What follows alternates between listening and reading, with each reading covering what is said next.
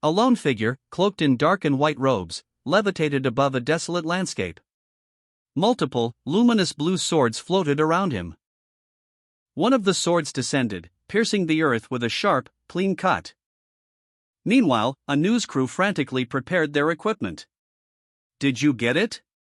This is a live broadcast around the world, it's rolling," one of them said. Their broadcast showed the mysterious figure, noting, "Hello everyone. Just 2 hours earlier, a weird guy appeared in the sky of New York City. This weird long-haired person is wearing weird clothing, he looks into your soul just like a demon would." The broadcast continued, displaying a counter showing the figure had defeated 26 heroes in the last 2 hours. "We don't know where he's from, but we do know that he has defeated 26 heroes in the last 2 hours. In a separate scene, a group of people watched the broadcast, one of them commenting, "It's been centuries since heroes first appeared. Due to that, the forces of evil have decreased dramatically. It's hard to see such a scene these days. We need to thank this mysterious person, cheer for him, and we need to cheer on our heroes too." A couple watched the news report on television. "Will justice once again win against evil?" a caption on screen asked. "This is BB News, bringing you this broadcast. To know more about this, follow my account on Weibo, WesNumberFan," the news anchor stated. Online spectators watched in disbelief as a livestream captured the mysterious figure's latest feat, the defeat of 26 heroes in under 2 hours. One commenter exclaimed, "Holy shit, who is this guy? So cool," while another added, "He's hot." The figure, identified as the demigod-class hero, Plastic Man, stood confidently, arms crossed, his expression unreadable. He then launched himself from a skyscraper, leaving a fiery trail as he soared through the air, his speed blurring into streaks of light as he navigated the cityscape, the intensity of his movement leaving trails of light in his wake, culminating in a massive explosion as he seemingly destroyed a section of the building. A progress bar appeared, indicating the mysterious figure's assault on the heroes was 20% complete. Then 40%, 70%, and finally 90% complete. The message "successfully started" flashed across the screen. A powerful figure, clad in advanced armor, stood amidst the devastation. Dust swirled around them, obscuring the full extent of the destruction. It had already been half an hour since the battle began, and one by one, heroes had attempted to challenge the mysterious figure, only to be defeated. Suddenly, a helicopter appeared in the sky, moving swiftly towards the figure. The figure reacted instantly, launching themselves into the air with incredible speed. The figure moved with such speed that they appeared as a blur, easily evading the helicopter's attack. A figure, seemingly Plastic Man, soared through the air, a silent observer to the scene below. As a man in traditional garb, identifying himself as the clan lord of Tenjin sect, inquired about his location. Meanwhile, another individual, clad in advanced armor, prepared for battle, ordering the power of his armor to be increased to its maximum. The armored figure's actions were met with alarm by an onlooker, who exclaimed that Plastic Man was about to unleash a powerful attack. The narration explained that Plastic Man, having maximized his power, was preparing to use his signature move, the Plastiman Storm Fist. Plastic Man launched himself into the air, a surge of energy crackling around him. His attack was described as capable of breaking through 500 meters of ground, leaving no survivors. The clan lord, observing the scene, commented on the pattern in fights, noting that those who talk too much often lose. The armored figure, crackling with energy, posed a question, "Do you know how the people who battled me died?" He continued, "It's because I..." Before he could finish, the clan lord of the Tenjin sect interrupted, shouting, "Never babble nonsense." The armored figure retaliated swiftly, striking the clan lord with a powerful blow. "You talk way too much." With a swift movement, the clan lord launched a counterattack, sending the armored figure flying through the air. The clan lord watched the armored figure fall, muttering to himself, "I just wanted to ask for directions, why are they all seeking death?" Meanwhile, Plastic Man, having witnessed the fight from afar, was seen by two onlookers who exclaimed, He lost." News of Plastic Man's defeat spread quickly, as a frantic voice called out, "Quick! Someone get an ambulance. Hurry! Plastic Man has fallen. An announcement echoes, declaring the end of peace and the arrival of a new era. Centuries ago, the world was shrouded in darkness. A surge of eccentric monsters and evil scientists emerged, wreaking havoc and causing widespread destruction across the globe. Until the arrival of heroes, wielding their unique powers and abilities, they repelled the villains, bringing peace to the world. 11 years later, peace reigned, and the heroes retired from the spotlight. The remaining monsters became their pets. Some heroes even had to work to make ends meet. Macho Man, having just defeated Plastic Man, observed a figure in the distance. He muttered to himself, "Another one." The newcomer, a powerful-looking superhero, confidently declared, "I always stick to my principle of not spouting nonsense during fights, so I'm heading straight to the point. You're no match for me." He continued, acknowledging Macho Man's strength but asserting his own superiority. "I acknowledge your power after seeing you defeat Plastic Man, but we're not in the same dimension. If you agree to be my pet, my rank will rise. This can save us a lot of trouble." Reporters nearby buzzed with excitement, discussing Macho Man's unexpected offer and its potential implications. One reporter commented, "Looks like Macho Man isn't merely dismissing him but taking him in as a pet. Looks like we need to change the man we choose. If he accepts Macho Man, his rank will rise a lot." Macho Man, offended by the offer, retorted, "Do you mean a bitch, sir? I regret to inform you that I'm not interested in the same sex. Your decision wasn't smart." The reporters observed Macho Man's rejection and the ensuing murderous aura emanating from him. One reporter noted, "That man rejected Macho Man's invitation and it looks like it angered Macho Man. Is this the aura emitted from Macho Man? Even the helicopter can't get close." Macho Man, sensing the other's lack of intelligence, confidently stated, "Since you're not very smart, this should be solved easily. What are you planning?" Macho Man launched a swift attack, declaring, "I'll just beat you up till you submit." Macho Man, fueled by anger, launched a powerful kick at his opponent, the force of the blow sending the other superhero sprawling. Macho Man grunted, a trickle of blood escaping his nose. He retaliated with a blinding energy blast, the beam streaking across the city skyline, causing a significant explosion and destruction. High above, Macho Man watched the aftermath, a single thought crossing his mind: there really are some people who cause hobbies no matter the world. Meanwhile, a news reporter addressed the viewers, "Ladies and gentlemen, I didn't catch anything just now. Our helicopter was also destroyed. The man has disappeared from our sight. Just what happened, and where is Macho Man?" 2 months had passed since the events with Macho Man. A lone figure, silhouetted against the setting sun, stood atop a distant peak. Yen-sen, a cultivator from the Shin continent, 2,603 years old this year, had arrived on Earth 2 months prior. And in that time, he had learned much about this new world, a small yet densely populated sphere known as Aqua Blue Sphere. Yen-sen, newly arrived on Earth, observed the city's bustling traffic from an airport vantage point. His internal monologue filled with wonder at the absence of swords and magic in this world's transportation. He noted the cars and planes, technologies completely foreign to him. Yen-sen's observations continued as he watched women walking without pants, a stark contrast to his cultural norms, further highlighting the differences between his homeland and Earth. He found solace in the fact that spiritual energy was denser here, making his adaptation easier. Later, while exploring a forest, Yen-sen suffered an injury, groaning in pain. A young woman with blonde hair rushed to his aid, using a subtle magical ability to stop the bleeding. Recovering from the injury, Yen-sen expressed his gratitude. But the girl, his classmate, reassured him that there was no need for thanks. Yen-sen, still slightly injured, leaned heavily on his blonde-haired classmate as they traversed a rugged gorge. "We'll be safe once we get over this gorge," she declared, her voice filled with determination. A weathered stone marker, partially obscured by vines, was visible on the gorge wall. Inscribed upon it were the words "Celestial Binding Tower" in both English and what appeared to be ancient Chinese characters. The blonde girl, noticing Yen-sen's gaze, frowned slightly.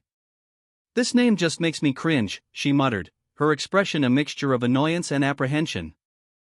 They continued their journey, eventually reaching a small spring nestled amongst the rocks. There's a spring here. Let's rest for a while here, the blonde girl exclaimed, relieved. Yensen, exhausted, nodded in agreement. Yeah. I'll go find something to eat, wait here for me, he said, before venturing off to search for food. His classmate watched him go, calling out a final word of caution, be careful. Alone by the spring, Yensen sat down, resting his feet in the cool water. He noticed something peculiar. His wounds, previously bleeding, had completely vanished. My wounds are gone. This spring can heal wounds, he exclaimed in surprise. The blonde-haired girl, surveying the remote landscape, remarked to herself that such a secluded place would likely be uninhabited. She removed her sweater, carefully placing it on a nearby rock near a steaming spring. The girl stood by the spring, her bare feet on the warm sand. Yensen, his hair wet, emerged from the spring, his expression thoughtful. He noted the unusual properties of the water, surprised that it could heal wounds so effectively. The girl, also bathing in the spring, observed Yensen from afar, noting the healing properties of the water with wonder. As Yensen relaxed in the spring, the girl accidentally bumped into him. Yensen, relaxed after his bath, was startled by a sudden intrusion. A young woman with long black hair emerged from the spring and cried out, "Who is it?" Yensen, annoyed by the interruption, reacted defensively, shouting "Scram," as he hurled stones at the intruder. The stones splashing harmlessly into the water. The black-haired woman, startled, clutched a stone. Meanwhile, the blonde-haired girl, having approached the spring, was shocked by the scene unfolding before her, exclaiming, "What happened?" The black-haired woman, still in the spring, nervously asked, Who are you? What are you planning to do?" Yensen, annoyed by the intrusion, addressed the black-haired girl, stating that he would not question how she came to be there and that she should leave immediately after her bath. He then turned to the blonde-haired girl, revealing that the words engraved into the spring indicated it was a private bathing area, and that trespassing was forbidden. The blonde-haired girl, surprised, realized that their earlier assumption that the spring was a tourist spot was incorrect. The black-haired girl, startled, asked her companion to gather her clothes as they prepared to leave. The blonde-haired girl, slightly flustered, quickly agreed. As the two girls left, the blonde-haired girl expressed her disbelief that Yensen would not take any further action against them, while the black-haired girl noted his unusual behavior. A helicopter rapidly approached the scene. The blonde-haired girl tilted her head, a question forming on her lips. "What's that sound?" she wondered aloud, her gaze drifting towards the distant canyon. A man, his face contorted in a shout, held a microphone, announcing him. A month ago, a very mysterious man appeared in N's city. They lost track of him after he defeated more than 10 heroes. The scene shifted to a helicopter, where a scientist-looking woman and a blonde man were in conversation. "Is it okay to say it like this, Steel Beetle?" the woman asked. "Yeah, it's perfect," the man, Steel Beetle, replied confidently. Steel Beetle smirked, his eyes gleaming with ambition. "As long as you portray him as a powerful opponent, I'll become undefeatable in the eyes of people after I beat him," he mused. Steel Beetle's eyes blazed with a fierce red light, his expression hardening into grim determination. A stark contrast to the apprehension of the blonde-haired girl and the scientist who watched from afar. The text above him proclaimed, "A professional hero." The blonde girl exclaimed, "We're saved." However, the scientist, more cautious, warned, "Don't go near them, can't you see they're preparing to fight?" She added, "It's Steel Beetle, one of the top 10 heroes of the world. Who is that guy to be challenging a top hero like this?" The scene shifted to Steel Beetle facing a mysterious man in a desolate landscape. The mysterious man stated, "After a month of searching, we finally found you." Steel Beetle responded, "I'll admit, you're really strong to beat Plastic Man and the others, but I can't stand that arrogant attitude of yours." Steel Beetle continued, explaining his strategy, "I'm unable to fly, but as long as my opponents battle me on land, I'll be able to defeat them with ease. Looking down on others will put you at a disadvantage." The mysterious man simply commanded, "Silence." Steel Beetle, noticing the man's ability, exclaimed, "Oh? Right, you can also fly." A fierce battle commenced between Steel Beetle and the mysterious man, with Steel Beetle launching a powerful attack. Steel Beetle, his face contorted in exertion, landed hard on the ground. He coughed, dust swirling around him. The blonde-haired girl watched in alarm, her eyes wide with concern. The scientist, observing from a distance, whispered to himself, "This." Meanwhile, the black-haired girl, clearly agitated, questioned, "Why do you always ignore the words of others?" The black-haired girl, still visibly upset, continued to ponder the events she had just witnessed. Even though it was a surprise attack, his speed and power clearly surpassed those of a rank 7 hero, she thought. Where exactly does he come from?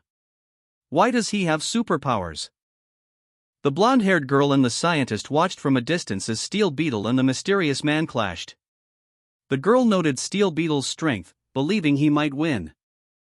But the black-haired girl countered, reminding them that even though Steel Beetle's last attack surpassed the power of a rank 8 hero, it still wasn't enough to defeat him. The scientist then commented on Steel Beetle's reputation, mentioning that he was one of the top 10 heroes in the God class and frequently battled on the front lines. Steel Beetle, despite his impressive rank, was ultimately defeated by the mysterious man. The scene then shifted to show a large vessel, the Steel Beetle rescue team's ship, which was transmitting a message to Steel Beetle.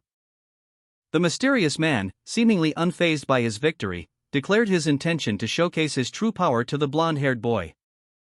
The blonde-haired boy, preparing for a confrontation, shouted "Transform," initiating his transformation sequence. A burst of energy surrounded him. The black-haired girl watched intently, a thoughtful expression on her face. She recalled seeing Steel Beetle on television as a child. A memory that now felt surreal as she witnessed the powerful mecha in person.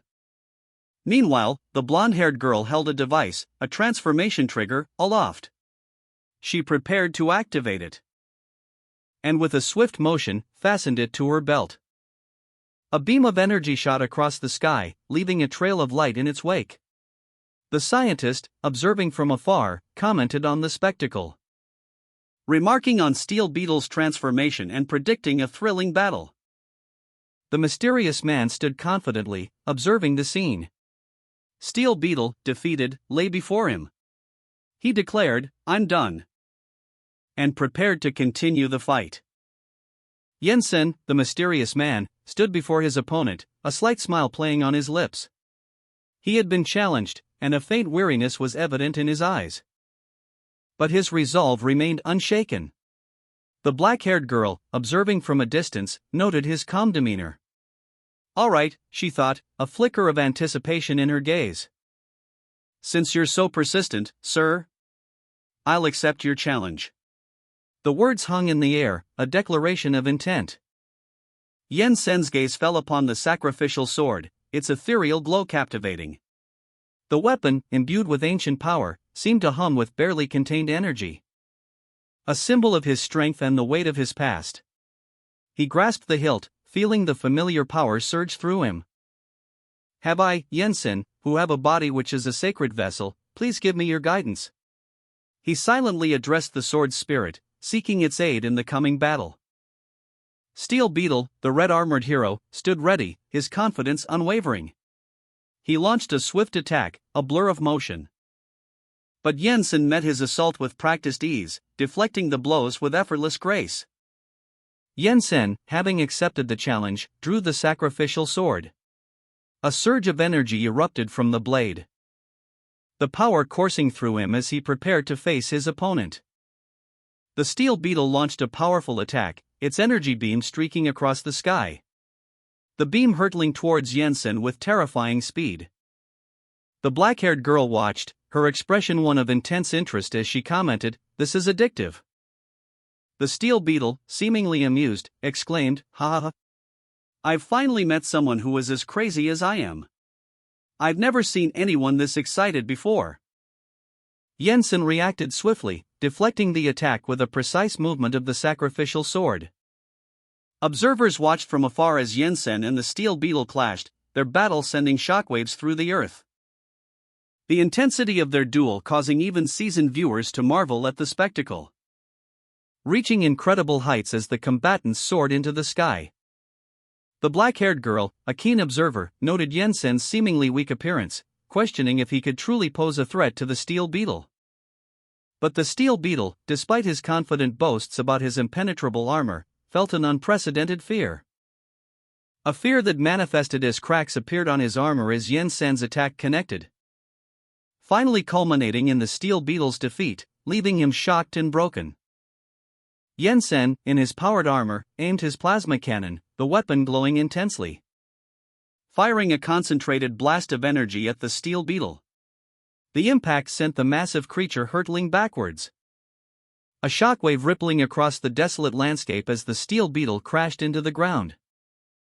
The black-haired girl watched, a hint of surprise in her eyes, as Yensen's attack proved effective against the steel beetle.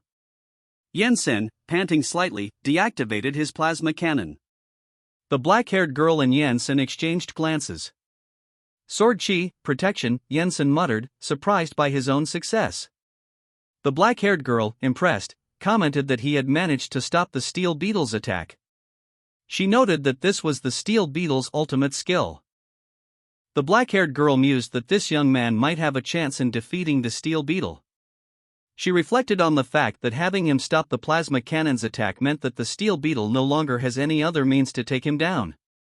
Once the steel beetle is defeated, it'll be a sensation throughout the world. Yensen, exhausted but triumphant, let out a strained cry. He had pushed his body to its limits.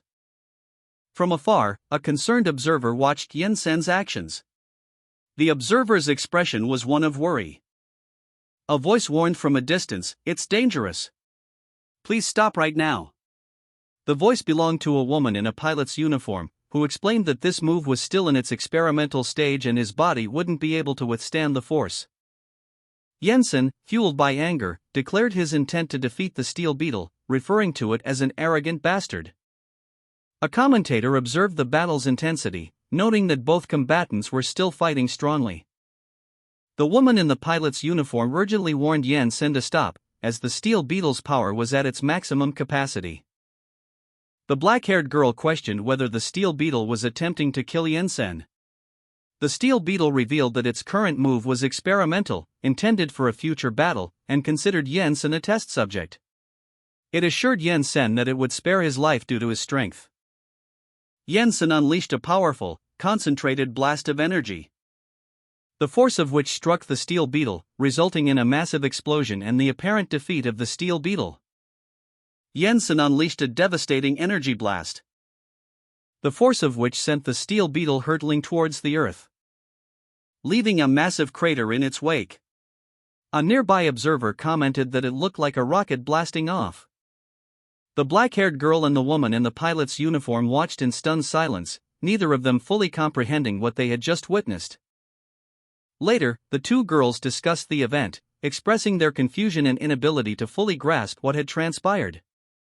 Meanwhile, Yensen, exhausted but victorious, was seen by a crowd of onlookers. The onlookers whispered amongst themselves, speculating about the fallen figure's identity and the circumstances of his sudden arrival. One person noted that he resembled the steel beetle. The defeated steel beetle, now revealed to be Yensen, lay defeated, muttering to himself about his loss. Night had fallen. A crescent moon hung in the sky above a campfire where two grilled fish cooked over the flames. Yensen sat silently nearby, his sword resting beside him. He had been sitting there for almost a day, refusing food or conversation.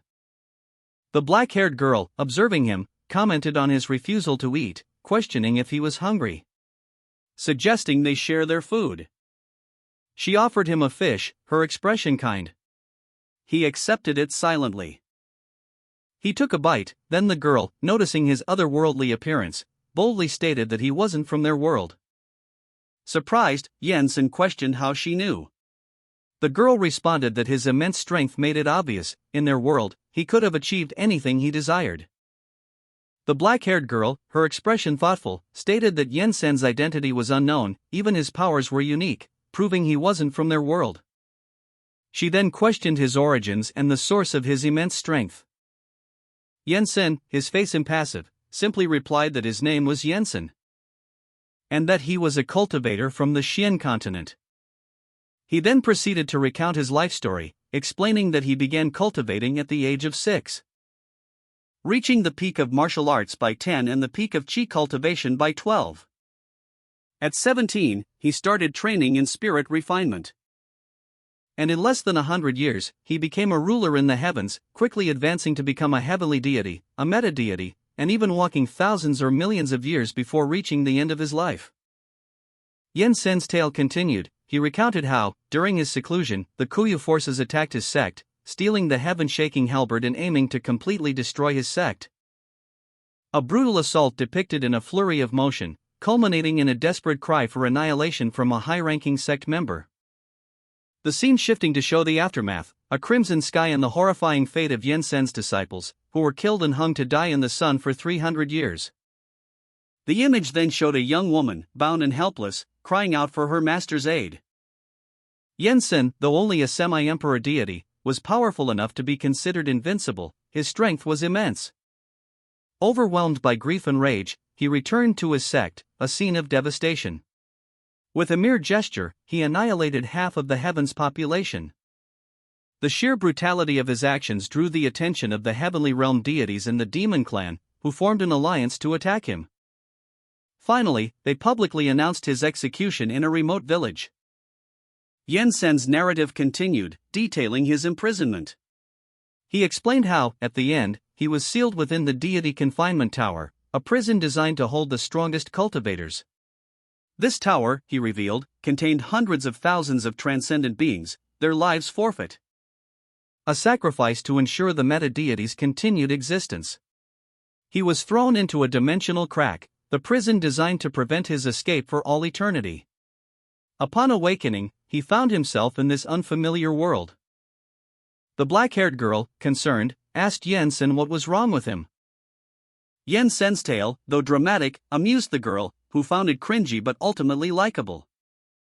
The black-haired girl inquired about Yensen's plans following their current encounter. He revealed his original intention to rebuild his sect while awaiting the reopening of the dimensional gates to return to the heaven realm. However, he admitted that this world proved far more complex than anticipated. The girl pressed for clarification on what he meant by complicated. Yensen explained that this world possessed technology, rendering the cultivation of deities obsolete. The black-haired girl pointed out the incongruity of Yensen's presence in this world, suggesting it needed someone with his abilities. Yensen, maintaining his composure, questioned why she would believe he was lying. Yensen, having made his decision, prepared to apply to the Xia Superhuman Academy. The black-haired girl, having offered advice on his attire, confirmed that the application period would open in 2 weeks. 2 weeks later, Yensen found himself on a train, reflecting on his journey. He had lived for thousands of years and now, he was returning to a mundane school as an instructor at the Xia Superhuman Academy. Despite his vast experience, he felt uncertain about teaching cultivation in this unfamiliar world. At the station, the black-haired girl observed Yensen from a distance, noting his unusual appearance. She found him peculiar. Meanwhile, Yensen, seemingly oblivious to her observation, sat quietly on a bench. The black-haired girl's thoughts turned to Yensen's unusual aura. She sensed a powerful spiritual energy within him.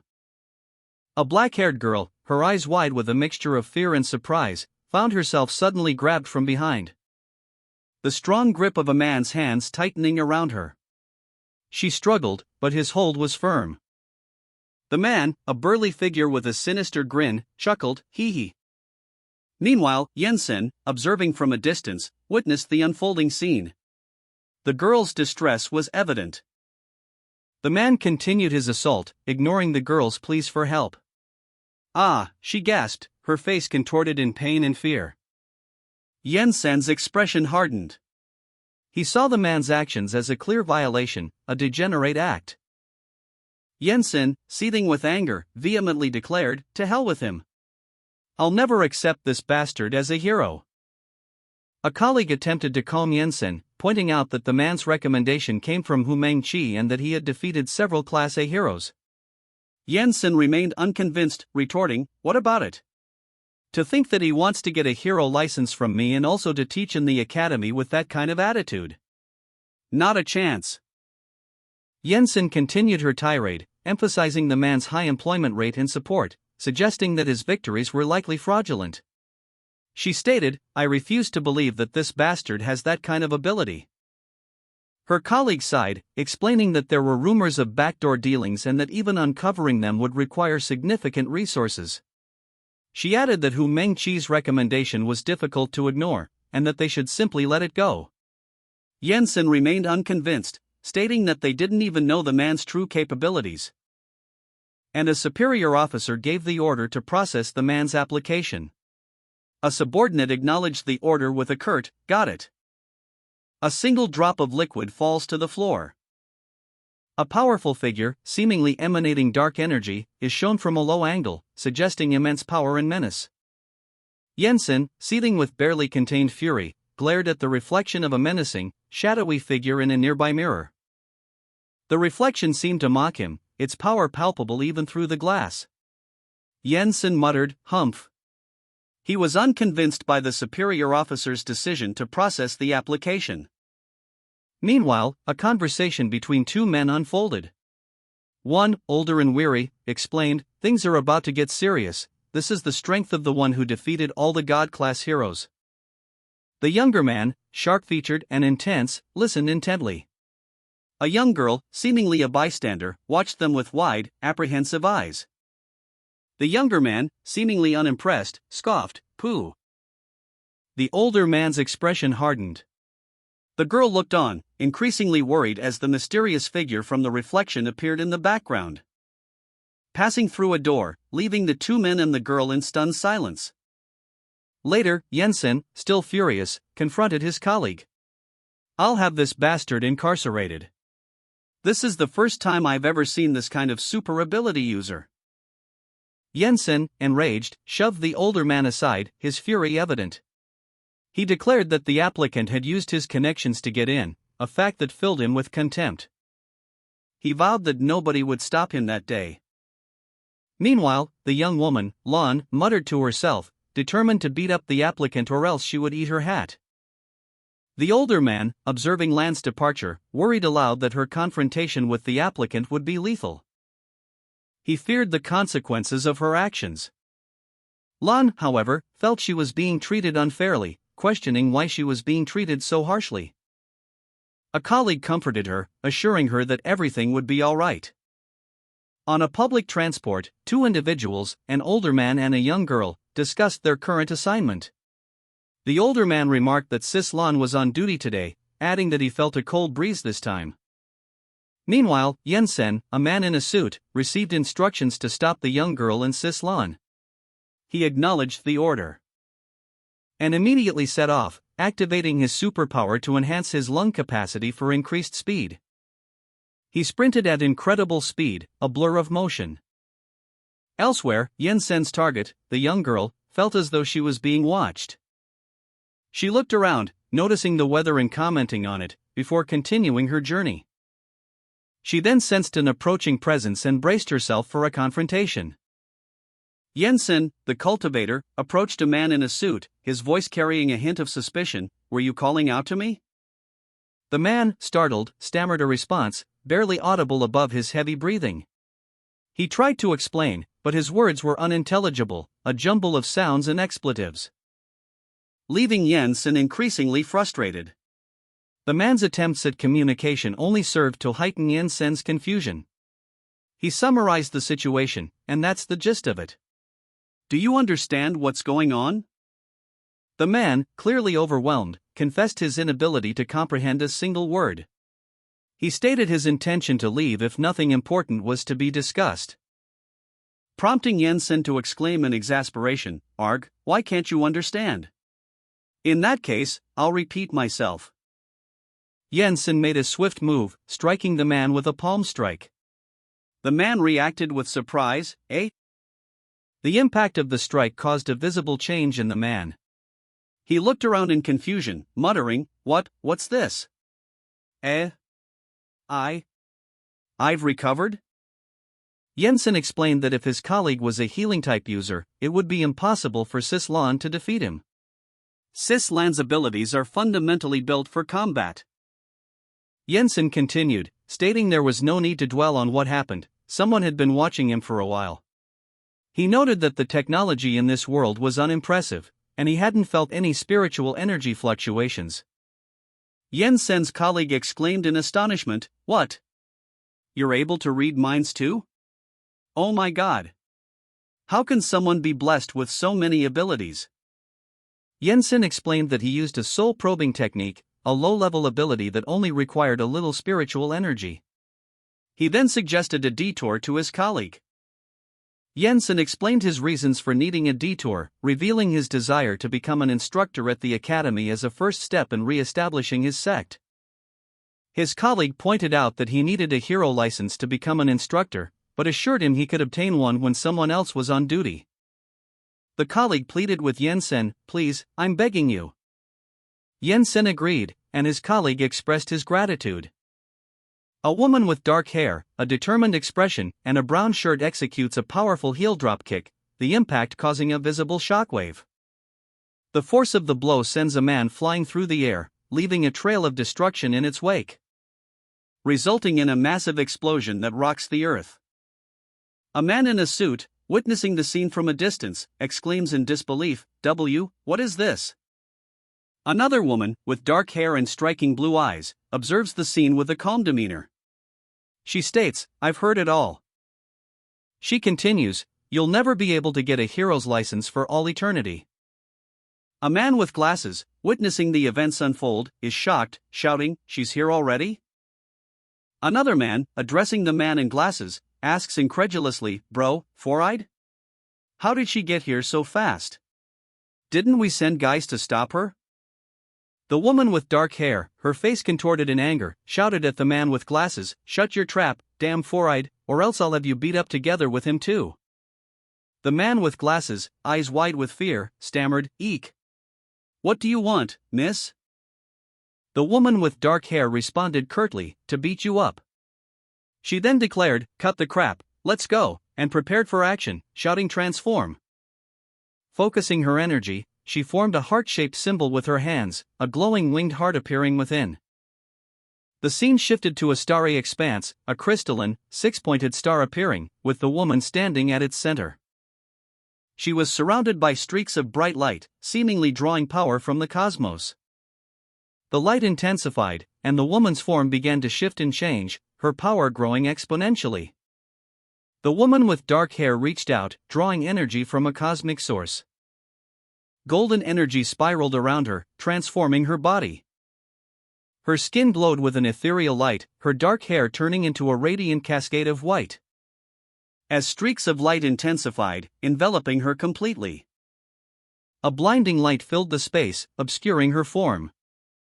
A young woman with long blonde hair, wearing a pink, heart-themed outfit, stood against a clear blue sky. Her transformation was complete. Her powerful stance radiating newfound strength and confidence. The setting sun cast a warm glow on her figure. The man in the suit, observing from a distance, muttered in disbelief, What kind of technique is this?" The man with glasses, equally astonished, exclaimed, "Holy Mother of God, you're going to use this right off the bat? This is way too stimulating." The woman with dark hair, now transformed, addressed the men, explaining, "But whether you did it through bribes or strength, the person standing in front of you is different from them." She concluded, "All right, I've told you everything that you should know. Bye." The man with dark hair watched as the blonde woman walked away, questioning, "What's so special about her? I don't see much difference compared to the previous heroes, though." A man with dark hair and a stern expression stood silhouetted against a setting sun, his gaze fixed on something unseen. He voiced his apprehension, stating, "You're not going to start shooting beams like that steel guy from before, are you?" The blonde woman, previously transformed, responded with a determined, "I'm afraid I'll have to disappoint you." With a burst of speed, she launched a powerful attack. Shouting, "I am a battle mage," as she unleashed a flurry of blows. The man reacted with surprise, clearly unprepared for her sudden assault. She then declared, "Magic explosion," and unleashed a devastating magical blast, creating a massive explosion that rocked the landscape. The man with dark hair watched in astonishment as the woman with blue eyes unleashed a powerful energy blast, muttering, "Oh my god." The woman, radiating confidence, smirked, "You're an interesting brat, huh?" The man, clearly impressed despite his slight injuries, observed, "You are indeed much stronger than those people from before." The woman, unfazed, declared, "I'm still just warming up." 3 other individuals observed the scene from a distance. One of them commented, "I was wrong. I didn't expect that girl to be so strong. She's even able to light a fire under Sislan." Another added, "All I know is that Sislan always behaves like that. She's the one who came for the hero license." A third person questioned, "Why is she so hot-tempered?" One of the observers explained, "You guys are new, so you wouldn't know, huh? 3 years ago, from now on we're colleagues. Let us work hard recruiting and training the next generation of heroes." The man with dark hair commented on the woman's short temper, noting it was no wonder given her strength. Meanwhile, 3 other individuals watched from a distance, discussing Sislan's appearance and how it didn't seem to match that of a battlemage. But one of them countered that Sislan's power was undeniable, and her recent training had made her even more formidable. The scene shifted to Sislan herself, who was radiating power and excitement, declaring that she would beat up anyone who dared to underestimate her. The woman with blonde hair, impatient, addressed a man with dark hair. She stated that she had been waiting 3 years for someone like him, and asked if she could receive a weird license now. The man responded that if she wanted the license, she would have to demonstrate the full extent of her powers. He expressed concern that he might be frightened by her display. The woman scoffed, declaring herself unafraid, and challenged the man to witness her abilities. She declared, "So why don't you?" With a confident shout of "Give it a try," she unleashed a powerful magical attack, pink energy streaks shooting across the ground. The pink energy blasts impacted with explosive force, creating fiery explosions. The woman's power was clearly immense. She then moved at incredible speed, leaving a pink trail in her wake, as she declared her magic power to be at 100%. Finally, she calmly requested the man to pardon her transgression. The woman with blonde hair was struck across the face, a sharp blow that sent a shockwave through the air. The force of the impact creating a visible distortion in the air as she recoiled. A nearby observer commented that immortals are not fond of violence. A massive explosion erupted, a fiery burst that engulfed the area, leaving behind a crater and causing onlookers to question if Sislan was still alive. The blonde woman, now at the bottom of a deep crater, muttered about a healing spell and unleashed a powerful pink beam of energy that shot upwards, healing her injuries as she angrily confronted her attacker, demanding to know how he dared hit her in the face. News of the woman's victory spread, and she was not only declared the winner but also awarded the title of God-class hero. This achievement brought her a massive following of devoted fans. Her opponent's strength was described as off the charts, highlighting the extraordinary power she had demonstrated.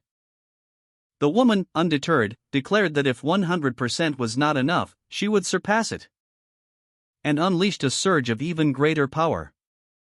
The man with dark hair, observing from a distance, expressed his astonishment at her speed, calculating that she had covered at least 500 meters in less than a millisecond, exceeding the speed of sound.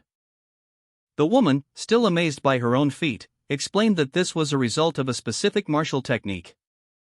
The man, still in disbelief, watched as the woman demonstrated the technique, resulting in a powerful energy blast.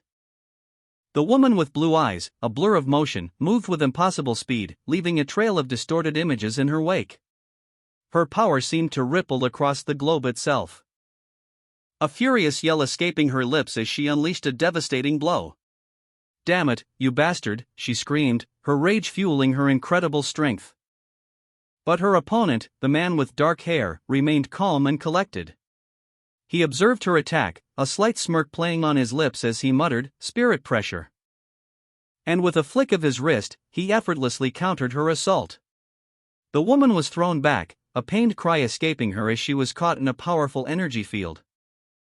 She activated her magic overdrive, 500%, a surge of pink energy enveloping her as she prepared a counterattack. A blinding flash of light erupted as she struck with renewed ferocity, the impact creating a massive shockwave that tore through the landscape. Nearby bystanders watched in horror as the shockwaves continued to spread, causing widespread destruction. "Oh please, make it stop," one of them cried out in despair. But the woman's attack had already ended. She was left breathless, panting heavily as she watched her opponent vanish in an instant. Huff! I missed. He disappeared in an instant. Huff! High above the earth, a woman with long, dark hair unleashed a devastating attack, declaring, "This is just 1,000th of my spirit energy." A beam of pure energy shot across the sky, striking its target with immense force. The woman, now visibly exhausted, cried out in pain as the impact reverberated through her body. Meanwhile, a man with dark hair effortlessly deflected the initial attack and vanished from sight. The aftermath of the attack left a deep chasm in the earth, and the woman lay injured, muttering, "Bastard, this bastard." The man reappeared, calmly observing the scene and asking, "Did I frighten you, lady?" The man with dark hair, seemingly unfazed by the woman's presence, casually inquired, "Did I frighten you, lady?" The woman with blue eyes, still recovering from her previous attack, vehemently denied any fear, stating, "And no, you didn't.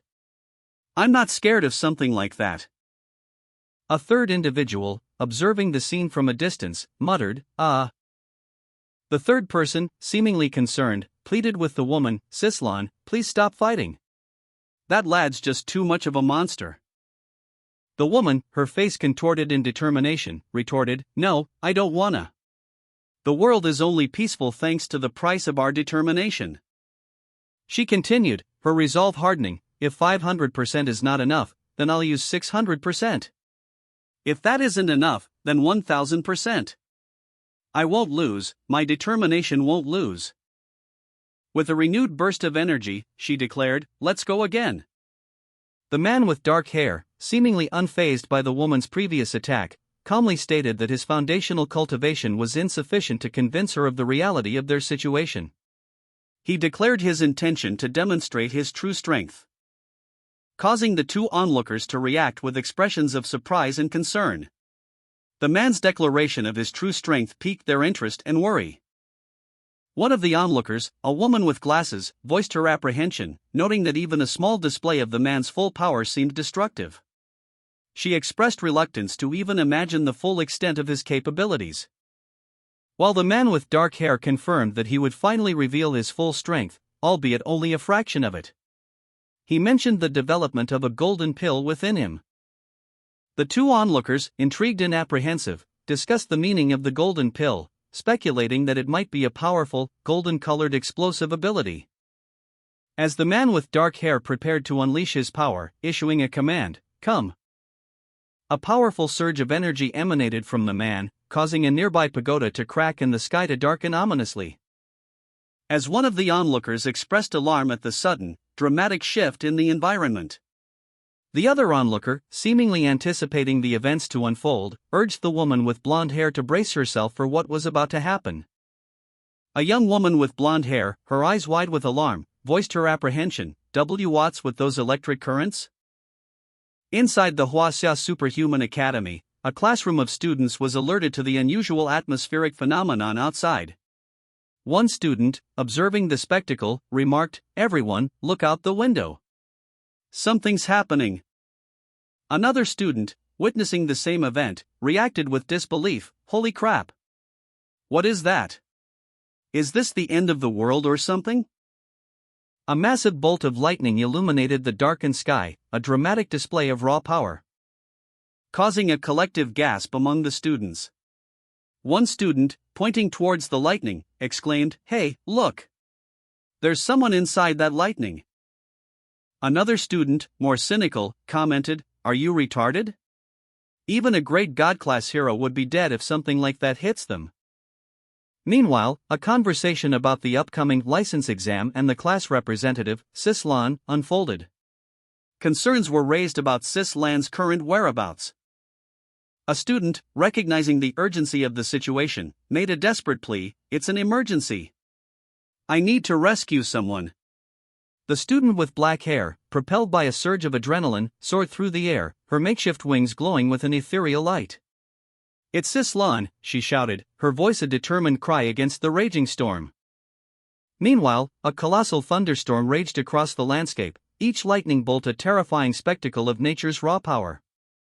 The text explained that this phenomenon, known as the pill calamity, was caused by cultivators developing their own golden pills, each strike capable of incinerating millions of acres. The sheer scale of the devastation was breathtaking, the thunder struck with terrifying frequency. The students at Hwaseong Academy watched in horrified fascination, their fear palpable. One student cried out, "Yuaea! This is too scary." Below, a group of students found themselves unable to move, paralyzed by the sheer power of the storm. One student confessed, "There are all kinds of powers in this world, but this is my first time experiencing something like this. I can feel it, the moment I raise my head, I will meet my end." The woman with blonde hair, despite her fear, mustered her courage. I am not scared. I am not scared," she insisted, her words a defiant whisper against the overwhelming terror. Yet, even as she tried to maintain her composure, a flicker of doubt crossed her face. "So why can't I look him in the eyes? In the eyes of this man, am I really just a noob?" Her eyes widened, reflecting the intensity of the storm. With a desperate cry, she unleashed her full power, magic overdrive, 10,000%. A powerful figure, his face partially obscured by shadow, holds the blonde-haired woman in the palm of his hand. She is tiny in comparison. His expression is one of calm assessment. Lan Chi realized the gravity of her situation. The man's words echoed in her mind, futile efforts against a stronger opponent were pointless, escape was no longer an option. The weight of her folly crashed down on her. She had challenged someone leagues beyond her capabilities. To him, she was insignificant, as easily erased as a speck of dust. Sis Lan, soaring through the air, noted the cessation of the thunder and the disappearance of the immense pressure she had felt moments before. Urgently, she realized the gravity of the situation and resolved to act quickly. Having landed, Sis Lan surveyed the area and spotted an ambulance in the distance. Her gaze falling upon a stretcher carrying a familiar figure, Sis Lan herself, unconscious and pale. A young woman with dark hair, witnessing the scene, exclaimed in shock and concern about Sis Lan's condition. A doctor explained that Sis Lan suffered from cerebral ischemia due to extreme shock, a condition that could take half a year to recover from.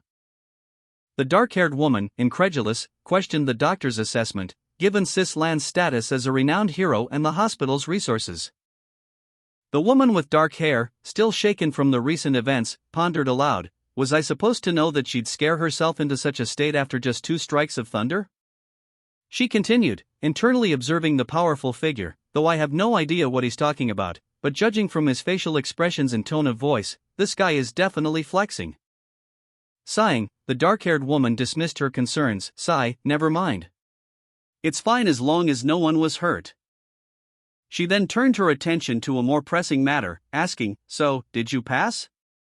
I forgot to mention that you need a hero license to teach at the academy." The dark-haired woman, clearly relieved, exclaimed, "I have no idea. Let me ask." She approached the powerful figure, urgently requesting, "Hey, can I get that weirdo license now?"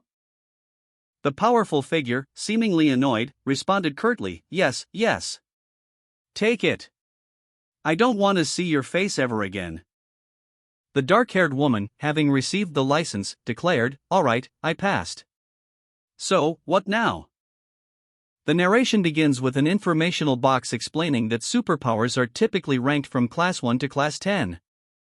However, above Class 10, there exist even more powerful classes of heroes: Legend, Myth, Demigod, and God class. An image shows 3 God-class heroes, ranked 68, 10, and 7, respectively. The text explains that God-class heroes are the strongest in the world, and that 3 have already been identified. The powerful figure, speaking to the dark-haired woman, comments that even repeating the feats of these God-class heroes would be an extraordinary accomplishment, implying their immense power. and that if she were to repeat what she just did, all the other heroes would probably die in droves. The powerful figure acknowledges the dark-haired woman's strength, stating that she is more powerful than she thinks, and that there are even more powerful heroes above the god class. The dark-haired woman, intrigued, asks if there are more classes above the god class. The powerful figure confirms this, explaining that these heroes are called. According to historical records, the first humans to awaken superpowers were those who cultivated. That means that they are something like the ancestors of all superhumans. I see. No wonder you guys have no idea what cultivation is. Forget it, let's not talk about this anymore. You mentioned that you wanted to re-establish your sect, right? Why would someone as strong as you care about that? Before my esteemed master passed away, he left the sect in my care. The words he said at that time still remain fresh in my mind. The dying master reflected on his past, a single thought dominating his mind: his carelessness had led to the destruction of his sect. And with renewed determination, he resolved to rebuild his sect and fulfill his master's dream. The powerful figure revealed an alternative method for rebuilding his sect. He explained that he could destroy the deity confinement tower, then create a new world, generate new lives, and imbue them with golden pills, effectively resurrecting his sect in mere seconds. One of the women expressed her discomfort with this plan, feeling it would dishonor her esteemed master. The women were astonished to learn of the powerful figure's ability to create artificial life. He confirmed their suspicions. He explained that creating worlds and new life was a relatively easy feat for a being of his power. The other woman questioned his immense power, wondering how he had been sealed away by others.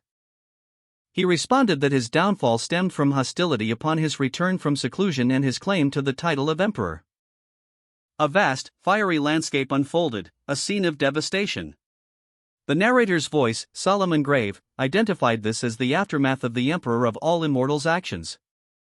This is the legendary Emperor of all Immortals," exclaimed a horrified observer, his words echoing the widespread fear and despair. He lamented the countless lives lost and the impending doom of the realm. Another figure, witnessing the destruction from afar, expressed their outrage at the Emperor's actions, calling him a bastard and questioning his motives.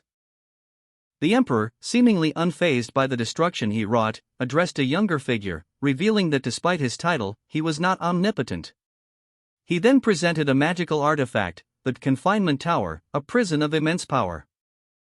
The younger figure, intrigued yet wary, questioned the Emperor's intentions, asking if he intended for them to enter the tower.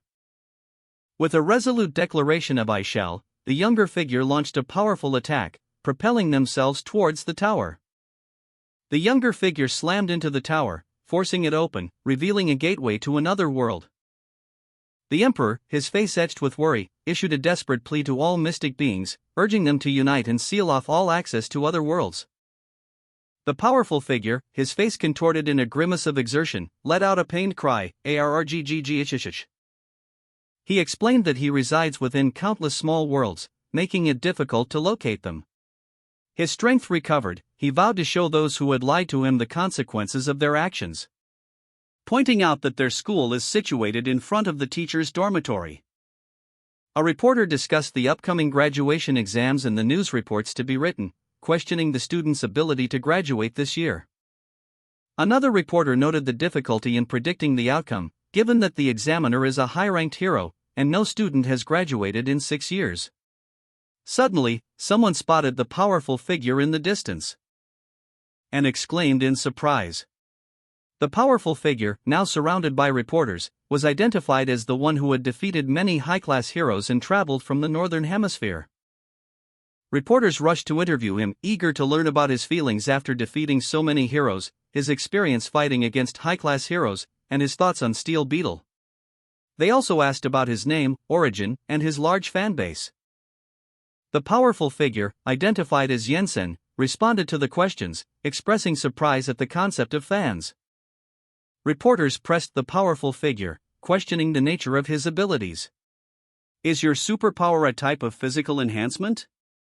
How is it so powerful?" they inquired. He responded, "This is not called superpower, this is called immortal technique.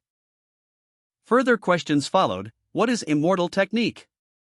Two women nearby whispered, same here, he has a really good temperament too. Suddenly, a giant figure appeared, causing a man to exclaim, hey! The two women, one with blonde hair and the other with dark hair, gasped in unison, their eyes wide with shock. The Rainbow Rangers, they exclaimed. The reporters, initially focused on the powerful figure, also reacted with surprise, their faces mirroring the women's astonishment. The powerful figure, however, seemed less impressed, tilting his head slightly in confusion. What Rangers? Suddenly, 5 figures in vibrant, color-coded suits materialized before them. Each figure was labeled with their rank: God Class Number 2, Number 3, Number 4, Number 5, and Number 6. The powerful figure's eyes widened as he recognized them as the top 5 heroes in the world. One of the reporters, overwhelmed by the sight, muttered to himself, hey, I'm not dreaming, right? Run, I'll be the first reporter to interview a top-class hero. The leader of the Rainbow Rangers, God Class Number 2, shouted, begin.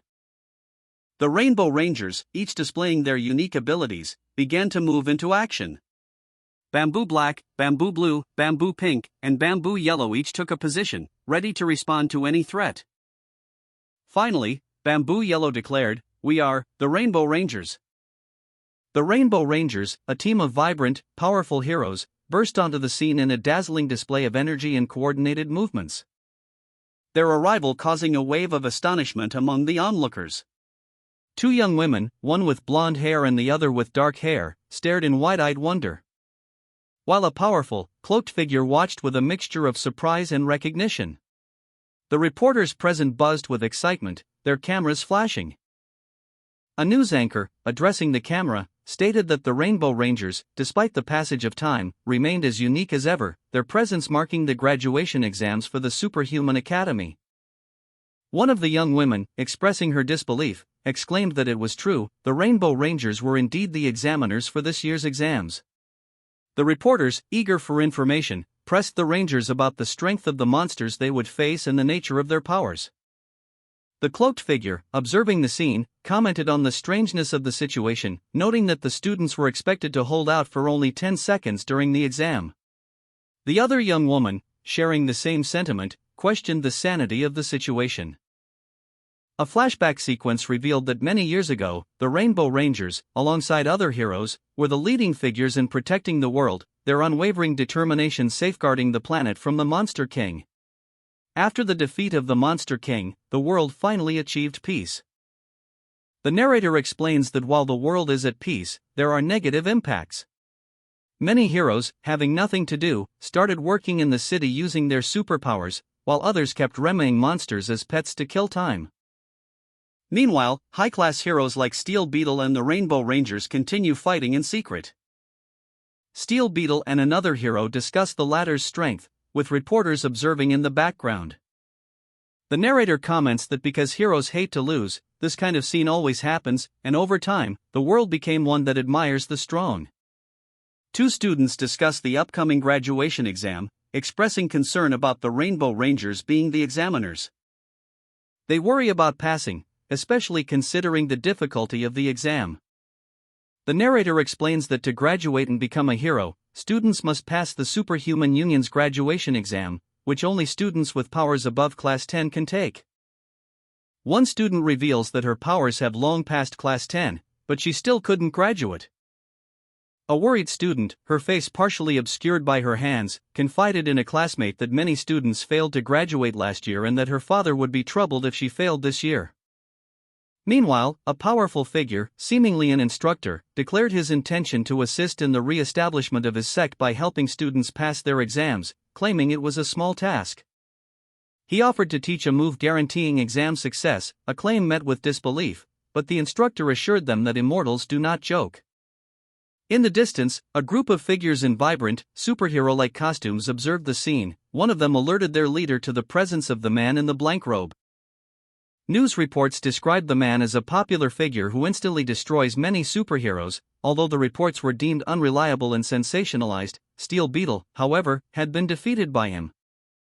The leader instructed a member of the team, known as Bamboo Yellow, to assess the man's fighting strength.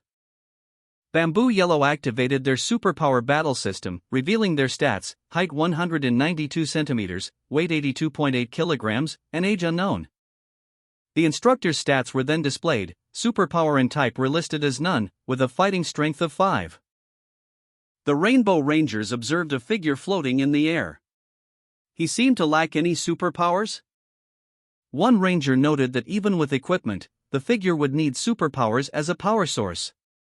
His power system could sense the existence of superpowers. This man clearly had none. Another ranger confirmed that their power system had detected no superpowers, concluding it was likely a flying device powered by batteries.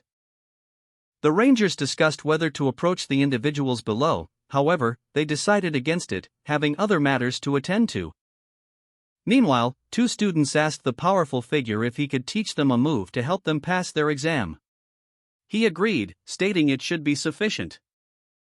The powerful figure and the students headed towards the school. The Rainbow Rangers observed the scene from afar, one commenting on the interesting events unfolding and predicting a big news story the following day. 2 schoolgirls stood facing a cloaked figure, their expressions unreadable. A thought bubble above them questioned whether the encounter would escalate into a fight. Meanwhile, the powerful figure extended a hand towards a red-suited figure, uttering a single word, "Please."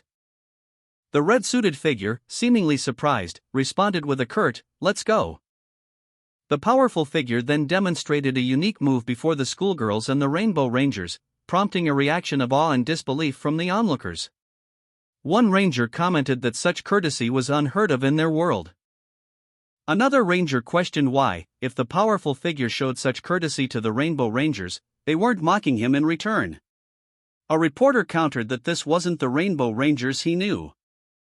The dark-haired schoolgirl, observing the powerful figure from a distance, expressed surprise that he hadn't started a fight with the Rangers. The 2 schoolgirls continued their conversation, with one noting the strength of the red-suited leader. The dark-haired girl agreed, stating that the red-suited figure was the strongest person she had encountered in this world. The Rainbow Rangers, a team of costumed heroes, observed their leader's unusual silence after a recent encounter, questioning his lack of reaction. One ranger noted that he hadn't said anything since bumping into a mysterious figure. Another speculated that the figure might be a threat, but this was quickly dismissed, as the leader, seemingly agitated, warned them not to turn around, stating, "You'll die." The leader's face, partially visible beneath his helmet, showed a grim determination, as the team, now visibly concerned, questioned his words, with one ranger expressing concern about the leader's unusual behavior.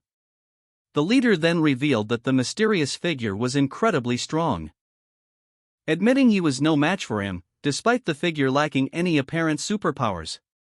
The leader's battle instincts, however, warned him of the figure's extreme danger. The Rainbow Rangers leader, unconvinced by the unsettling events, declared, "I don't believe it. You must be trying to scare us. My superpower system has never been wrong." However, a moment later, doubt clouded his expression as he muttered, "If that is the case, I'll check him out again." Meanwhile, a powerful, unseen figure observed from afar, their expression unreadable. The scene shifted to a bustling city street, where the leader, still in his superhero costume, was urged to flee by a concerned citizen shouting, "Quick, run!"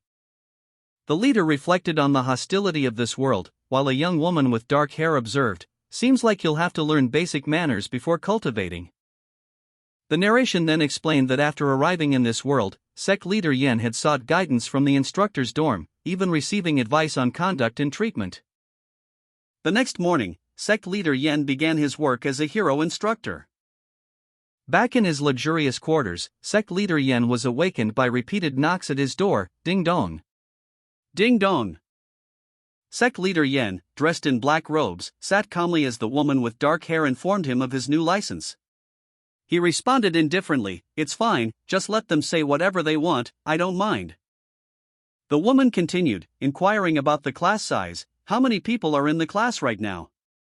She received the reply, 42 in total, 22 males and 20 females. She then revealed more details about his unique status, noting the peculiarity of his name and his exceptional position within the class. "Be grateful that you've got a name. It's only fair for not saying what kind of hero name you'd want when you pass the exam. Also, you're the only one in this world that became one of the top 10 good class heroes without defeating the monsters and saving this world. The woman offered to help him manage the nosy reporters, suggesting it would expedite the re-establishment of his sect. Yen-sen, however, declined, stating, "No need, cultivators mustn't be impetuous. I am prepared to take a few thousand years to re-establish my sect." She finished her business and left, stating, "I'm done with your nonsense. I'll be going to class now." Later, two students discussed the new teacher, noting that he was a super-up teacher. One student expressed surprise at learning that superpowers could be learned. The scene shifted to show Ranziheo, a student who had been at the school for 10 years without graduating, expressing his hope that the new teacher would be a surprise. Another student, Lan Bin, also a longtime student, shared similar sentiments. Sun Xiaolu, a young woman with brown hair, playfully argued with a classmate, teasingly calling him four-eyed chicken. The banter ended as the announcement time for class echoed through the room. Students whispered excitedly about their new teacher, noting his impressive height. Sect leader Yen, a tall, imposing figure, introduced himself to the class, stating that his presence meant everyone had a chance to become a cultivator. He explained that as the first batch of disciples of the Tianshan sect, they would begin with the most basic class, manners, etiquette, and the sect's rules. 1 week later, Ranziheo, a student in Superpower Class 1, reflected on the new teacher. Initially hopeful, he found himself overwhelmed by the sheer number of sect rules, 36,000, that they were required to copy. He had already copied them over 200 times, a task intended to train their minds, according to the teacher. Despite the arduous task, Ranziheo acknowledged that everything had changed since the arrival of their new teacher. A narration of the events that transpired after the arrival of a new teacher is presented. Ranziheo, a young man with blonde hair, sat at a desk, his expression one of contemplation. He reflected on the changes that had occurred since the new teacher's arrival, and how the sect's uniform had been altered. Ranziheo, internally, voiced his bewilderment at the new teacher's unconventional methods. Despite his modern education, he found the first class utterly baffling. Particularly the teacher's assertion that the world is flat, contradicting everything he had previously learned. The teacher, sect leader Yen, explained the division of the world into two layers, the immortal world and the mortal world, each populated by different beings. He further elaborated on the cultivation stages for mortals, detailing the 4 stages: Qi cultivation, spirit refinement, and Dao coalescence. He also described the ranking system for immortals, explaining that those surpassing transcendent deity are known as mystic beings. Sect leader Yen continued his lecture, defining immortality. Immortals are those that can go up to the heavens, down to Hades and destroy the world. This is immortality. Once you become an immortal, you will have the longevity of the sky. He then addressed the class, asking, "Let me ask you a question, why are you cultivating?" Sun Xiaolu, driven by ambition, declared her goal, to graduate and become the strongest hero in history. Sect leader Yen swiftly corrected her misconception with a light tap on the head, saying, "Wrong." He elaborated, explaining that cultivation is not about surpassing others but about pursuing the Tao, the path to perpetual longevity. Sun Xiaolu questioned sect leader Yen, asking why continued cultivation was necessary if immortality granted the longevity of the sky. Another student, seemingly frustrated and confused, admitted to understanding nothing but the need to graduate to endure the process. Sect leader Yen explained that even beings capable of creating sky and spiritual energy still face mortality, illustrating this with the example of 5 beings he had killed with a single strike. The frustrated student, seemingly on the verge of a mental breakdown, reiterated his resolve to endure the process. Sect leader Yen continued, stating that only by becoming the emperor of the deities could one achieve true perpetual longevity. The student, overwhelmed, cried out that he could take it no longer. He then launched into a furious tirade, criticizing the sect leader for teaching useless nonsense and focusing on longevity instead of practical applications of their powers, ultimately declaring that he quit cultivation. A blonde-haired cultivator, exasperated, declared, "I'm gonna flirt with some girls, ain't nobody got time for this. He stormed out of the classroom, muttering fuck under his breath. His classmates discussed his sudden departure. One commented that Ziheo couldn't take it anymore, while another agreed, noting that it was pretty good for him to persist for a week. They speculated that he probably really wanted to graduate, but that the teacher would get angry if their student did that during class. The teacher, however, calmly stated, "All right, let's continue." Two students then discussed Ziheo's surprising lack of anger and his remarkable perseverance, with one noting that only Lanbin dared to speak about Ziheo like that in their class. They agreed that while they were equal in strength, Lanbin was indeed stronger in perseverance. He was amazing. Elsewhere, a young woman with glasses, looking distraught, whispered, "I want to go home." Sect leader Yen explained that success in cultivation also depends on luck, and that one cannot force another's progress. He added that Ran Ziheo's carefree nature is unsurprising given this. Sect leader Yen continued, explaining that the cultivation technique he was about to teach Ran Ziheo was ideal for his upcoming exam, and that it would be suitable for him to use in the exam. Ran Ziheo requested to be taught the technique, as the exam was only a month away. Ran Ziheo, frustrated by his inability to sense spiritual energy, hurled himself into a nearby body of water in anger. He shouted, "Bastard!" Still frustrated, Ran Ziheo scoffed at the idea that the class representative, God Class Number 7, possessed genuine strength, believing it to be a fabrication. Ran Ziheo noticed sect leader Yen and the class representative together in the distance and questioned their secretive meeting. He wondered what the class representative was doing with the new teacher. Suspicious of their secretive behavior, Ran Ziheo decided to follow them, despite the physical exertion. Ran Ziheo, while following sect leader Yen and the class representative, felt a surge of spiritual energy for the first time. He exclaimed to sect leader Yen, "Mr. Yen, I can feel it." Ran Ziheo, still awestruck by his newfound ability to sense spiritual energy, exclaimed that he found it miraculous that such a thing existed in their world. Meanwhile, sect leader Yen explained to Sun Xiaolu that many believe spiritual energy is the air that immortals use in the heavenly realm. But it's actually life itself. Observing from a distance, another young man questioned why they were standing still. Ran Ziheo, having felt the spiritual energy, asked what comes next. The other young man responded, "Next, watch me." Sect leader Yen instructed Ran Ziheo to use his capacity to feel the changes of yin and yang within the spiritual energy, combining them to make it real life. As Ran Ziheo followed instructions, a golden dragon emerged, leaving him awestruck and exclaiming, "Holy crap!" Sun Xiaolu, eyes wide with wonder, watched as Ran Ziheo, under sect leader Yan's guidance, manifested spiritual energy. The energy coalescing into a radiant golden dragon. I could actually see it," she whispered, awestruck. The text below explained, "This is how spiritual energy looks like when it turns into life." Sect leader Yen, a knowing smile playing on his lips, continued his instruction. Meanwhile, the woman with dark hair observed intently, while the blonde-haired woman remained silent. What is that super powerful energy? I've never seen something like that before," one of them thought. Ran Ziheo, following sect leader Yan's instructions, launched a small orb of energy. The woman with dark hair asked, "Mr. Yen, what are you doing?" The orb streaked across the sky, leaving a brilliant trail of light. "Lighting fireworks." Sect leader Yen murmured, a hint of amusement in his voice. The golden dragon, propelled by Ran Ziheo's spiritual energy, soared into the atmosphere, becoming a tiny speck against the vast expanse of space. From a distant vantage point, it was visible as a bright streak across the earth. Sun Xiaolu, caught in the midst of a powerful surge of energy, cried out in terror, "Holy fuck!" He was thrown violently through the air, his body tumbling end over end as the ground shook beneath him. Above, sect leader Yen watched with a calm expression, as Sun Xiaolu pleaded, "Mr. Yen, save me."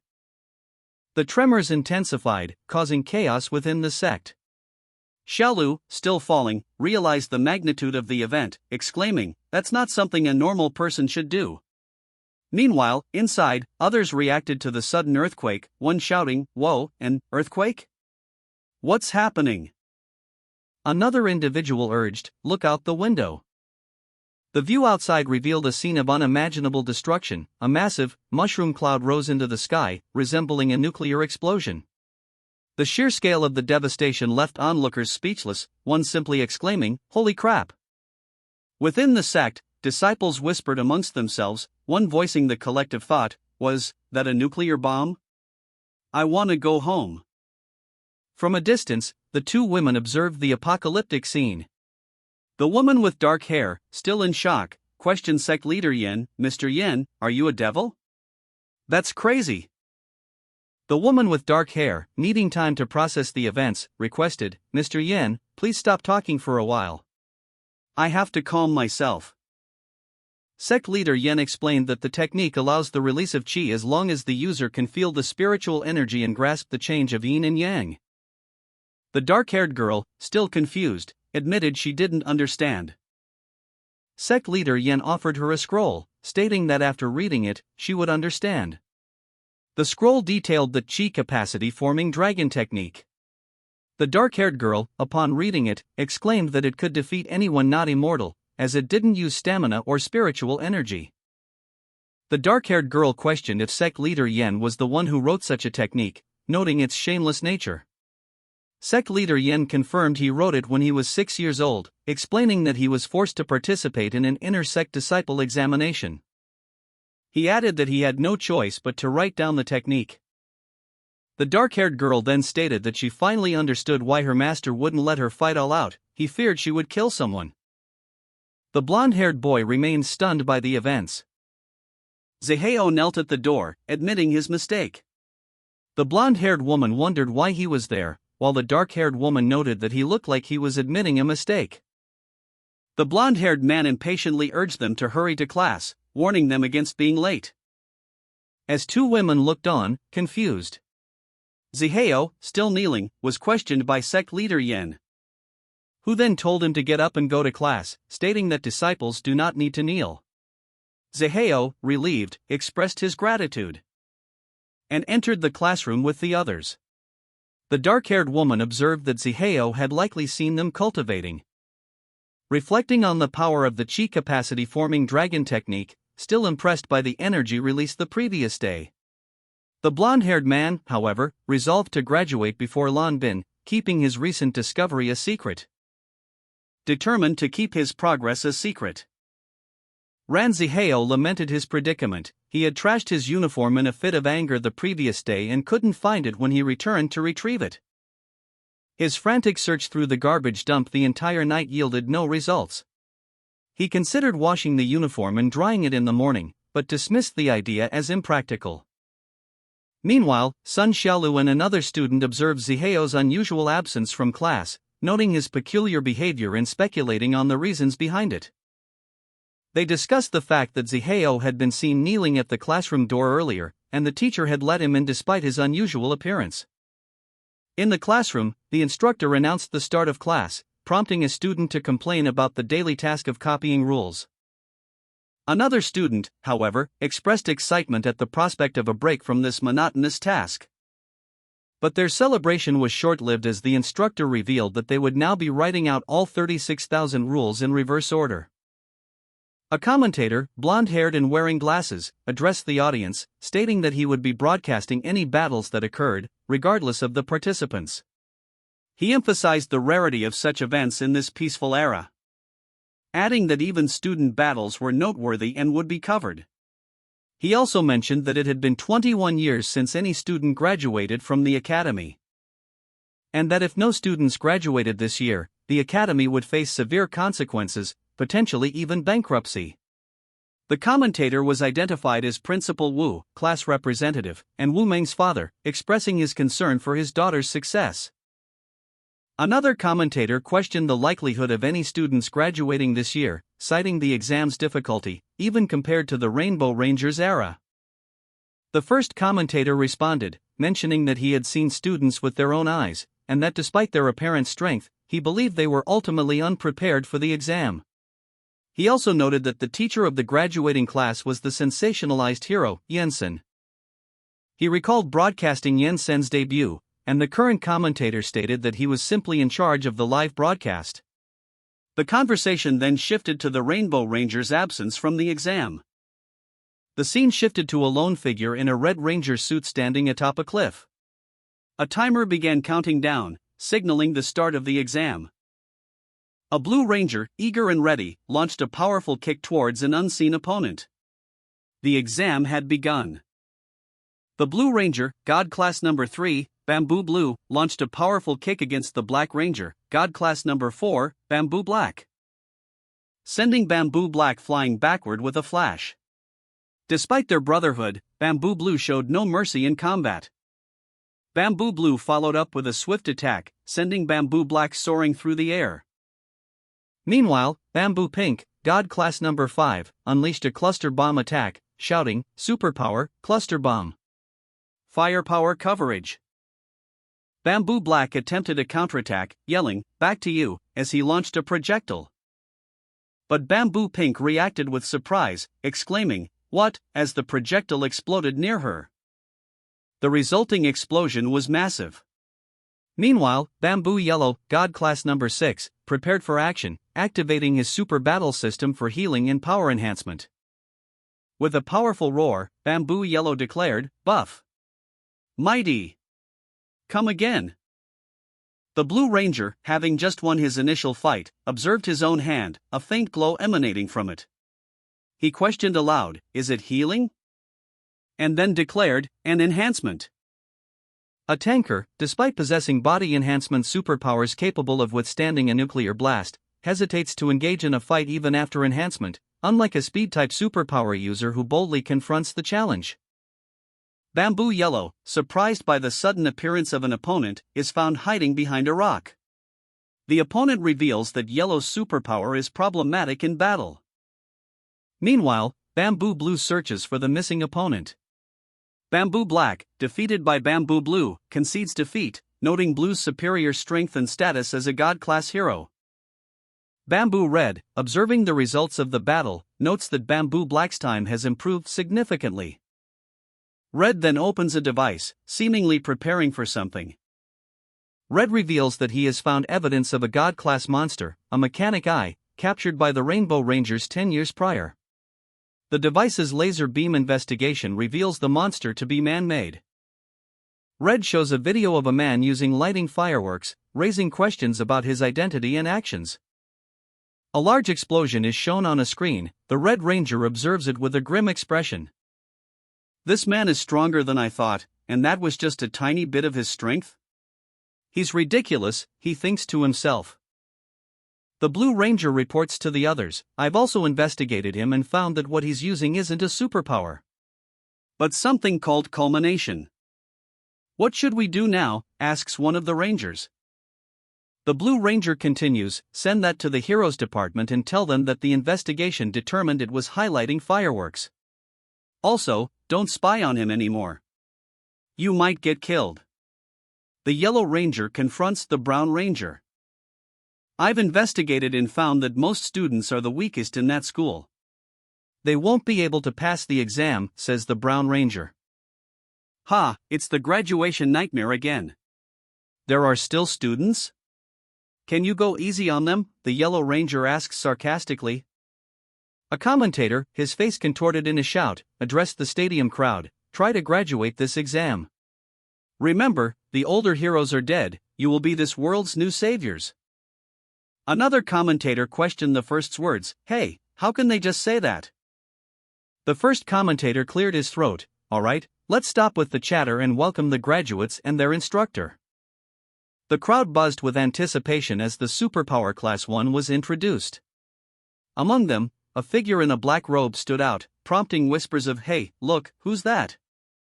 The whispers continued, identifying the robed figure as Black Robe Man, Yen Sr.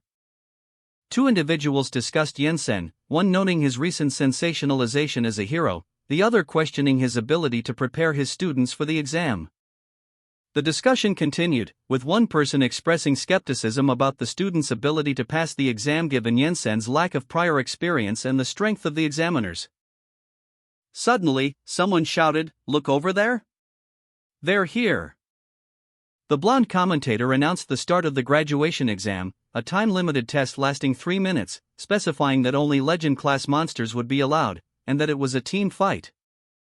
The brown-haired commentator questioned the announcement, pointing out that if it were so easy, they would have graduated long ago. Yensen's student expressed nervousness about the exam, particularly struggling with the yin and yang technique.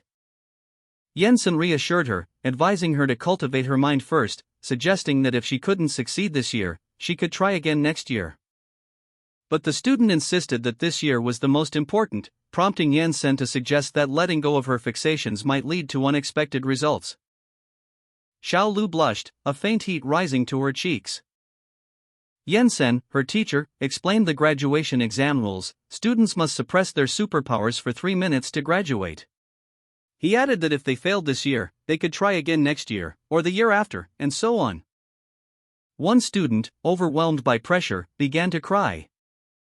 Meanwhile, other students discussed the exam and their teacher's reputation.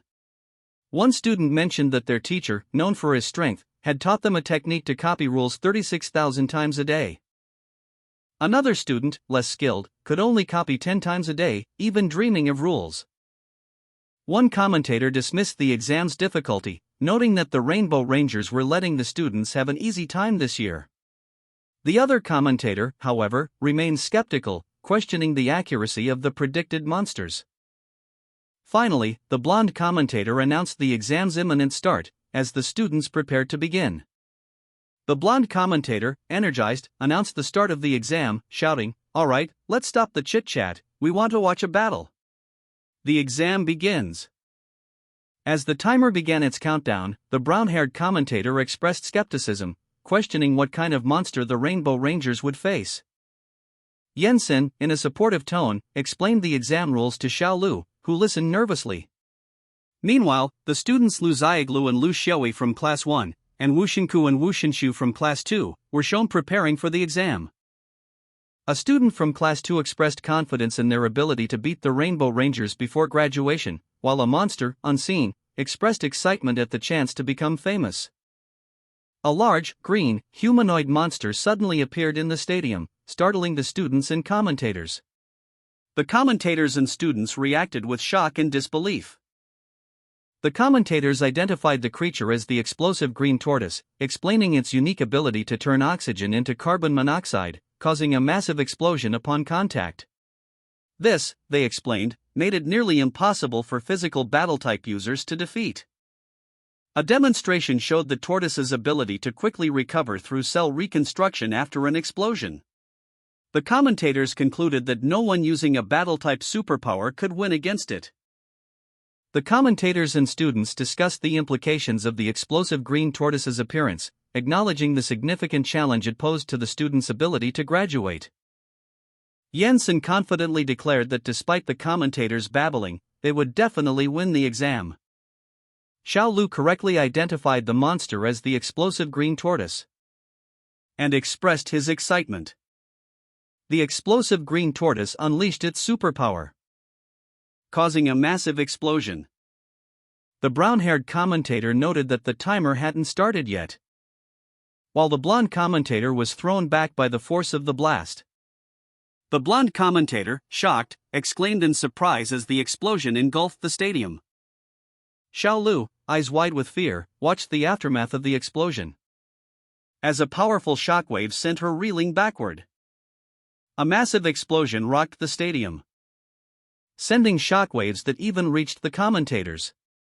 The blonde commentator was thrown back by the force, while the brown-haired commentator analyzed the sheer power of the blast. The wind pressure from the explosion was immense, even blowing away the debris and dust from the initial explosion. The Red Ranger, visibly strained, wiped sweat from his brow. The surviving students looked on in awe and relief. We're saved," one of them whispered. Xiao Lu, however, was still shaken by the event. Yensen, ever watchful, remained alert. The brown-haired commentator pondered the source of the immense power, noting that only Xiao Lu and Yensen remained unaffected by the blast. "Sun Xiaolu wins superpower user," she stated, confirming her suspicions. Yensen, observing the scene from afar, concluded that only one person could have generated such power. The blonde commentator, still reeling from the blast, commented on the sheer power of the explosion, noting that it far surpassed the capabilities of the students. He admitted that the monster he was observing was indeed a legend-class monster, though he had made some preparations. Xiaolu, the green tortoise-like monster, revealed his plan to become famous by showcasing the power of his explosion, a culmination of months of energy accumulation. He prepared to unleash his stored energy, releasing a powerful blast that shocked the onlookers. One commentator noted the unusual muscular state of the monster, while another speculated on Xiaolu's involvement. The commentators discussed the unexpected power display, noting that despite the impressive feat, it didn't violate the graduation exam rules. As the students, particularly Lu Xiaoyi and the Wuxinkue twins, demonstrated their own impressive abilities, showcasing a strategic counter to the monster's attack. The commentators analyzed the situation, highlighting the strategic pairing of the twins, whose healing abilities proved crucial in the face of the monster's attack. They noted the students' cleverness and preparedness. The commentators observed the unfolding events, anticipating the climax of the battle, while Xiaolu, despite his initial success, felt a sense of impending failure. A grotesque, green-skinned creature greedily devoured something unseen, its guttural echoing through the stadium. The act causing a ripple of disgust among the onlookers. One spectator remarked, "Huh? That's disgusting." Another, more observant, noted the familiarity of the creature's actions. "Why is that move so familiar? I think I saw it in a manga before." A third person, seemingly privy to the creature's nature, quipped, "Oh, have you seen this then?" The green creature, now revealed to be a matryoshka doll-like entity, expelled several smaller versions of itself, each mimicking the original's repulsive act. The spectators reacted with a mixture of shock and confusion. "Huh, what the F*** is that? Matryoshka? Is it trolling us? What the heck?" Suddenly, a warning cry pierced the air. "Hey, stop looking, something weird is coming." Xiaolu, anticipating the threat, unleashed a powerful explosion, the blast engulfing the area in a fiery maelstrom. Yansen, despite the danger, urged Xiaolu to persevere. "Endure it, Xiaolu, with me being here, we can graduate soon." Xiaolu, however, retorted, "You bastards, it's easy for you to say that 'cause you're not being hit." Yansen and Xiaolu watched from the stands as the competition unfolded, their earlier success now a distant memory. Xiaolu lamented the failure of his healing partners, stating that he wouldn't have teamed up with them had he known this would happen.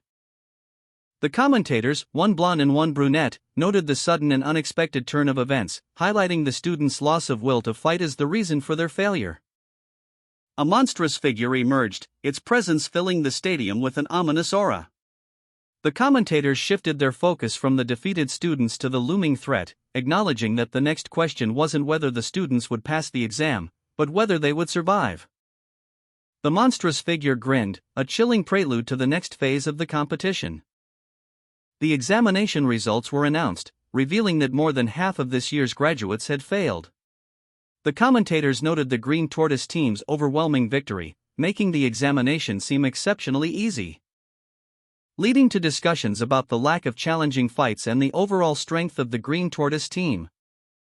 During lunch break, at the back of the academy, Jensen struggled with a difficult technique, exclaiming his frustration at its complexity, while Xiaolu watched, concerned about his friend's progress. Xiaolu approached Jensen, offering him a lunchbox she had prepared for their teacher. The teacher, upon tasting the food, seemed to notice something unusual about it. Xiaolu approached Jensen, offering him a lunchbox with a shy smile. Jensen, sighing, asked what was on her mind. Xiaolu explained that the technique Jensen was teaching was too difficult, and that other simpler techniques existed. She pointed out that other techniques were available, ones that didn't require spiritual energy. Jensen explained that the technique he was teaching was unique to their realm, requiring no spiritual energy, unlike others. Xiaolu expressed disbelief, stating that with Jensen's age and experience, there should be more than one technique available. The blonde commentator questioned whether Yensen would allow his students to be humiliated in front of global citizens. Yensen considered creating a new technique that didn't consume spiritual energy. A speech bubble appeared in the sky, explaining that the technique shown was created by Yensen, a newly recruited disciple of mystic being Lu. Leader Lu angrily confronted Yensen, criticizing his recklessness in creating such a powerful technique and expressing concern about the potential consequences. Yensen, unfazed, retorted that he didn't care about the risks, only that his technique was effective. He vowed never to play chess with Leader Lu again. Leader Lu, shocked by Yensen's departure, lamented the loss of his disciple's technique. A technique so powerful that its use caused widespread chaos and devastation across the heaven realm, lasting for hundreds of years. A cataclysm that even Leader Lu himself had difficulty controlling during his younger years. Leader Lu reflected on his past mistakes and acknowledged his role in the chaos, declaring himself a sinner. Despite his past, Leader Lu resolved to continue creating new techniques, while Wu Mingqi and Ran Zihao tried to convince Yensen to return, but he remained steadfast. The commentators welcomed viewers back to the live broadcast, explaining that despite the earlier battle, the examination was about to resume. For safety reasons, the Mechanic Eyes monster was deployed to seal off the examination hall with lasers, preventing the explosion from affecting others. However, this meant the students were in more danger than before. One commentator announced that the principal had assembled the academy's 4 strongest students to tackle the next challenge. A development that left the other commentator visibly distressed, expressing his disbelief at the type of monster they were facing. The 4 strongest students, Ran Zihao, Lan Bin, Sun Xiaolu, and Wu Mingqi, were revealed, each possessing pyrokinesis, cryokinesis, aerokinesis, and telekinesis, respectively. The green monster, confident in its strength, declared its intention to defeat all 4 students at once. The spectators at the green tortoise match looked demoralized. Nobody believed victory was possible against such a formidable opponent. One spectator, already preparing to leave, stated that winning was a miracle at this point. Another student, observing the team's apparent surrender, suggested they should simply give up. But a determined female student, the class representative, disagreed, stating that they should try to defeat Green Tortoise. Asking for a minute to devise a plan. Another student questioned her intentions, asking if she was going to use that. The class representative confirmed she would use that, acknowledging the risk but asserting it was their only option. She would try her best. A male student reacted with disbelief and concern as the class representative prepared her strategy. He seemed worried about the potential consequences of her plan. The plan, as revealed in a thought bubble, was to send nukes. A male student reacted with shock and disbelief at the suggestion. The class representative addressed the students, "It's about to begin, prepare yourselves. Class rep, stand behind us." A sneering opponent taunted them, "You're still thinking of preparing yourselves? Why don't you try again next year?" The class representative gave a command, "Get 'em, boys." Xiaolu was instructed, "Xiaolu, send a blast of wind." A student, seemingly Xiaolu, braced himself, preparing for a powerful attack. Releasing a concentrated burst of wind energy. Creating a powerful whirlwind that engulfed the opponents. The class representative explained the situation to the audience, as expected of the class with battle-type users. Their reaction speed is off the charts. It was pretty smart of them to use fire to defuse the explosion, as the wind blows away the aftershock of the explosion. The wind intensifies the flames, thus creating a taller firewall. However, it's a real pity that the battle-type users have turned into using their powers to defend themselves instead. It's uncertain whether they'll be able to resist for more than 3 minutes. As long as they're able to hold out for more than 3 minutes, they'll be able to pass the examination. They will then become the first batch of students that is able to graduate from this school in more than 20 years. Not only will they be written into the history of the school, they'll also be recorded in the history of heroes. Let us all cheer for them. Speaking relatively fast, the opponents, brimming with confidence, launched a final, devastating attack. "Get 'em! Let all these fledgling heroes know of our strength," they roared, unleashing a torrent of energy. A wave of fire that engulfed the battlefield. One of the students, Ran Zhao, struggled to maintain their fiery defense. Another student observed, "Hey, Ran Zhao. The intensity of your fire has gotten weaker." Lan Bin, another student, found himself overwhelmed. "Shit, it's difficult to withstand it," he exclaimed, bracing against the inferno. While a classmate urged him to join the fight. "Hey, Lan Bin. What are you doing, sitting by and watching us do all the work? Hurry up and help us out." Lan Bin, however, remained hesitant. He explained, "I want to. But we gotta observe the laws of physics here, right? My ice will put out your damn fire. My ability is to turn the surrounding air into ice. We're currently in an unfriendly fire. I will only cause more problems if I were to use my ability. My ability is a burden in this scenario." Meanwhile, one of the opponents, observing the student's struggle, scoffed. "I've learnt that only idiots will drag a fight that can be ended in one move. Inhale. Exhale, he bellowed, preparing a devastating finishing move. The sheer force of his attack causing the ground to tremble. "My dear fledglings, come back for your examination again next year." A student anxiously questioned the class representative, "Class rep, are you not ready yet?" The class representative, calm amidst the pressure, responded, "Relax, be at ease, find your inner peace." Mr. Yinsen inquired, "Mr. Yinsen, is there anything to take note of in order to learn this technique?" The instructor replied, "Yes, you have to be gifted." The student questioned, "What? Cultivators have to be gifted?"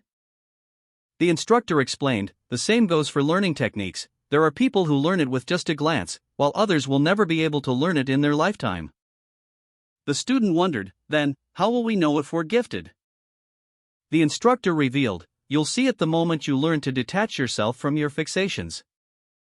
A student gazed at a swirling, golden energy, whispering, "This is that technique the teacher created."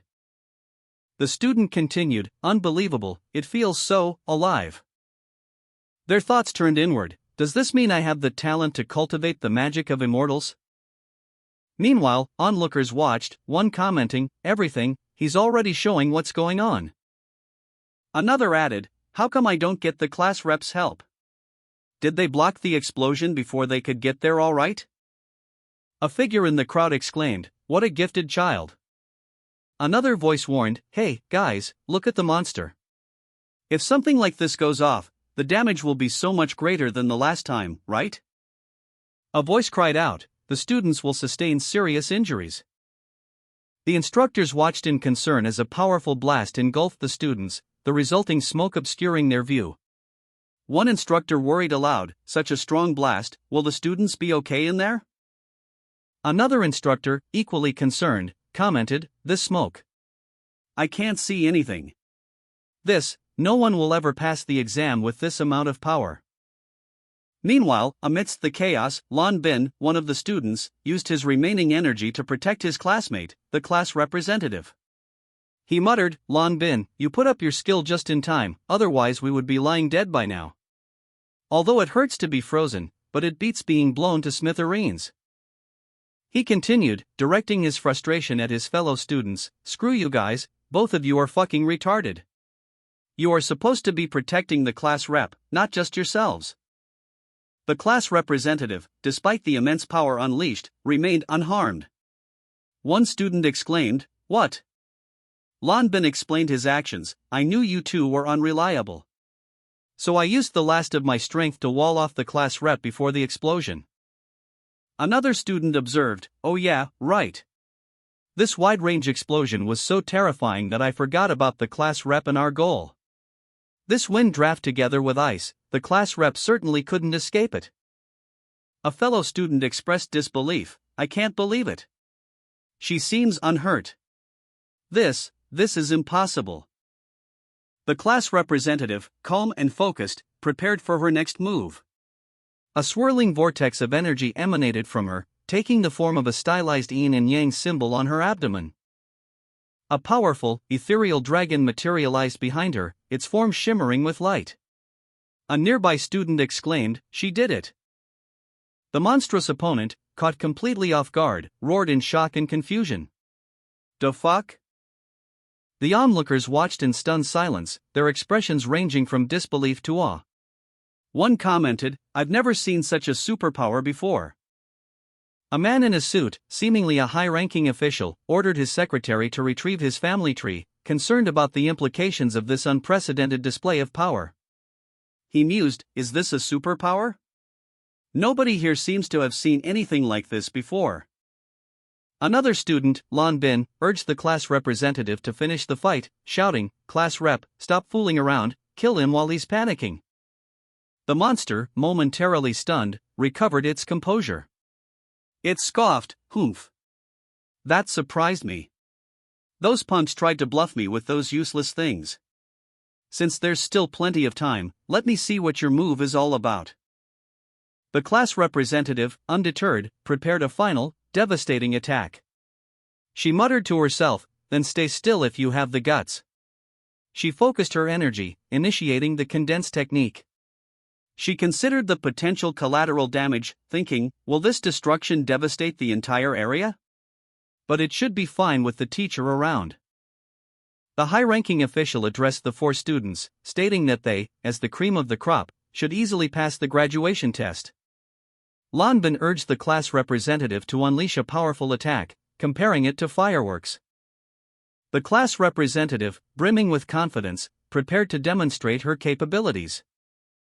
Releasing a concentrated beam of energy, which the opponent dismissed as a mere energy wave. The class representative, enraged, shouted at the opponent to get out of the way before unleashing a devastating attack. The opponent, initially dismissive, was caught off guard by the sheer power of the attack, and was overwhelmed by the dragon-like energy form unleashed by the class representative. A blinding flash engulfed the stadium, leaving behind only a mushroom cloud of dust and debris. 2 commentators, mouths agape, stared in disbelief as the shockwaves rippled through the crowd, silencing their cheers. The spectators, faces contorted in a mixture of awe and terror, echoed the commentators' stunned silence. A blinding flash engulfed the stadium, the mushroom cloud of a massive explosion billowing outwards, visible even from space, leaving the commentators and other onlookers speechless. "What? How can a mere student unleash so much power?" one exclaimed in disbelief. Even a seasoned news anchor, with over 20 years of experience, found himself utterly speechless. The sheer scale of the blast was unprecedented. The class representative, seemingly unfazed, stood amidst the chaos, her hand outstretched towards the epicenter of the blast, a look of mild surprise on her face. "Oh, what a big broccoli," she muttered, seemingly more concerned with the unexpected size of the explosion than its destructive power. The instructor approached her, concern etched on his face. "Class rep, what the hell are you doing? Why didn't you detonate it under the stadium? What were you afraid of when you have a teacher?" The class representative sighed. "This technique is very strange. I did not expect I needed to manually detonate it." She looked up, a frustrated expression on her face. "Jerk-offs." A male student scoffed at the female class representative, "You are the only one who thinks you're tough. As if we give a shit." The class representative's attack missed its target by a small margin. She muttered, as expected, "It missed the target by a." She was clearly frustrated. Another student urged her, "Don't mess around with it, class rep, can you give it another shot?" The class representative responded, "No problem, it doesn't consume stamina anyway. I'll just launch it endlessly until I get a good hit on him." The commentators were stunned into silence. One exclaimed, as a commentator, "I can't even describe the battle anymore." Meanwhile, a recap of the battle unfolded. Just now the class leader Wu Mingqi unleashed a wave of nuclear bombs, but it only hit half of the green tortoise's body. There was still time left on the clock, and the battle was gradually stagnating. One commentator was shocked, "Wait, what did she say just now?" Another commentator repeated, "Did she say launch it endlessly? WTF?" The scene opens on a large stadium, where students in uniform stand in formation. A narrator's voice explains that because they had only been copying, the students did not understand that the move was created by teacher Yen. The class representative, with a smirk, unleashes a powerful attack, boasting that it cannot be countered. A monstrous green figure appears, seemingly unimpressed, stating that its own unique ability is the only one with unlimited uses. The class representative, now visibly strained, is questioned about her ability to use the attack again. She admits uncertainty, unsure if she can muster the energy. The instructor reassures her that there is no need to repeat the attack, as the test will soon conclude. The class representative reflects on her near success in materializing the dragon, acknowledging the need for composure. The green figure laughs, confident in its victory. Another student, witnessing this, angrily calls out to the class representative. Two students react with shock and disbelief to the unfolding events. A green-skinned, hulking figure roared, "That's cheating!" The graduation exam, initially a seemingly straightforward affair, took an unexpected turn. The class representative, Xiaolu, unleashed a powerful, unexpected technique, leaving everyone present speechless. Her actions prompting gasps of shock and disbelief from her classmates and the observers. "Holy shit! How come you know this technique too?" one student exclaimed, while another declared, "This is madness." Xiaolu, however, remained calm and collected, explaining that the technique, while powerful, was not particularly difficult to master once understood. "I'm just not quite familiar with it yet," she added. Meanwhile, other students discussed the situation amongst themselves, noting the unusual circumstances and Xiaolu's unexpected skill. One student observed, "Two idiots are always restless. One is too stubborn." Xiaolu reflected on teacher Yan's words of wisdom: a cultivator seeking immortality should never be impatient. She realized that her own impatience had hindered her progress, but her recent success proved her ability to learn quickly. Another student, witnessing Xiaolu's calm demeanor, expressed his determination to maintain his composure as well. "If that's how it's gonna be, I'll show her I, too, can stay serene." A sudden surge of energy from one of the students caused a stir. "There's qi? What the hell, why are you able to emit qi from your body already? Does everyone know the technique or what?" The observant instructor, having secretly watched Xiaolu's training, revealed that he had witnessed her practice the technique extensively. "I just didn't expect it to be a goddamn nuke," he commented. The students, locked in fierce competition, exchanged defiant words. "Fuck, I'm definitely not losing to you," one student declared, his resolve unwavering. Another countered, "You'd better let go of your fixation then." The intensity of their rivalry was palpable. The instructor, observing from the sidelines, reflected on the students' rapid progress. When this set of techniques fell into the mortal world back then, not everyone was able to learn it. To be able to learn in such a short time meant you were a top genius. "I did not expect to meet four at once." He realized with a grin, "I hit the jackpot." Despite his excitement, the instructor remained pragmatic. But then again, a rookie is still a rookie, and it takes time for them to gather enough qi and turn it into a dragon. There is no way the enemy will just stand there and give you the opportunity to power up. We're not in DBZ here. His concern shifted to the students' well-being. "No, I cannot let these little guys get hurt. For future immortals, how could such a small test stop them in their tracks?" Meanwhile, the commentators provided a dramatic update to the audience. "Dear audience members, the battle is now at a critical stage and both sides are gathering up energy. Now there are less than 30 seconds left. Will these able to survive the exam and graduate, or not?" One commentator added with a touch of dark humor, "Motherfuckers, you filthy students, let's see who is faster, you or me." The commentators erupted in disbelief. "I can't believe it. Class 1 has surrendered." The announcement echoed across the stadium, "Class 1 forfeited, the exam is over." Two students, observing the scene from above, reacted with surprise. One questioned, "White cloth?" The other, addressing their teacher, exclaimed, "Teacher, are you kidding me?" The teacher, calmly, stated, "We will come back next year." Meanwhile, in the stands, a student's internal monologue reflected the unexpected turn of events. "That's how it ends. I really didn't see it coming. From now on, I don't want to be part of this school's graduation exams. Another student, reflecting on the situation, thought, the teacher actually surrendered. Just when I was about to succeed.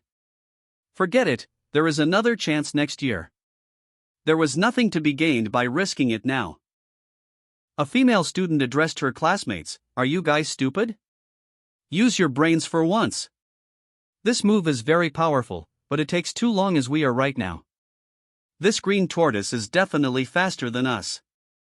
The teacher just doesn't want us to get hurt.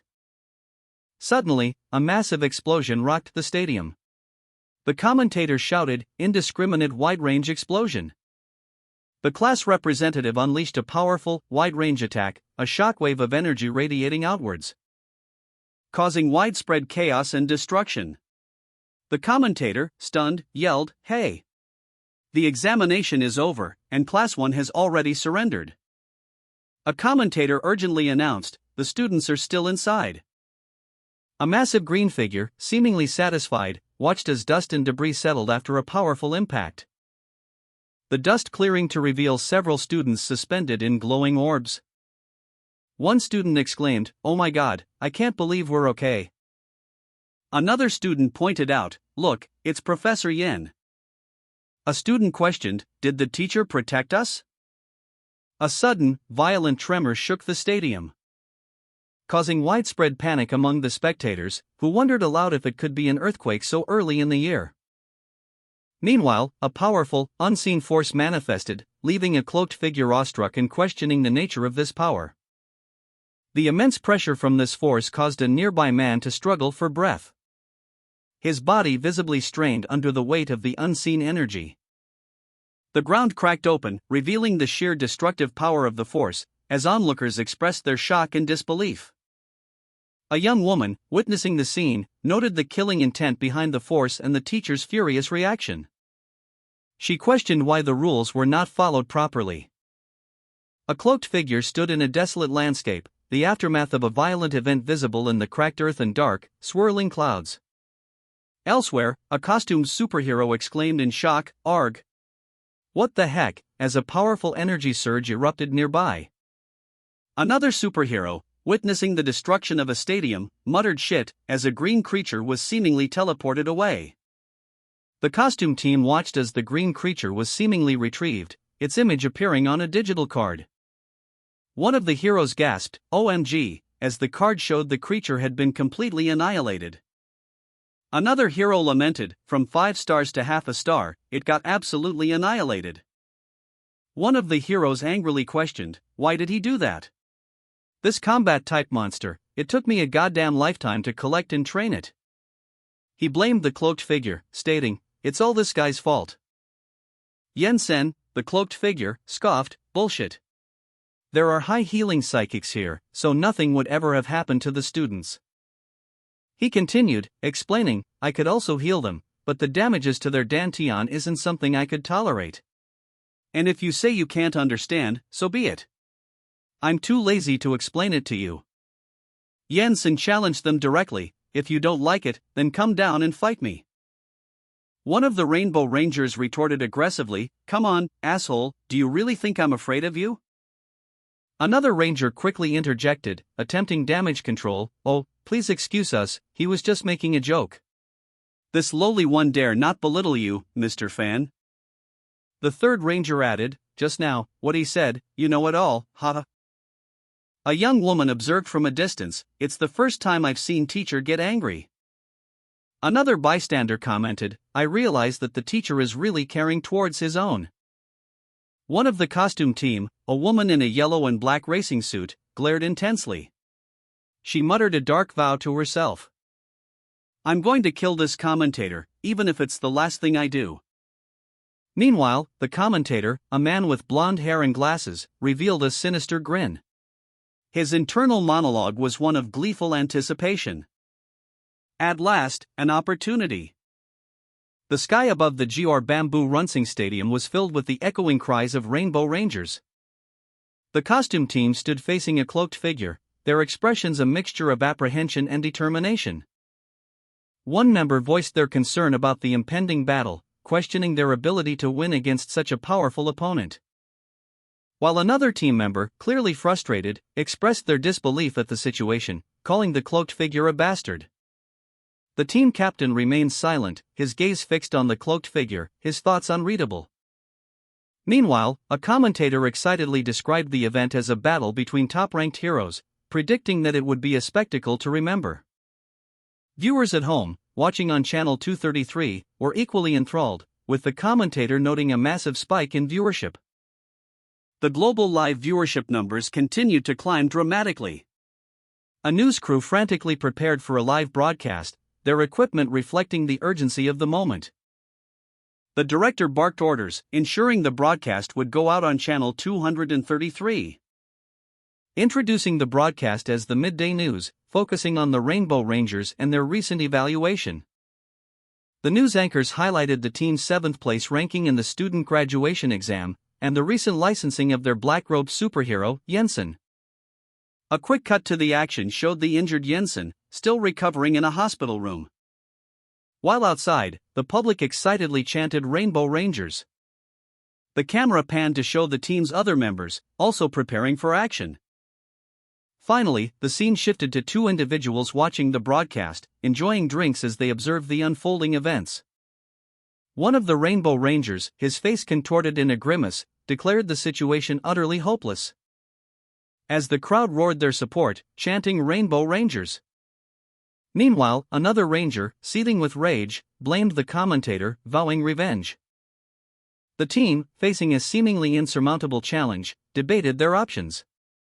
One ranger argued that defeat would ruin their reputation, while another, more pragmatic member, pointed out their lack of alternatives.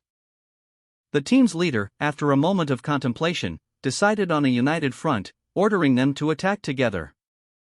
The Rainbow Rangers launched a coordinated assault, their combined powers creating a spectacular display as they converged on their target. A ranking chart displays the Rainbow Rangers' positions, with Bamboo Black in 4th place, Bamboo Blue in 3rd, Bamboo Pink in 5th, and Bamboo Yellow in 6th place. The black-robed superhero Jensen is shown, ranked 7th place. The scene shifts to a stadium. Spectators discuss the Rainbow Rangers' decision to gang up on Jensen, questioning their motives given his relatively low ranking. A student expresses disbelief at the 5 Rainbow Rangers' united front, urging his teacher, Jensen, to be cautious. Jensen instructs his students to retreat. Bamboo Yellow is shown, clearly surprised and slightly injured. Jensen stands defiantly, extending 2 fingers in a gesture of confidence. Bamboo Black shouts, urging his team to protect their healer. One of the costumed heroes braced himself, stating that his body could withstand even a nuclear explosion, as he was about to be used as a meat shield. The resulting impact caused him to explode. The force of the explosion sent another hero flying back, a blinding flash of light erupting from the point of impact.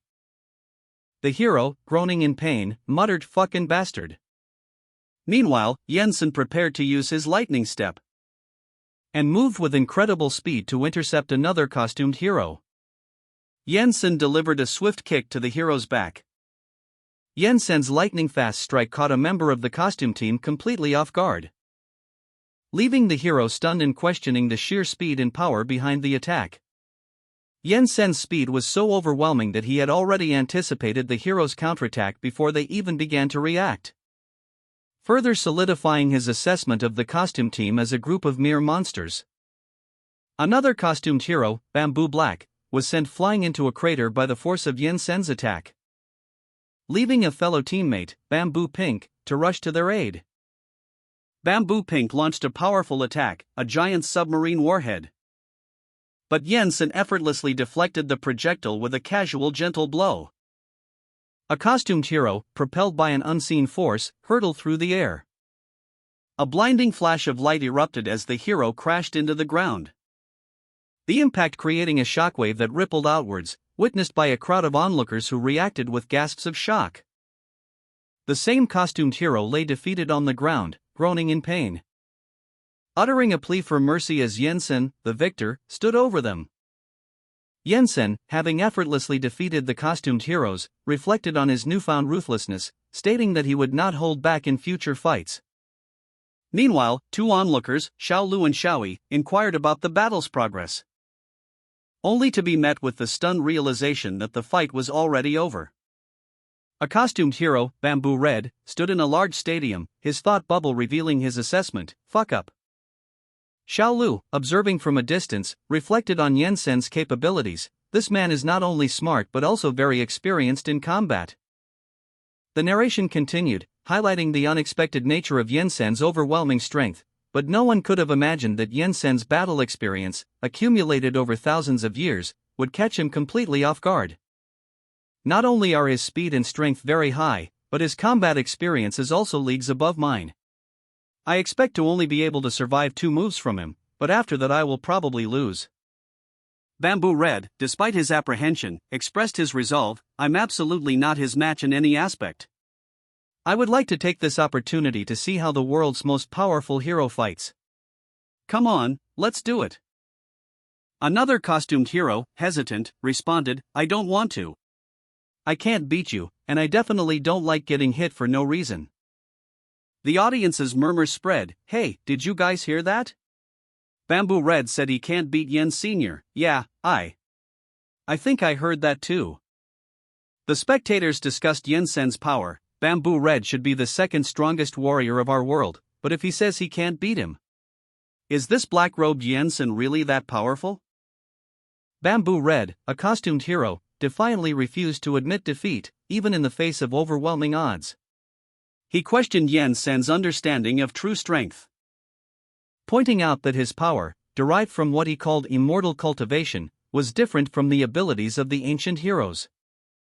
Yensen and Bamboo Red continued their discussion, the image of the costume team's defeat still fresh in their minds. Yensen, contemplative, questioned the notion of ancient heroes, his expression a mixture of curiosity and disbelief. Bamboo Red explained that the power of these ancient heroes surpassed even that of most immortals in her world.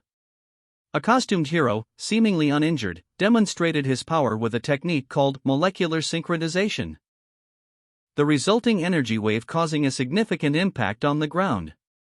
Bamboo Red, observing, noted the hero's ability to heal as well. The hero explained that this power was a last resort, used only when absolutely necessary.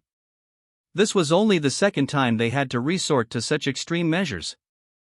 He then rallied his team, urging them to rise and prepare for a final showdown.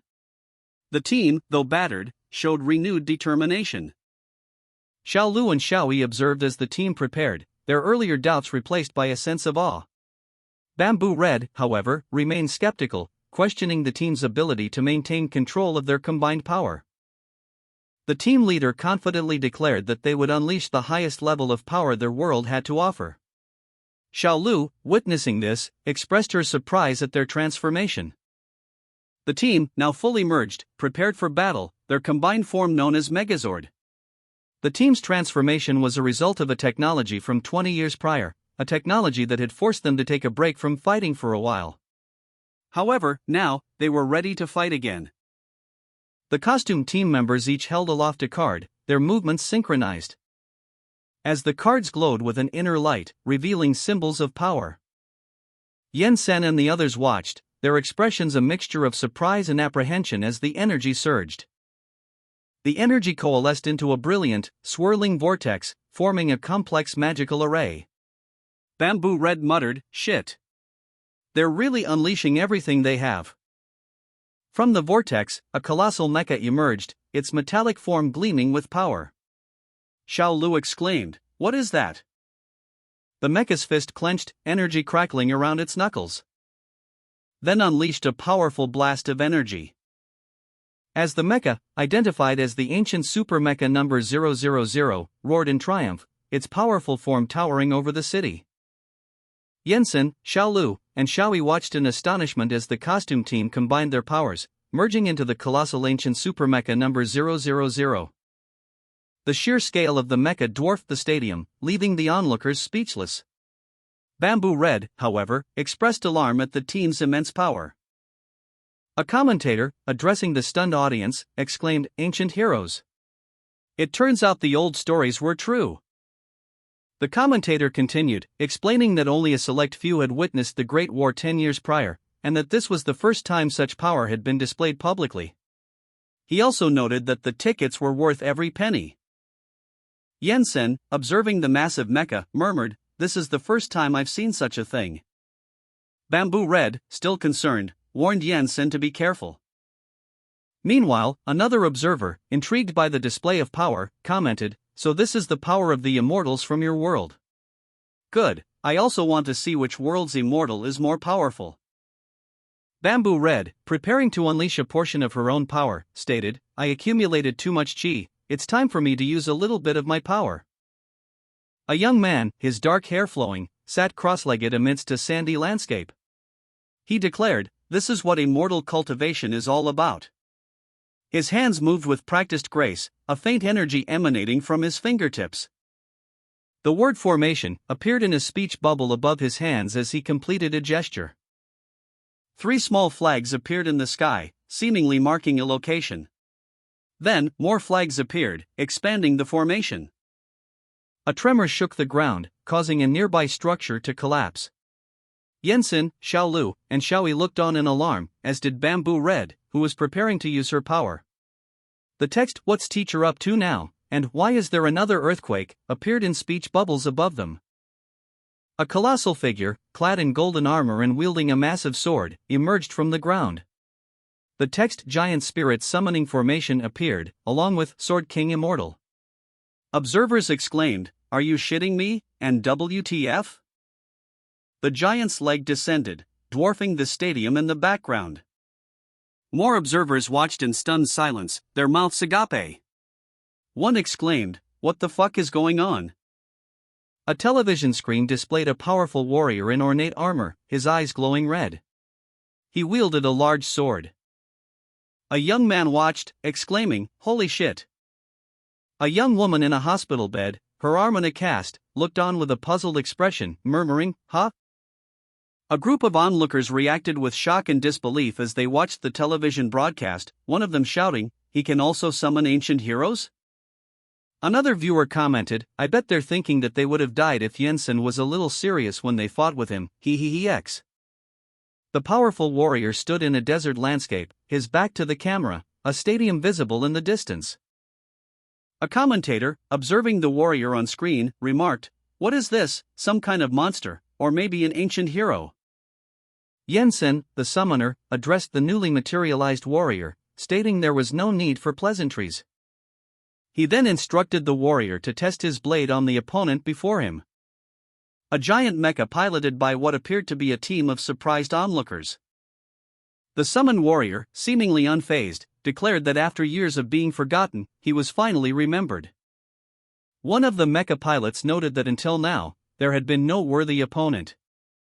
But now, a formidable contender stood before them. The warrior confidently boasted that he could cleave the mecha in half with a single strike. Meanwhile, 2 commentators, witnessing the unfolding spectacle, expressed their excitement and determination to continue broadcasting despite the chaos. The commentator, microphone in hand, urgently addressed the audience. "The scene about to unfold was life-threatening," he announced, "and immediate evacuation was necessary." But as he looked around, he found the stadium already deserted. The crowd had heeded the earlier warning and fled. A few minutes prior, the mayor had ordered a citywide evacuation to the cliffs in the city's outskirts for safety. The commentator, now alone, watched as the situation escalated dramatically. The summoned warrior and the mecha pilot stood facing each other, a stark contrast between ancient power and advanced technology, against the backdrop of a sprawling city. Meanwhile, the 2 commentators, observing from a safe distance, marveled at the sheer scale of the conflict. It was a far cry from the exam they had been watching moments before. The summoned warrior, drawing his sword, prepared for battle. A saying in his world stated that if one could draw their weapon in an instant, the opponent would never know the fight had begun. The mecha pilot, mirroring the warrior's intent, prepared to engage. The battle was about to begin. The warrior nodded in agreement, his eyes fixed on his opponent, ready to test his skills against the advanced technology of the mecha. The mecha pilot initiated an overdrive, a surge of energy propelling the machine forward at incredible speed. The summoned warrior countered with a chi overload, a concentrated burst of energy that matched the mecha's speed. Observers nearby reacted with shock and alarm, shouting warnings as the two forces collided. The warrior unleashed a swift, powerful strike, the will-severing strike, a technique that cut through the mecha's defenses. While the mecha countered with its own devastating attack, the perfect spirit slash, a technique that aimed to cleave the warrior in two. A mech pilot, in dire straits, cries out for help, "Healer, help me fix the damage." The healer responds with a hesitant, okay. A powerful air blast erupts, leaving a trail of destruction in its wake. Observers speculate on its origin, suggesting it might be a special ability of some kind. While another individual diligently searches through a book to find answers, discovering that Rainbow Rangers can summon mechs capable of controlling atomic bombs. A submarine, the Senecord Polyboria 12, is shown launching a missile. Witnesses express their awe at the spectacle. A female ranger declares, "That's enough, number 001, just one will do," as a powerful mech prepares for action. The king, cloaked in red and gold, unleashed a devastating volley of energy blasts. Each blast a fiery comet streaking across the sky towards the earth below. The sheer power of the attack causing widespread alarm among the observers. "Oh, gentlemen and ladies," one of them exclaimed, "they're literally nuking each other in outer space. The whole sky is lighting up like it's New Year's Eve." Another observer worried, "If they keep fighting like that, we'll die, right?" A third, visibly angry, shouted, "It's all your fault. You bastard." Despite the chaos, a researcher attempted to maintain composure. "Well, let's not get ahead of ourselves here, we're not dead yet. Back to the main subject, my friends. According to the book, this big mecha is named number 001. But since the Rainbow Rangers are rarely releasing it, we have close to nothing on it. It's only one of the known ancient heroes." The researcher continued, explaining the mecha's unique capabilities. "And the reason why number 001 has survived since the ancient times is because it's a machine." The book also says that it possesses a collection of all the superpowers of the many generations of Rainbow Rangers, which translates to an almost unlimited number of superpowers.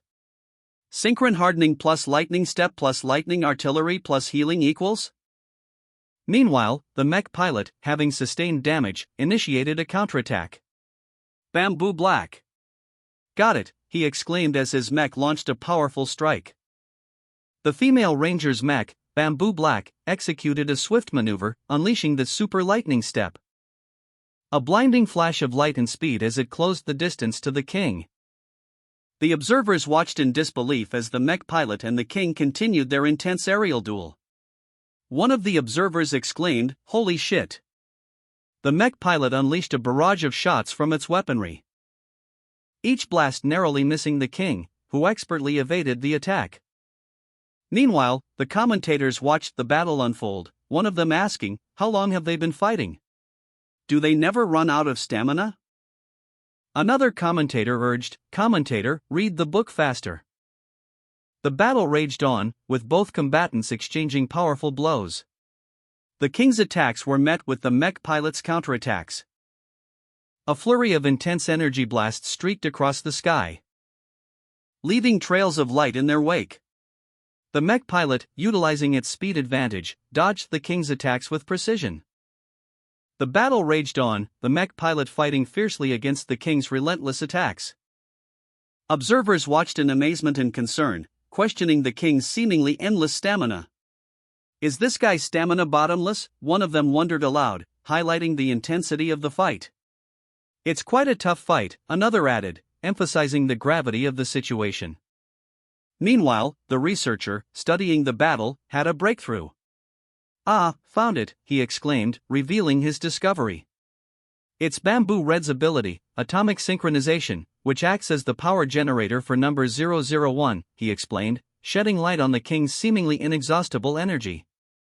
"So that's how it is," his colleague responded, understanding dawning on his face. The researcher continued his explanation, detailing the unique nature of Bamboo Red's power. "Superpowers, like physical strength, have a limit cap, but Bamboo Red's atomic synchronization doesn't seem to have one," he stated, clarifying the implications of this unique ability. That means, as long as Bamboo Red can act as a generator for number 001, it will have unlimited stamina, he concluded, emphasizing the strategic advantage this provided. Despite this revelation, the researcher acknowledged a remaining mystery. But it doesn't explain how the giant guy on the other side could fight for so long, seemingly without straining himself, he mused, indicating a further area of investigation.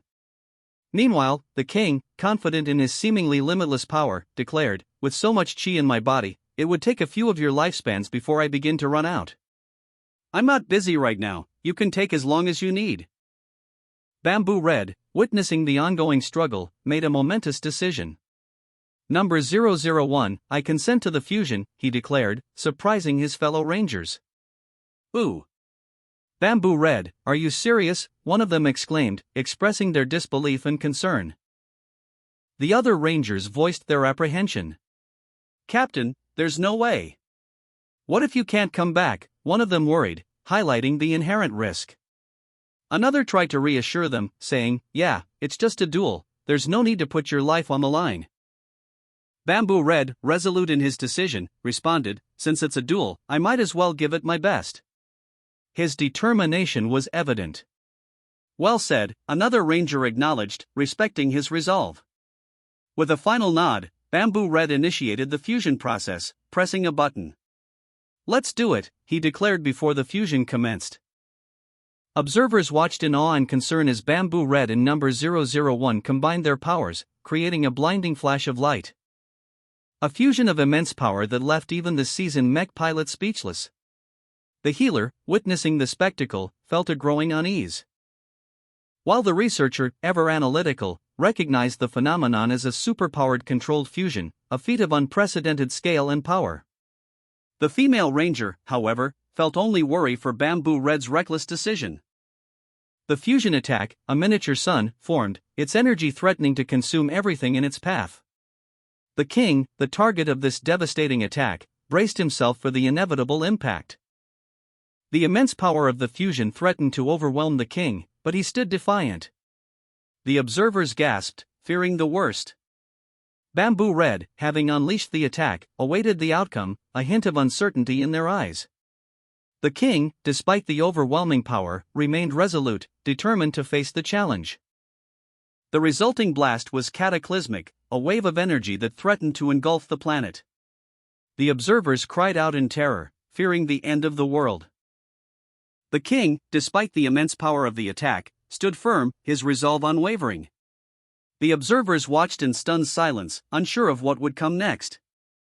Bamboo Red and number 001 unleashed a devastating fusion attack, a nuclear fusion heartblaster, its energy a searing white core surrounded by crimson and violet.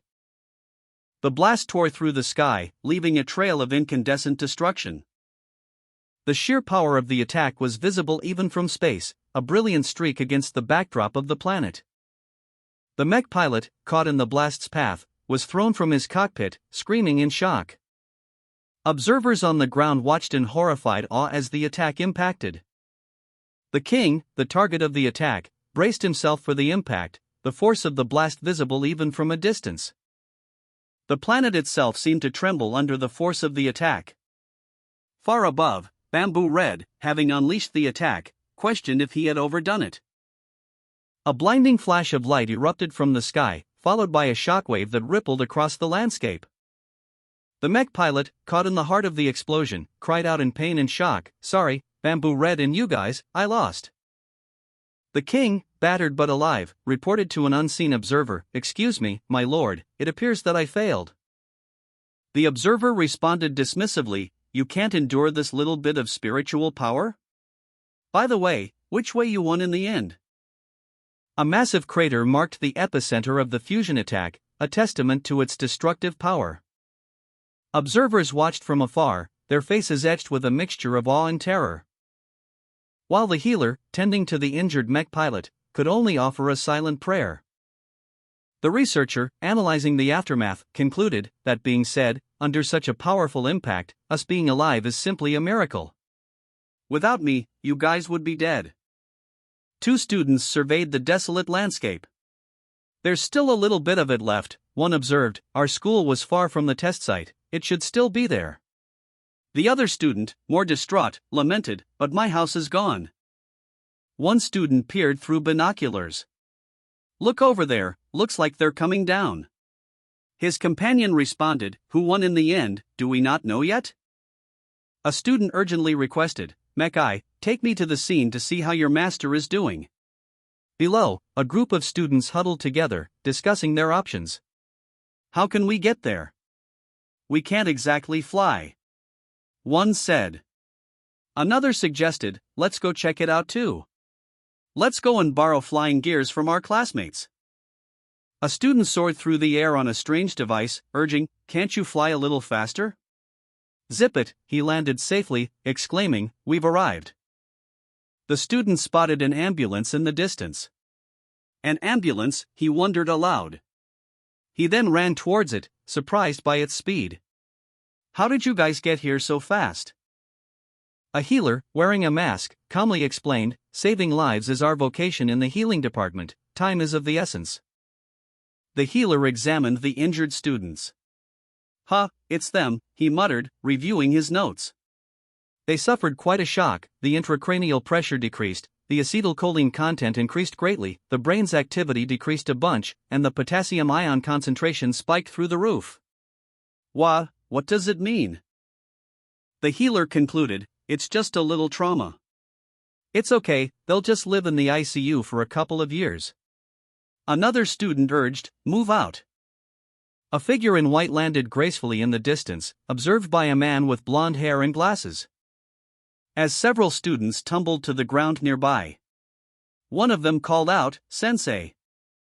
The sensei, a calm figure in white robes, asked, "Is everyone okay?" One student excitedly inquired about the sensei's powerful move, wondering if the large opponent was also an immortal, and expressed a desire to learn it. The sensei explained that it was a summoning formation for a heavenly sword spirit, requiring 40 years of chi refinement to master. The students reacted with shock to the time commitment, and then questioned who actually won the fight. Another student retorted, "Are you blind? Of course it's Yen Sensei." Yen Sensei stated that winning or losing was less important than learning to respect the opponent's strength, as they had contended against a summoned great spirit. News of Yen Sensei's victory spread rapidly, with reports flooding in from major news agencies to smaller promotional materials. The journals proclaimed him the world's greatest warrior, the new black-robed Superman. The impact of the battle was thankfully far from the school, which was spared in the far corner of the city. Most students chose to pitch their tents in the school and wait for the orders of the construction department to restore the city. Classes resumed, and the students returned to their studies. A student returned Yen Sensei's abandoned clothes. He thanked them. Lectures would continue, and new uniforms and classrooms would be provided in the coming days. Yen Sensei, noticing the students' unusual behavior, asked, "What's wrong with you guys?" One student, overcome with awe, dropped to his knees. Sensei addressed his students, "Everyone, get up. The sect disciples don't need to kneel down." The narration begins with a retrospective account of sect master's rise to power following a significant incident. He became the most powerful hero in their world. And Wu Mingqi's father, the head of the institute, not only gave him the highest salary among his peers but also granted him considerable power within the establishment. The scene shifts to workers meticulously adjusting the lettering on the Tianshan sect building. One worker points out that the character Shan is slightly off-center. Another worker suggests a correction, leading to a back and forth about the precise placement. Frustrated by the workers' meticulousness, a supervisor complains about their inefficiency, questioning why they can't do it themselves. The supervisor explains that each world has its own order, similar to humans dividing work accordingly. He personally ensures that tasks are completed. Another worker expresses his frustration, threatening violence if the sect master were less powerful. Sensei Yensen, holding a scroll, addressed his students, "From now on, your food, sleep, and schedule will be managed by this sect master." The students reacted with shock and disbelief. One exclaimed, "Say what?" Sensei continued, explaining his decision to relocate their classroom to maintain a serene learning environment. A decision met with further expressions of surprise from the students. Suddenly, the students found themselves in a new location, a magnificent structure floating high above the clouds. One student exclaimed, "Holy shit! Did we just teleport?" Another student, equally astonished, questioned their surroundings. "Well, what is this place?" From their new, elevated classroom, Sensei announced, "Today, we will start the lesson at 12,000 meters above the ground." He expressed his hope for their diligent studies. One student, relieved, thought, "Mom, you don't have to worry about me skipping class anymore." Sensei Jensen, without warning, relocated the classroom 12,000 meters into the air, leaving his students in a state of shock. The sudden teleportation leaving them awestruck and slightly relieved to find themselves in a floating structure. Following the relocation, Sensei Jensen announced a new rigorous training regimen for his students, a 12-hour daily program of running and swimming, with the goal of pushing their physical limits beyond the human norm. The students reacted with a mix of determination and apprehension. The students, now situated in the Pacific Ocean, began their training. Lan Bin and Xiaolu, two of the students, engaged in a friendly rivalry during their swimming exercises, each determined to surpass the other. Their intense training was a testament to their dedication. Later, while relaxing on the beach, Xiaolu and another female student discussed their improved physiques, a result of their rigorous training, highlighting the effectiveness of Sensei Jensen's methods. The students understood that their training was not optional. Failure to participate would result in punishment. The manhwa began with a definition of a martial artist, someone who practices a martial art, wushu system, sword technique, spear technique, or any other kind of martial art. The narrator then clarified that the students are currently ordinary martial artists. Ordinary martial artists, if healthy, can live from 150 to 200 years. The text then explained that by channeling qi into the body and using it to nourish oneself, one could live far longer. To reach the peak martial artist stage, one must achieve qi refining. This involves transcending the limits of speed, strength, and spiritual power to absorb qi into one's body. The text further explained that the dantian, after reaching its limits, will have the capacity to absorb and assimilate the spiritual essence of heaven and earth, a process called qi refining. The mortals in the world refer to the energy inside their body as true qi, but it's actually spiritual energy. Time passed, and the students continued their training without realizing how long they had been practicing. During a meal break, one student asked the class president to pass the salt. Another student complained about the quality of the food, noting that it wasn't as delicious as the master's cuisine. The class representative chimed in, suggesting that they should also help with cooking. The class president responded that the sect master cooks for them every day, questioning why they are always so lazy. One female student internally mused about throwing the soup in the faces of the two complaining students. One student ate a fried chicken burger, prompting another to scold him for eating strange meat while training, as Master Yen had forbidden it. The final panel showed a reminder that Master Yen had made food with medicinal herbs to aid their cultivation, referencing a past incident where two students were punished for drinking cola. During a meal break, a student complained that their food would spoil before the training session ended. Sensei Jensen chuckled, instructing them to put the food away until the training was over. Xiaolu, a student of Sensei Jensen, sat cross-legged, chopsticks in hand, seemingly meditating amidst a meal while her fellow students ate noisily around her. Sensei Jensen, observing the scene, addressed the students, silencing their complaints about the food storage. Xiaolu, maintaining her meditative state, deftly used her chopsticks to catch a fly mid-air. Her fellow students reacted with expressions of awe and disbelief at her skill.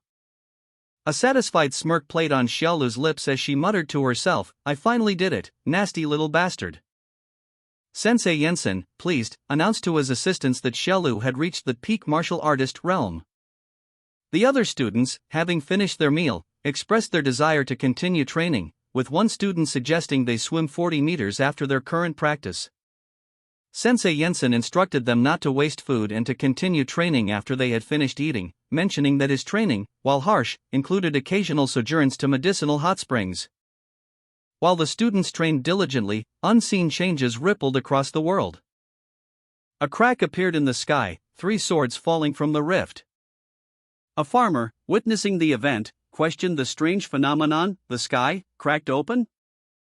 Far away, in a distant galaxy, a massive space station prepared for departure. Targeting Earth, 130 million light-years away, a figure declared, "Long live the Empire." Meanwhile, on Earth, the Superhuman Alliance headquarters building stood damaged. A testament to a recent conflict, its structure marred by destruction. Inside, a high-tech facility hummed with activity, 3 small robots awaiting orders. A planetary crisis alert triggered an automated system response, a request to awaken the number 1 God class, resulting in the activation of a powerful being. 2 years later, Xiaolu and other students are seen practicing their qi channeling abilities on a school track. One student, notably faster than the others, boasts about his skill, while another student expresses frustration at his own lack of progress, vowing to master qi channeling as well. The faster student continues to show off his superior speed, taunting his peers. The frustrated student, fueled by envy and determination, redoubles his efforts to master qi.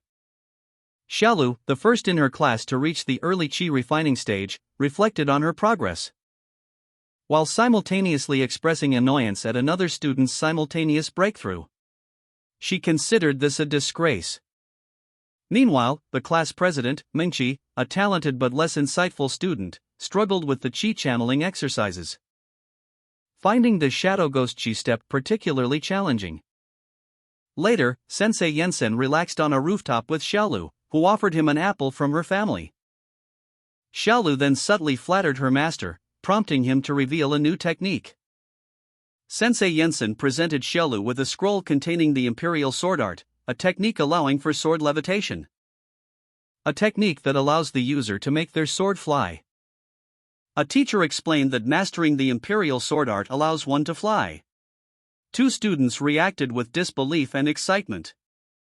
One student, particularly amazed, wondered aloud if the teacher had actually flown, while another student, engrossed in a scroll detailing various techniques, expressed frustration at the difficulty of learning one particular technique, also expressing a desire to learn the imperial sword art. A teacher cautioned a student about the dangers of flying too high, while other students eagerly tried to obtain a scroll. The narration shifted to explain that after entering the qi refining realm, cultivation becomes more enjoyable, granting access to various skills and magical arrays. The master taught both qigong and arrays daily, including the lightning array, 8 trigrams array, and many more. Because these arrays consume a large amount of spiritual power, teamwork is necessary for their use. The location of the array is based on the spiritual energy of heaven and earth, using flags to manipulate its concentration and frequency to summon the elements. A student struggled with the array's positioning, exclaiming in frustration. A group of students struggled to position small flags correctly as their instructor, a stern-looking man with dark hair, watched. He warned them, "I'll smack you every time you place it wrong." One student chuckled nervously as another winced in pain after an apparent mishap. The instructor's words echoed in their minds, "What are you laughing at? The same goes for you." The instructor, explaining the intricacies of the spell, cautioned, "When releasing the spell, you must make sure the flag is in the right spot. Flag's misposition will backfire, so do it carefully." A wide shot revealed the students practicing in front of a large school building. 2 numbers, 1, 2, were marked on the ground, indicating the correct flag placement. 2 students, exhausted, panted heavily. One of them voiced their concern, "I wonder how many more years those of us without innate talent will need to reach qi refining." Another student, Kushan, collapsed. The instructor, noticing this, confirmed, "Yes, this is exactly where you put it." News of Kushan's collapse spread quickly among the students. One student exclaimed, "Sect Master! Kushan fainted." The instructor rushed to Kushan's side, concerned. He observed, "It looks like she fainted from exhaustion. The exercises I gave everyone were within the limits of your capabilities. She must have been secretly practicing in her free time." Kushan, having fainted from exhaustion during spell practice, was gently cradled by her instructor. The instructor addressed the remaining students, "You guys, start running again. The students, still recovering from their intense training, resumed their exercises. Later, Kushan and her instructor sat together. The instructor asked, "Feeling better?" Kushan explained, "We've been training for 2 years, and the worst in the class is a mid-level martial artist, while I'm still stuck in the early stages. I just didn't want to be left behind." The instructor responded, "Even so, you need to be moderate with your training." Kushan continued, expressing her concerns about her spiritual roots and her perceived lack of talent for cultivation. She questioned whether those without talent were inherently unable to cultivate. The instructor reassured her, explaining that many with weak spiritual roots still existed and that this was not a barrier to cultivation. He emphasized that he would never abandon his disciples, regardless of their potential.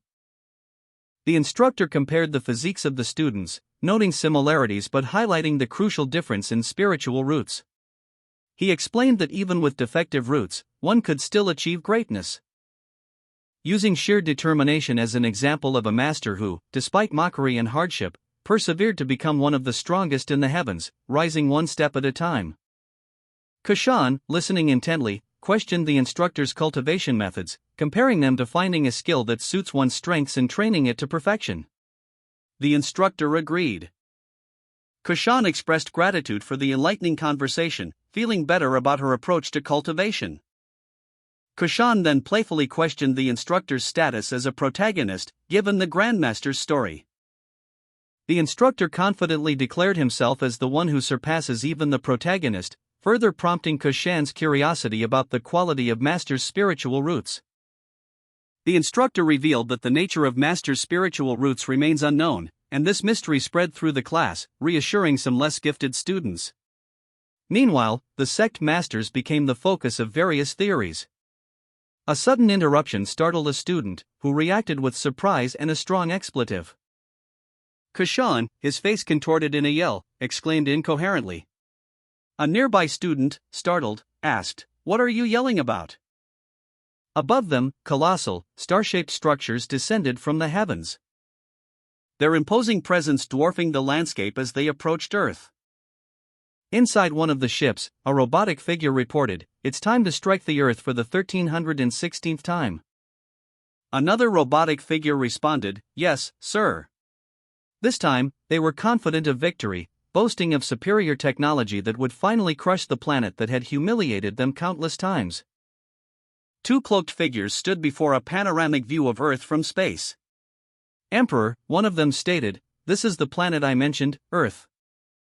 "This planet is clearly lacking technologically," the first figure continued, gesturing towards the Earth below.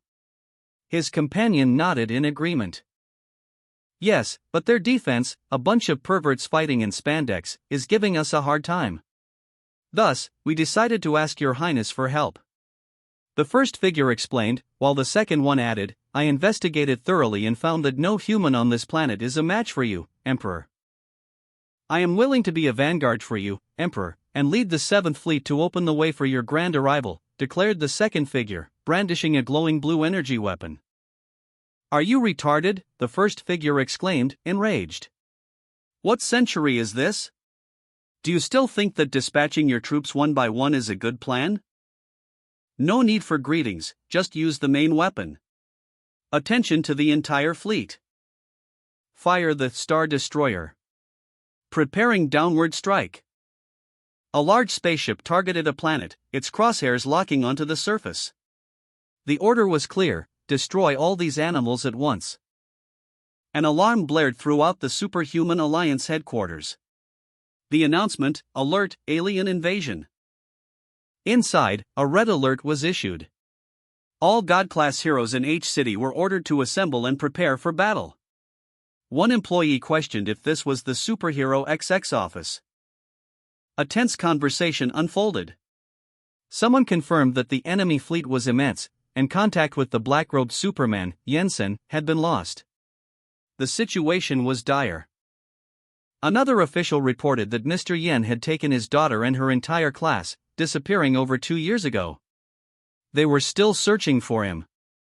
The president expressed concern, noting this wasn't the first alien attack.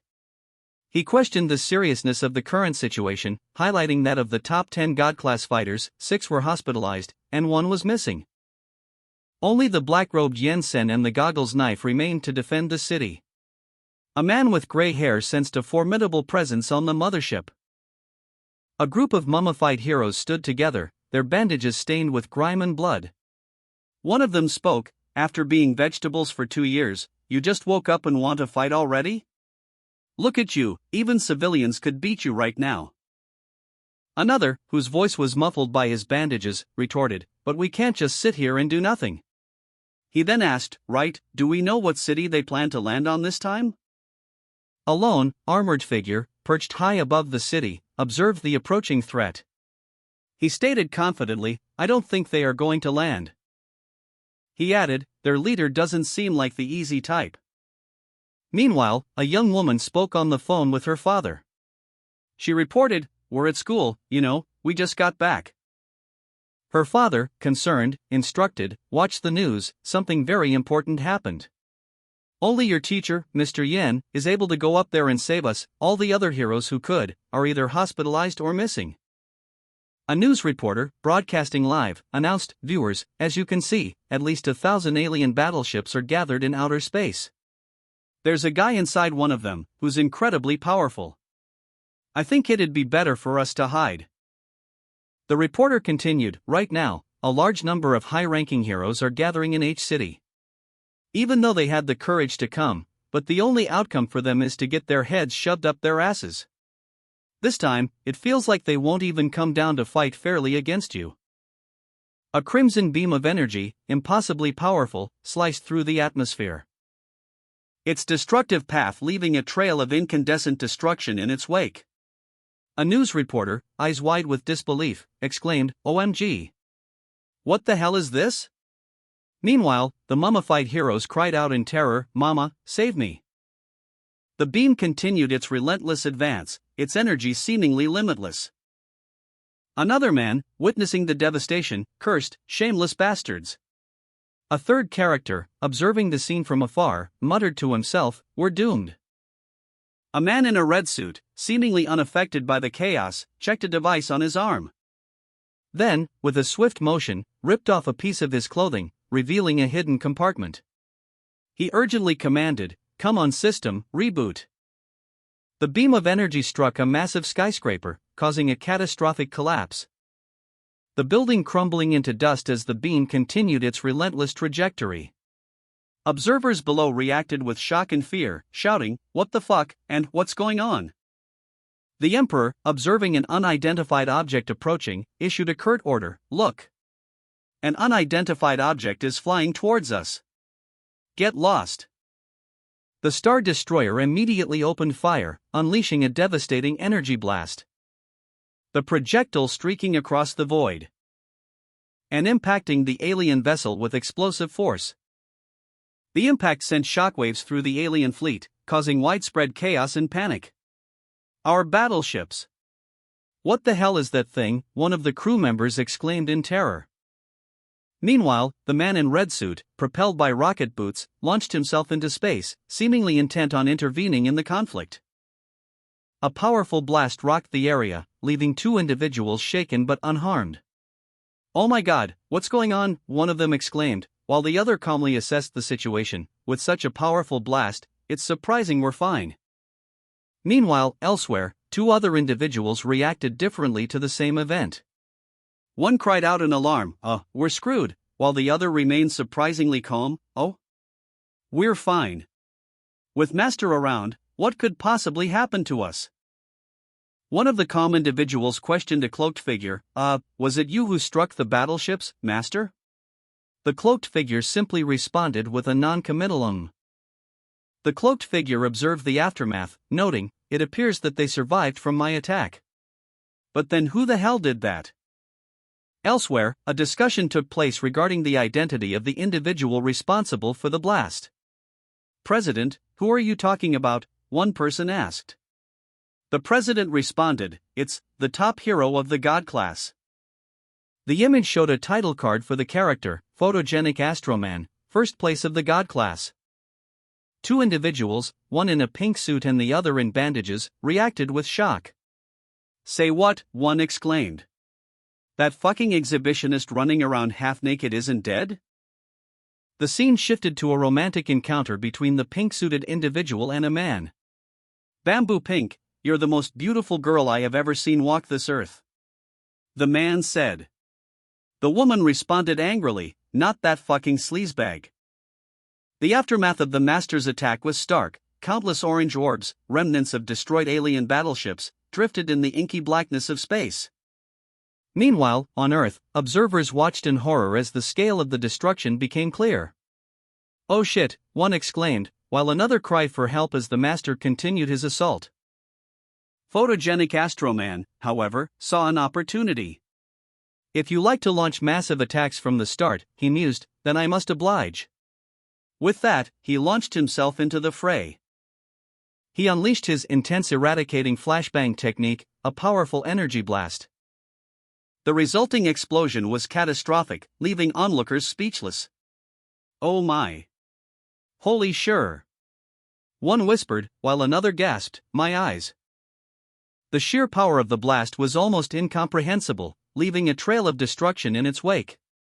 "What the?" someone exclaimed, followed by a stunned F*******. From space, the devastation was even more apparent. The alien battleships were completely annihilated. A large hand-like shape, possibly a lingering effect of Astroman's attack, was visible against the backdrop of Earth. On Earth, the observers were stunned into silence. All the alien battleships were obliterated in mere seconds, one of them exclaimed, still reeling from the events. "That's the top of the line, photogenic Astroman," another added, before questioning, "Wait, what? Wasn't the first of the God class already dead?" A wounded figure coughs weakly, his words barely audible above the silence of space. He reflects on his carelessness, acknowledging the existence of someone incredibly powerful on Earth. A powerful figure in dark armor stands defiantly against the backdrop of the cosmos. He observes photogenic Astroman, still alive, commenting that his survival is impressive but ultimately insignificant. Photogenic Astroman, now revealed to be incredibly muscular and clad in a superhero costume, declares that Earth will become the sole civilization in the entire universe. News of photogenic Astroman's survival spreads. One man, shocked and incredulous, exclaims that he is the first of the God-class heroes. Another individual, broadcasting to a large audience, confirms the news, emphasizing that photogenic Astroman is not dead and has returned.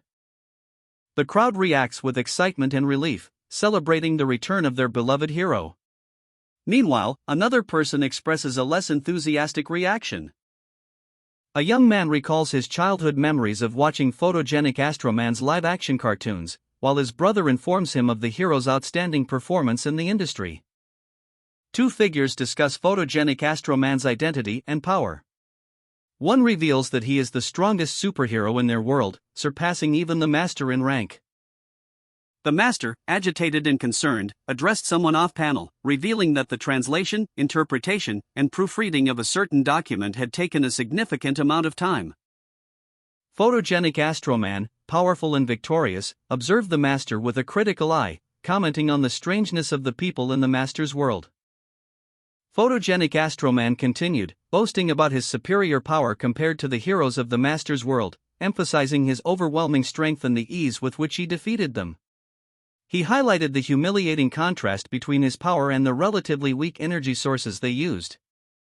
He explained that his decision to stay and help the Master was solely due to the Master's strength and potential. The other heroes, wrapped in bandages, watched silently as photogenic Astroman spoke, their defeat evident. A crowd cheered wildly, celebrating photogenic Astroman's return and his status as the greatest God-class hero. Meanwhile, a new character, seemingly an alien leader, made a dramatic entrance, commenting on the absurdity of the situation. Photogenic Astroman, anticipating the aliens' arrival, launched a swift attack, effortlessly destroying the alien ship with a triumphant laugh. One of the alien invaders, sneering, declared, "We were a bit reckless this time, but after resting a little, we'll come back next year to destroy you." Photogenic Astroman, however, was not about to let them escape so easily. I won't let you flee, he declared, launching a powerful energy blast. The energy blast struck the fleeing ship, causing significant damage, forcing the aliens to initiate a hyperspace jump to escape the devastating attack. As the aliens escaped, one of them exclaimed, "Motherfucker! I didn't think the people of this planet could be this overpowered." Another alien, addressing a superior, said, "Emperor, do not be discouraged, we may have failed a few times before, but it wasn't so bad for once. We could even approach the planet. We will upgrade our weapons and fight again next year." Photogenic Astroman, having successfully repelled the alien invasion, landed gracefully, muttering to himself, "Damn, a foolishness on my part led to these two bastards running away." The Master, witnessing the events unfold, expressed concern to Bamboo Pink, "Master, you can't let them escape. If one day they manage to fire a weapon like that from tens of thousands of light years away, we won't be able to." A class representative declared that they should not let a group escape, while another individual questioned whether a certain brat was still following them. They initiated a space jump, confident that by the time their pursuer reacted, they would be light years away. The pursuer, upon witnessing this, exclaimed in surprise. Two individuals in hooded cloaks, piloting a spaceship, observed something on their monitors and reacted with shock and disbelief. One of them exclaimed in frustration, expressing their astonishment at the pursuer's ability to keep up. The other pilot confirmed their suspicion that the pursuer didn't know how to space jump, but then noticed something unexpected. On board the ship, a question arose regarding a potential malfunction. "Did the ship break down?" one voice inquired. Another responded, "Everything looks fine to me." Despite the reassurance, the class representative remained resolute. "I refuse to believe we can't escape. Full throttle ahead," they declared, initiating a daring escape attempt, which propelled the ship forward with incredible speed. However, the hooded pilots were astonished to witness an unexpected development. As they observed the pursuer, the brat, closing in relentlessly despite lacking space jump capabilities, their astonishment turned to disbelief as they spotted Earth in the distance. The hooded pilot's shock was palpable. "I'm impossible. How are we still in the same place?" one exclaimed, their disbelief echoing the impossible reality. Meanwhile, the class representative, now visible as a powerful figure in a red cape, felt a surge of confusion. What are they doing? They wondered, their expression a mixture of surprise and concern. On Earth, observers watched the unfolding events with alarm. "What's happening?" one asked, while another identified the class representative. "It's him." A calm voice interrupted the tension. "Master, please stop playing around." The class representative responded with a sigh, "Very well." With a battle cry, the class representative unleashed the chi sword, a technique of immense power, the resulting shockwave obliterating the pursuing brat and sending him sprawling. The sheer force of the attack even cracking the very fabric of space itself, leaving the hooded pilots stunned and speechless. The class representative's attack sent the brat and his accomplices flying, their bodies momentarily engulfed in a blinding flash, leaving a trail of destruction in their wake as they crashed into the ground, defeated and begging for mercy. The class representative, still airborne, looked down at the devastation below, a mixture of satisfaction and concern clouding his expression. He mused to himself, "Someone this powerful is still on Earth? How is it possible I wasn't aware?" Meanwhile, far away, a mysterious figure observed the events from a distance, a thoughtful expression on their face. Back at the scene, the hooded pilots, still reeling from the unexpected display of power, exchanged worried glances. One of them stated, "No need to watch any longer, it's already over." The class representative's victory was undeniable. "Ha ha! Sect Master is the greatest," he declared, his voice echoing across the field. The hooded pilots, witnessing the scene from above, exchanged astonished glances. One of them muttered, "Is it over?" Meanwhile, the defeated brat and his accomplices, the hooded pilots, found themselves plummeting from the sky in a makeshift wicker basket. "Earth is too scary, sob," one of them whimpered. They crashed to the ground with a thud. The class representative, having swiftly landed nearby, approached them. "Oh, it's you, President. I'll have to trouble you with these two on the ground." The president, relieved to see the class representative alive, exclaimed, "Thank God, you're still alive." He then instructed his subordinates, "Bring them to the Arkham prison." Later, the class representative reflected on his survival. "I survived due to an unexpected encounter. By the way, who was it that literally tore space apart? It was probably one of the second place of the God class. Bamboo Red? It's not him anymore. There's a new guy which took his place. Interesting, so that little ancient hero was defeated as well. I hope I'll get the chance to fight against this new hero." The president confronted the class representative, expressing his disapproval. "Don't you dare. 2 years have already passed, and yet there's still a crack separating half a space. Could you guys stop destroying everything all the time?"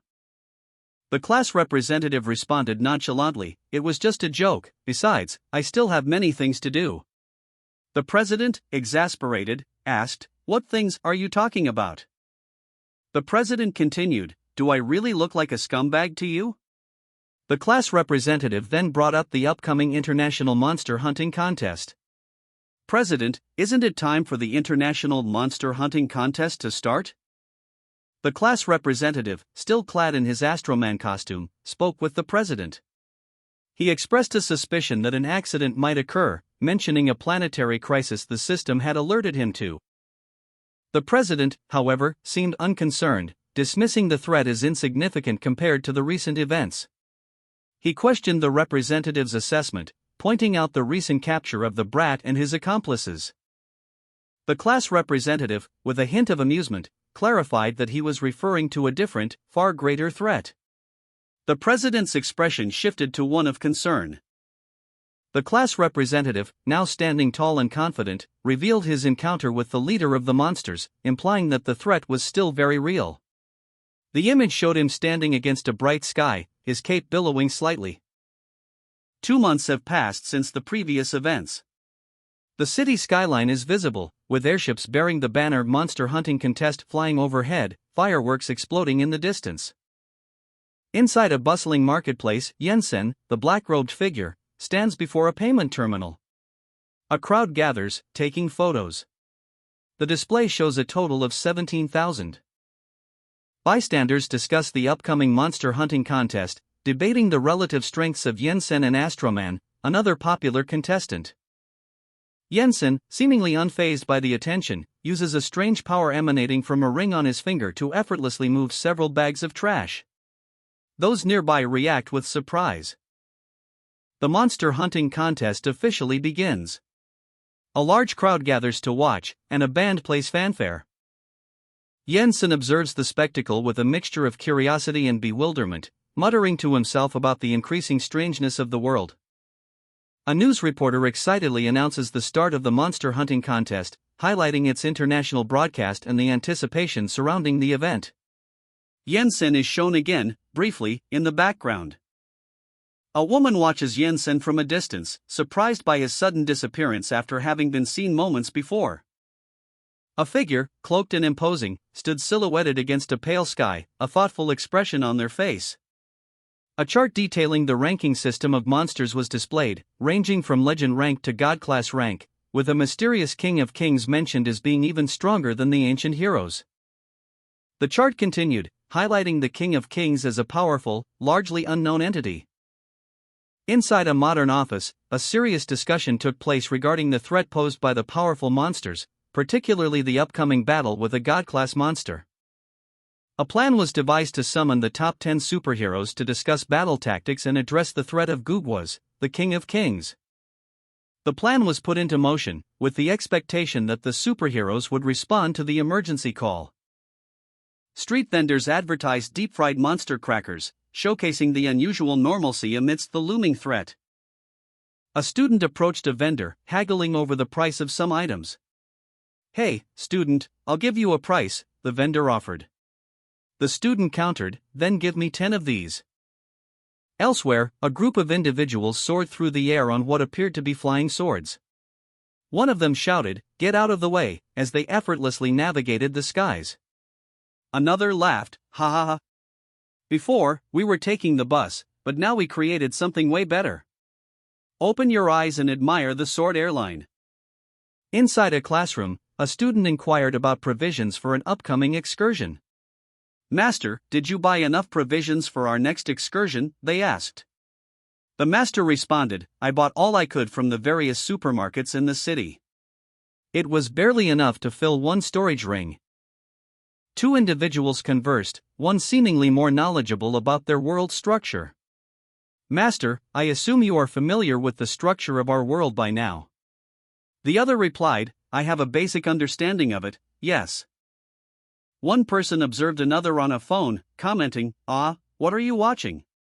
The person on the phone replied, "Oh, I'm watching someone saying a lot of bullshit." The observer responded with a questioning "huh?" A news report announced the arrival of a special guest. "We have the pleasure to welcome the photogenic Astroman, the #1 God class, as our guest commentator today." The reporter continued, "I heard that you would also participate in this year's contest, is that true?" A man, surrounded by women in maid outfits, confidently stated, "Of course, they'll definitely get into the top 10 of the contest leaderboard." The reporter then asked about his recent involvement in dealing with an alien crisis. He replied, "Oh, then your sisters should get a decent amount of points this time, right?" The man continued, "No, not really, the aliens were just a good way to make a reappearance on the stage." He added, "It's better to keep them from knowing that the king of monsters might appear this time." The internet buzzed with debate about the relative rankings of Astroman and Yensen, two prominent figures in the superhero world. A news reporter interviewed Astroman, questioning his thoughts on the subject. Astroman responded that he wouldn't know unless he had fought Yensen. Meanwhile, two individuals discussed the upcoming monster hunting contest, a recurring event in their world, revealing it to be a cyclical monster outbreak that occurs every 3 years, similar to a beast tide phenomenon.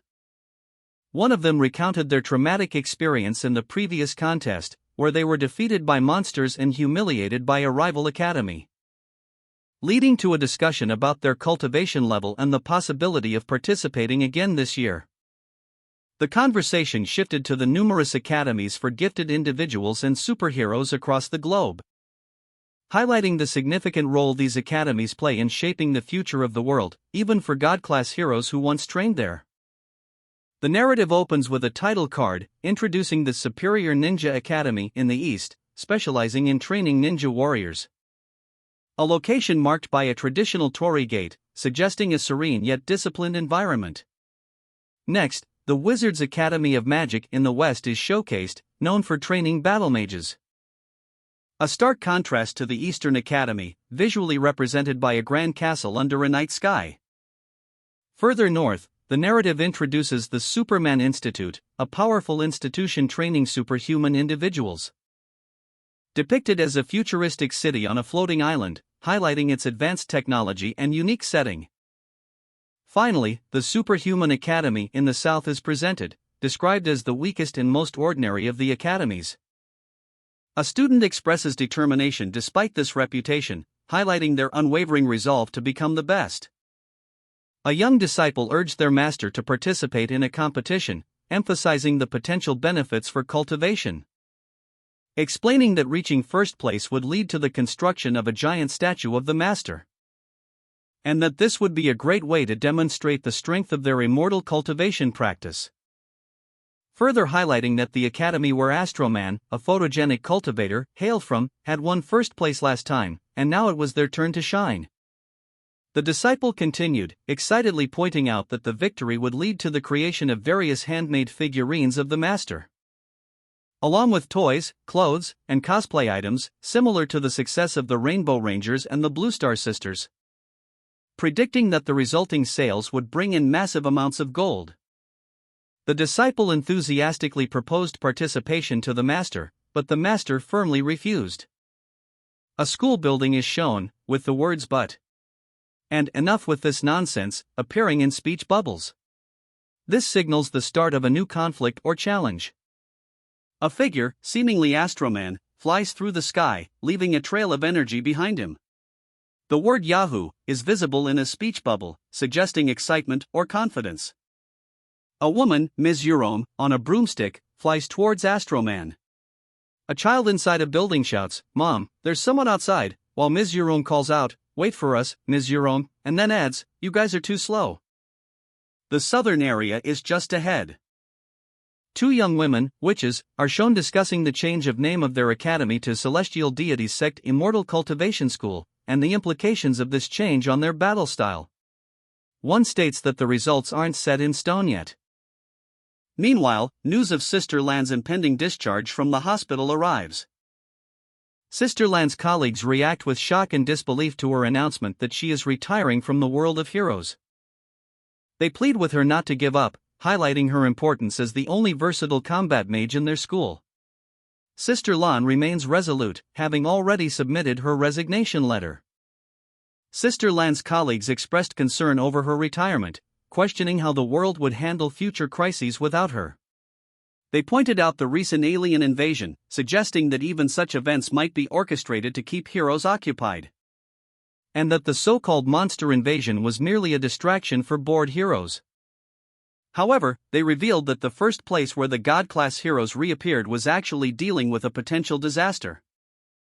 Elsewhere, a conversation between two individuals discussed the recent alien invasion, noting that it had resolved itself.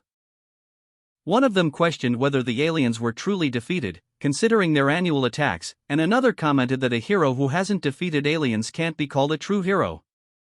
The conversation shifted to the current situation, with one person expressing surprise at the news. It was revealed that one person's brother, who works as the assistant to the president of the Superhuman Alliance, had mentioned the return of the King of Monsters, causing immediate alarm and concern. Sister Lan, her face etched with concern, addressed her colleagues in a hospital room. A young woman in a pink outfit lay in a nearby bed, surrounded by four individuals in dark robes and pointed hats. She instructed one of them, a bespectacled woman, to accompany her on a visit. The woman, clearly apprehensive, responded with a hesitant yes. As they approached a large gate, marked with the characters, the bespectacled woman voiced her alarm.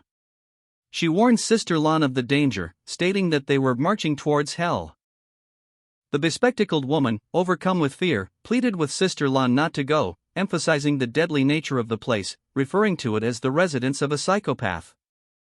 Ignoring her pleas, the young woman in pink forcefully grabbed the bespectacled woman's leg, explaining that she needed to seek help from the King of Monsters, not to fight him. She expressed her belief that his power was necessary to stop a greater threat. As they approached the gate, the bespectacled woman felt the oppressive presence of the King of Monsters, declaring that the entire area was enveloped by his evil presence. She was terrified of the imminent danger.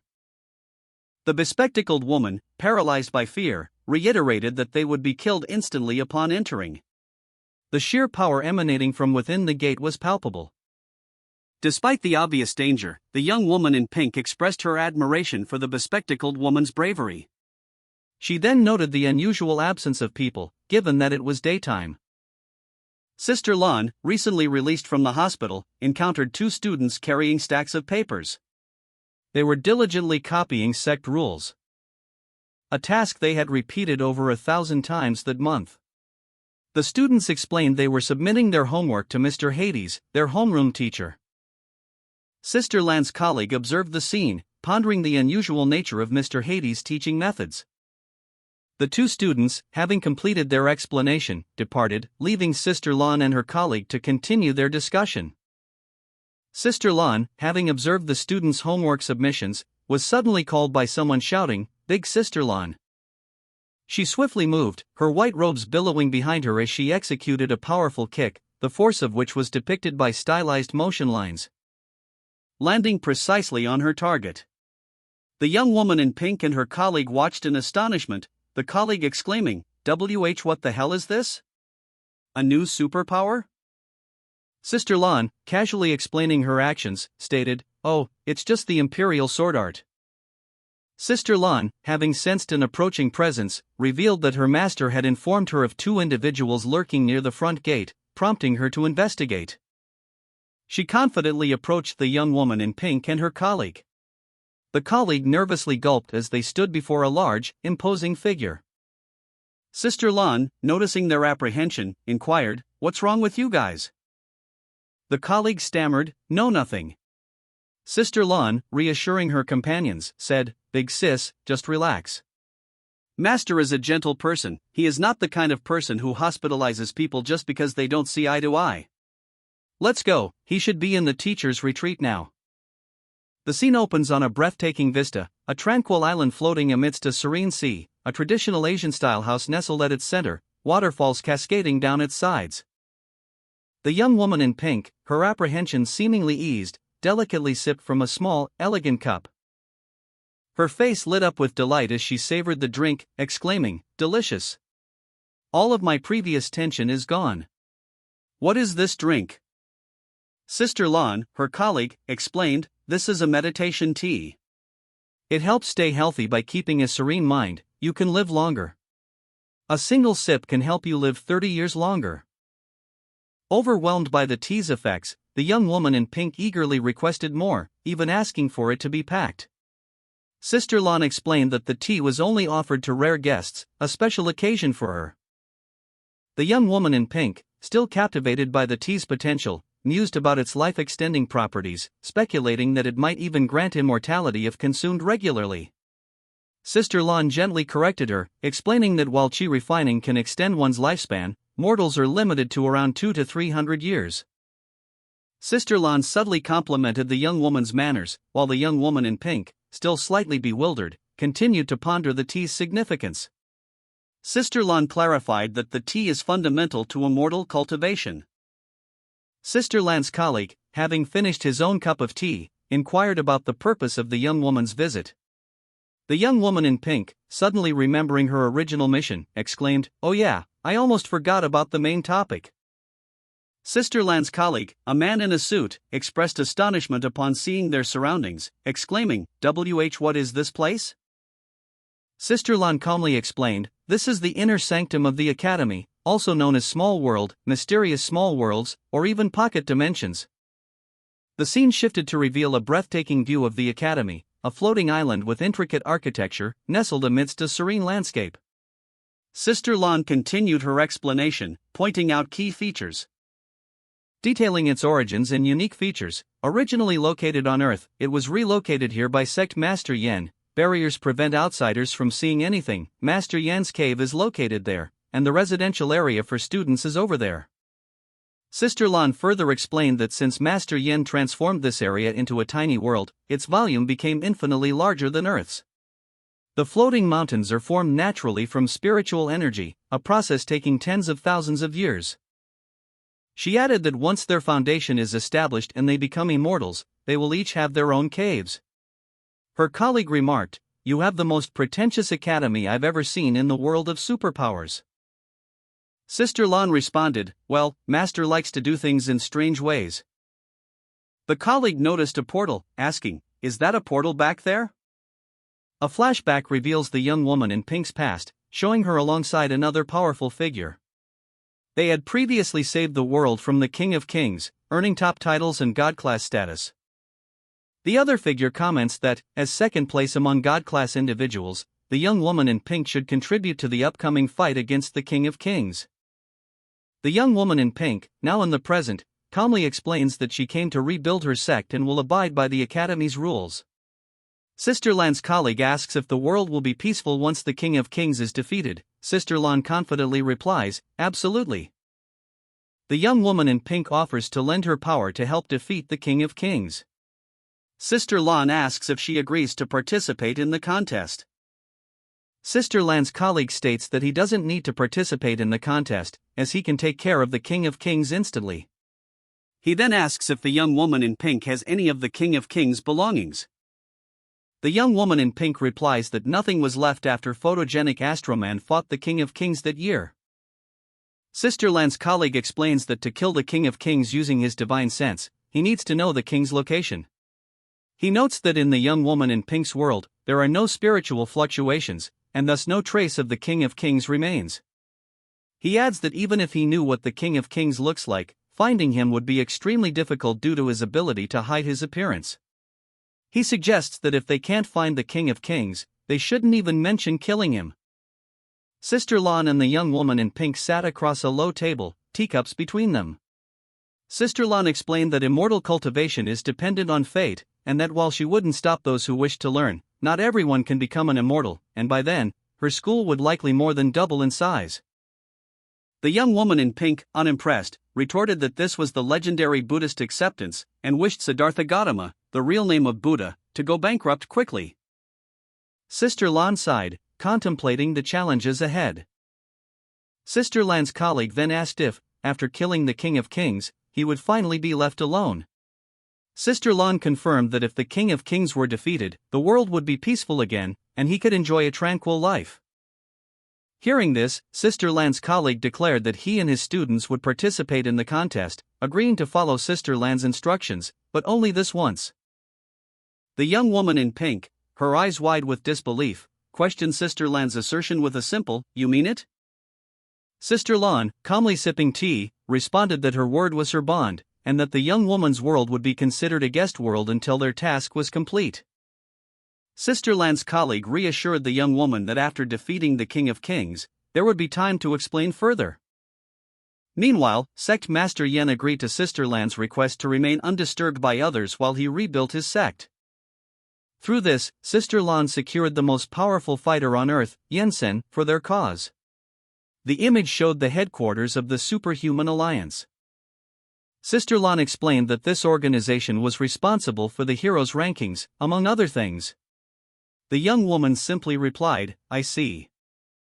Sister Lan continued, explaining that an emergency meeting had been called to address an impending disaster, and that due to the rules, formal attire was required. The young woman agreed that it didn't matter. Sister Lan and the young woman, now formally dressed, prepared to depart. Sister Lan noted that all high-ranking heroes had been summoned, including the top 10 God-class heroes, making them the only ones left to attend. News of the King of Monsters' continued survival spread amongst the assembled heroes, prompting discussion about the necessity of another confrontation. Meanwhile, a muscular man with sunglasses, seemingly recovered from a coma, engaged in light banter with a colleague. Their conversation revealed the man's past injuries and his underestimated strength, leading to a heated exchange with a group of bandaged heroes. The muscular man, unfazed, confidently dismissed their concerns. He then greeted the young woman in pink, who was visibly flustered by his appearance. She responded with a curt rejection. Elsewhere, two men in suits discussed the challenges of maintaining unity among high-ranking heroes. One revealed that 3 high-ranking heroes had recently resigned or gone missing, leaving only a few to face the impending threat. Sect Master Yen, in his sharp black suit, announced the arrival of the heroes, his expression serious. The young woman in pink, known as Lan Chichi, whispered her surprise at seeing Yensen, a powerful hero who had rapidly risen in rank. Sunglasses Man, seemingly unfazed, was identified by Lan Chichi as the mysterious hero who lacked superpowers but possessed exceptional combat skills. Lan Chichi, demonstrating her powers, launched a swift kick, which Sunglasses Man effortlessly dodged. Sunglasses Man presented Lan Chichi with a flower, commenting on her improved appearance since their last meeting. Lan Chichi, displeased by his advances, unleashed a powerful energy blast that destroyed a nearby fruit bowl. Sunglasses Man, unfazed by Lan Chichi's earlier attack, struck a pose, declaring, "Don't think all women are stupid." Meanwhile, Sect Master Yen addressed a large gathering of heroes, announcing, "All right, everyone please be quiet. The reason we called you here today is because we have something of great importance to discuss." He continued, "I think we are all aware of it already." Sect Master Yen revealed the shocking truth: the King of Monsters is still alive. 2 masked figures reacted with grim determination. One stated, "As expected, looks like we'll have to get busy." The purpose of the meeting was made clear: to find the King of Monsters and kill him once and for all. Lan Chichi listened intently, a serious expression on her face. Elsewhere on the planet, a scene of devastation unfolded. A colossal coliseum lay in ruins, with a monstrous figure emerging from the wreckage. One of the 4 kings of monsters, Gugunika, reflected on the centuries-long war between monsters and heroes, lamenting the deaths of his forefathers at the hands of the heroes and dismissing the heroes' use of technology as pure madness. He declared that, against such foes, playing dirty was necessary. Another monster, addressing the others, emphasized the need for unity among the remaining monsters, stating that they were too terrified to face the heroes and that they needed to be rallied. A large, cracked stone structure, possibly a statue of a monstrous creature, was shown in a large arena, with lightning striking in the background. Two smaller monsters, armed with pitchforks, stood in a courtyard, seemingly on guard, one of them expressing concern about an approaching presence. A close-up revealed a demonic-looking sword with a jade-colored ornament. Two women, dressed in similar dark attire, stood silently, their backs to the viewer. One carried a sword at her hip. Two small, strange creatures, one purple and one pink, observed the women from a distance. "Holy cow, it's humans," one exclaimed. The other added, "Hold on, something's off."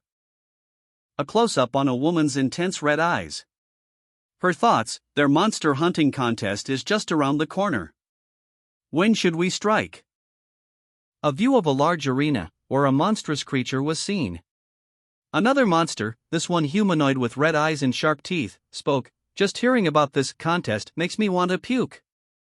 The monster continued, explaining that in the previous century, the event was called the Monster Eradication Game, but now it's known as the Monster Hunting Contest. Another monster, muscular and imposing, declared, "It's disgraceful for us monsters. Simply humiliating." The rules of the contest were explained. Heroes would be scattered across the world to catch monsters alive. The top 4 combat academies would then compete for 5 days. A monstrous voice boomed, declaring that this invasion would mark the end of the heroic age. Another monster, seemingly a leader, declared that with their sovereign among them, any heroes standing in their way would be crushed, and victory would be theirs. The monsters in the stadium chanted, "Kill the heroes! Gugyuos is invincible!" Two new monsters approached Lord Gugyuos, requesting an audience. He, being short-handed, allowed them entry. The two new monsters were pleased to join the ranks, as they were lacking in numbers. They recognized the danger but felt that an extra pair of hands increased their chances of victory. Two women, dressed in matching dark attire, approached the inner chambers. They were informed that Lord Gugyuos was discussing strategies to deal with the heroes. One of the women, her eyes blazing with determination, prepared to meet their lord. Two women, dressed in dark and gold armor, stood side by side. Their attire was striking, hinting at a blend of elegance and martial prowess. Meanwhile, in a large arena, spectators watched as new monsters entered. One observer commented on their human-like appearance, finding them cute. Another wondered about their strength. A newcomer, a monstrous figure in dark armor, questioned the new recruits about their type. The women identified themselves as paradise birds, clarifying that they weren't truly monsters. A shadowy figure examined their profiles. The system couldn't determine their monster type, they lacked superpowers and had a battle power of only 5. Another monster, observing the newcomers, commented that they were even weaker than himself, suggesting they could serve as mascots. Suddenly, a large, menacing monster with dark wings appeared, silencing the arena. Two paradise birds, facing a colossal monster, discussed their precarious situation. "We are lacking in manpower at the moment," one stated, "and a battle power of 5 is still better than nothing. We need to gather all the troops we can against the heroes." Another monster, its face a terrifying mask of red and teeth, emerged from the shadows. One of the paradise birds approached cautiously, asking, "Are you the one in charge around here?" The monstrous figure responded simply, "Indeed." A paradise bird, her face obscured, prepared for battle, her sword gleaming. The technique's name, Ethereal Myriad Slash, appeared in a speech bubble above her. She unleashed the attack, a flurry of red energy slicing through the air towards the monster. The impact was immediate and brutal.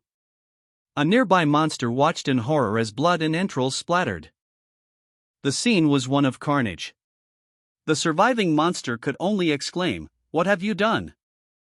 A purple energy wave erupted from the paradise bird's combined attack, engulfing the surrounding monsters in a destructive torrent.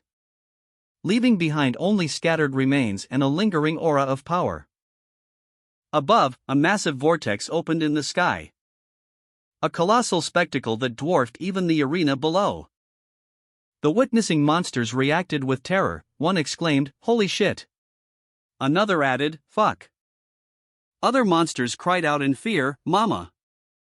The two paradise birds stood amidst the devastation, their expressions unreadable. A monstrous figure, its face obscured by a dark helmet with glowing red eyes, peered over a wall. Who the hell are you guys? It hissed, its voice laced with a mixture of surprise and menace. One of the women declared, "Starting today, I am your new leader." The two women stood, powerful and assertive, their new leadership established. Meanwhile, a man addressed a crowd, his voice filled with urgency. "Therefore, we need to find this king of monsters and kill him once and for all." Observers whispered amongst themselves, noting the president's nervousness and questioning the gravity of the situation. One commented that while serious, the king of monsters' appearance wasn't unprecedented. If they'd defeated him once, they could likely do it again. In a large hall, a man and woman watched the president's speech from afar. The woman suddenly sniffed the air, twice, a look of concern crossing her face. Her companion asked, "What's wrong with you?" She replied, "It's nothing. Just a familiar smell." A woman with dark hair recounted a past event, stating that something significant occurred 2 millennia ago, but her memory of the details was hazy due to her youth at the time. The following panels depict a series of seemingly unrelated images: a tiled floor, possibly a bathroom, and another similar tiled floor. Several monstrous figures reacted with shock and grief, exclaiming, "Our Lord! He's gone. There's nothing left of him." A cloaked figure, possibly the defeated Lord Gugyuos, stood defeated, muttering, "It's over, it's all over." Two women, one newly assertive as a leader, discussed the recent events. One questioned the other's actions, asking why she killed their leader, to which the leader responded that the sight of the leader was disgusting. The newly established leader, brandishing a sword, declared herself the Demon Emperor, demanding that others kneel before her. She then asked if anyone had any objections. The remaining monsters, visibly terrified, gulped in fear as the Demon Emperor's foot came down hard on the ground. The scene opens on a vast arena, where the crowd chants, "Hail to the Demon Emperor." The newly crowned Demon Emperor, a woman with dark hair and intense eyes, sheathes her sword with a cling. Her subordinate stands behind her. The Demon Emperor declares, "The demon beasts in this world are far too weak. Even killing their boss left a bad taste in my mouth." She continues, explaining that she's already checked, excluding the one she just killed, the 4 remaining monsters are barely as strong as mid-sized demon beasts from her world. The Demon Emperor dismisses the remaining monsters as insignificant, stating there are only 4, and that they are not a large number compared to the powerful demon beasts back in her world. The monsters wail in fear. One of the monsters pleads with the Demon Emperor to stay, warning that if she leaves, they will all be doomed. The Demon Emperor remains unmoved. The Demon Emperor explains that with Lord Gugyuo's death, all previous plans for the operation are now null and void. The monsters fear being turned into pets by the heroes of this world. The Demon Emperor reflects that after 2 years in this world, she knows a little about the monsters. She states that they are not interested in participating in the monsters' operation. The narrative opens with a flashback, revealing the monsters' plan to attack the 4 top academies' combat departments. Their reasoning? Children are the hope of the next generation, and eliminating them would give the next generation of monsters a fighting chance against humanity's heroes. A desperate gamble to overcome the seemingly insurmountable power of the current generation of heroes. The scene shifts to the present, where 2 powerful women, one newly assertive as a leader, stand before a group of terrified monsters. One of the women speaks, expressing disdain for the monster's miserable existence. The conversation turns to the heroes, with the newly empowered woman questioning their strength. A monster responds, claiming that the heroes are even more monstrous than they are. Another monster recounts a past encounter with the world's #1 hero, describing the hero's overwhelming power. The newly empowered woman dismisses this, stating that the hero is merely stronger than a small fry. A third monster, however, interjects, arguing that the demon emperor is wrong about the heroes. He explains that there's a strange energy protecting them, a force they call the heroes' passive skills. A mysterious energy that shields the heroes from harm. The monsters refer to this as the tears of hope and light of justice. The final panel shows the two women reacting to this revelation, their expressions hinting at a newfound understanding of the hero's true power. The narrative focuses on the Rainbow Rangers, showcasing their greatest skill, the nuclear fusion heat blaster, and photogenic Astroman's photonic shockwave. These are described as their active skills. But it is revealed that all heroes also possess a passive skill called Battle Flow Skill. This passive skill activates whenever a king of monsters attacks and nearly defeats the heroes, or even kills them. The panel shows a defeated hero lying on the ground, a monstrous dinosaur looming over a city in the background. The narration explains that when a king of monsters attacks, the people of the world inexplicably unite. With tears in their eyes, forming hearts with their fingers, offering their hands in support, invoking the tears of hope and light of justice. Then, the hero, who was originally dying or already dead, revives in a ray of light, full of power. After his comeback, the hero's strength increases greatly, and nonsensically defeats the king of monsters in a single strike. As time passed, the hero's opponents could no longer contend against their power. The king of monsters' forces were routed. "Cheater! Shame on you," one of them shouted, as they were overwhelmed. One of the unnamed heroes voiced her confusion. "What's with this weird power?" A high-ranking member of the King of Monsters forces explained, "We tried everything, from singling them out from a group, to sneak attacks, to poisoning, nothing worked. No matter what we do, the hero never dies." He continued, recounting their countless days and nights of fighting. "For countless days and nights, we kept thinking, let's just stop fighting and forget about it, that life and death depends on fate, luck is predetermined." However, the more he thought about it, the angrier he became. Why? Why do we live in this world, only to be reduced to playthings for the heroes? I refuse to submit. I refuse to comply. He declared his continued fight, "We will keep fighting, and sooner or later, we will rub their heroes' faces in the mud." The hero responded, "I know how you feel.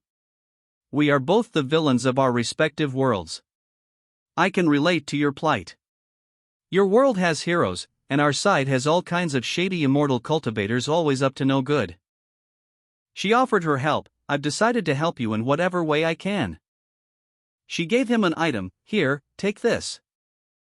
A demonic cultivator examined a small, cloth-bound pouch. Intrigued by its contents, a woman with dark hair and red eyes explained that it was a universal bag used by demonic cultivators, containing 400,600,000 treasures. More than enough for their immediate needs. She added that it could be activated using one's flesh and blood, but cautioned that it contained 4 magic weapons requiring careful handling. The image displayed 4 weapons, 1 quasi-demon emperor might, 2 chi blood restoration tools, and 1 chi blood transformation treasure.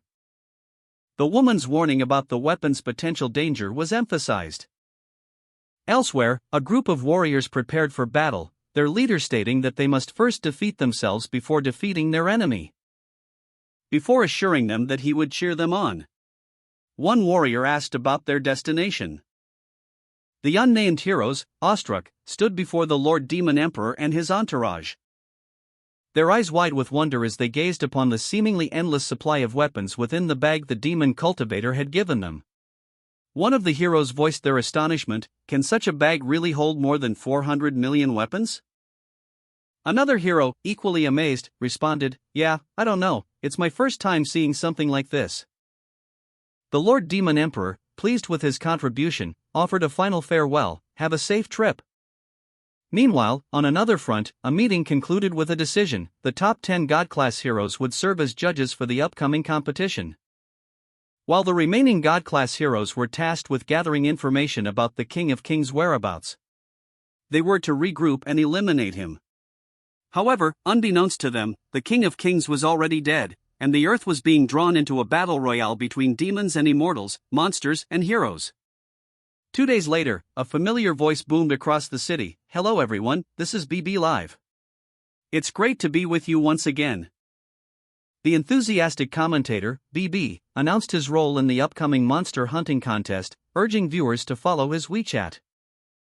BB, the enthusiastic commentator, announced the start of the monster hunting contest, explaining that this year's focus would be on the 4 major academies' combat departments.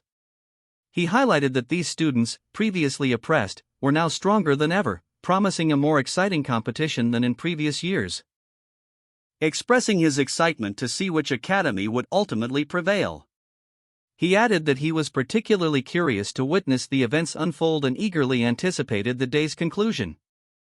Meanwhile, a group of students watched the broadcast, one of them expressing a strong desire to defeat a particular opponent, stating that it was due to this opponent's actions that they had nearly died in a previous encounter.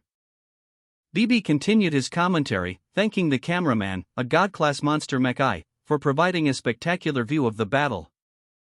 Revealing that he only agreed to work with the cameraman because he was offered double pay. He added that as long as the cameraman did a good job broadcasting, everything would be fine. Elsewhere, a group of students, excited and ready for the competition, expressed their determination to redeem themselves this time. Their female instructor, however, scolded them for underestimating their opponents, reminding them of the sect master's teachings on the importance of caution and strategic thinking in cultivation, emphasizing the need to cultivate their minds as much as their bodies. A cultivator, dressed in simple robes, argued with a classmate about their new uniforms. A cultivator should not be belligerent, the first student stated, while the second retorted, as if you are any better. The class representative questioned the disparity in attire, noting that some students had new clothes while others did not. Meanwhile, another student observed that the master mentioned the disciples of the celestial deities have sect uniforms unique to each realm. A female student commented on the Master Emperor Yenner's black robe, deeming the women's version particularly attractive. The scene shifted to show a large gathering of students. The sect master addressed his students. Everyone saw Mengqi, Xiaolu, Siheo, and Lan Bin's Qi refining uniforms, right? He explained the sect rules. Each cultivation stage will have a unique set of Taoist robes. There's no need to be jealous, everyone will have them when they reach Qi refining in the future. One student, observing the differences in attire, commented on the unique headdress, expressing a desire for a graphic tablet to adjust the designs. The sect master responded, since your world's dressing style is different, I made some improvements to the original designs. He continued, acknowledging that the students are still young and new to the cultivator's lifestyle, and offered to answer a few questions. Someone asked about the precepts of immortal cultivation. The sect master advised them to refrain from fighting and use their wits. The path to immortality is paved with patience. He emphasized that manners are a prime requirement for cultivation, as cultivators are not fighters. Although they are not fighters, that does not mean that they are weak or afraid to fight. If they have no other choice but to fight, they must go all out. They should not give the other side a chance to catch their breath. The students, observing their master, expressed their awe and concern. The sect master explained that while manners are important for cultivators, slyness and trickery are acceptable tools for an immortal in combat. A student, holding a brick, reported to the sect master, Roger. The sect master, with a gesture, summoned a floating vessel. The large boat materialized in the sky above them. Aboard the vessel, one student questioned the sect master, you've beaten many deities before, right? Did you ever fight a particularly vicious one? The sect master responded, we were mostly playing around. Another student commented, you were probably the only one being playful though. In the distance, a dark cloud approached, and a warning was shouted, the monsters are coming. An announcement was made, us monsters are going to attack the city. Please form an orderly line to the underground shelter. A man, seemingly a teacher, warned his students about the immortal cultivation school in the south, highlighting its recent rise to prominence and the fact that it is now considered a top academy. A hairy monster interjected, questioning if it wasn't the worst superhero academy in the south, full of ordinary ability users. The teacher continued, explaining that the academy recently welcomed a strong veteran teacher, but even with him, 6 months ago, all the God-class heroes were pummeled, leaving half of the high-ranking God-class heroes hospitalized. The scene shifted to a rooftop, where magical weapons from other universes were being grilled. Two monsters were casually discussing their lack of interest in fighting this year. One explaining that they refuse to be cannon fodder and intend to resist. They lamented that the new leader abandoned them to go on a world trip, leaving them vulnerable, as the heroes are unbeatable and the only weapons given to them are tiny, making them basically sacrificial lambs. One monster declared that they are not stupid, and after the four main academy's combat departments collapse, they will follow whichever offers the highest salary. A commentator announced to the viewers that the competition is about to start. A wide shot reveals a jury platform high above the clouds, where several figures stand on individual pillars. Each pillar is of varying height, suggesting a ranking system. The first pillar holds photogenic Astroman, followed by the black-robed Superman, then the Rainbow Rangers, and finally, Blue Star's Lan Chi-Chi. A narrator explains that these individuals are the judges for the upcoming contest, each representing the highest echelons of power in the world. He further clarifies that in case of a tie, the judges will vote, but cannot vote for their own academies. Scenes of public excitement and anticipation for photogenic Astroman's participation are shown. One individual expresses disdain for Astroman, calling him a pervert despite his popularity and past heroic deeds. Another individual comments on Astroman's enduring popularity and mentions a rumor of him being seen naked in the Northern Hemisphere last month. A man in dark robes addresses a group, declaring that once the immortal Cultivation School and Wizards Academy are defeated, the monsters will be theirs. His subordinates respond with affirmation. A group of witches on broomsticks soared through the air, one of them questioning their plan to capture monsters. Another witch, with striking white hair and glasses, declared that they should forget about capturing the monsters and let them come to them first. Photogenic Astroman, a muscular superhero, urged everyone to get their adrenaline pumping and prepare for a chaotic battle. Meanwhile, Lan Chi-Chi and other warriors prepared for battle, strategizing their positions to defend against the approaching monsters.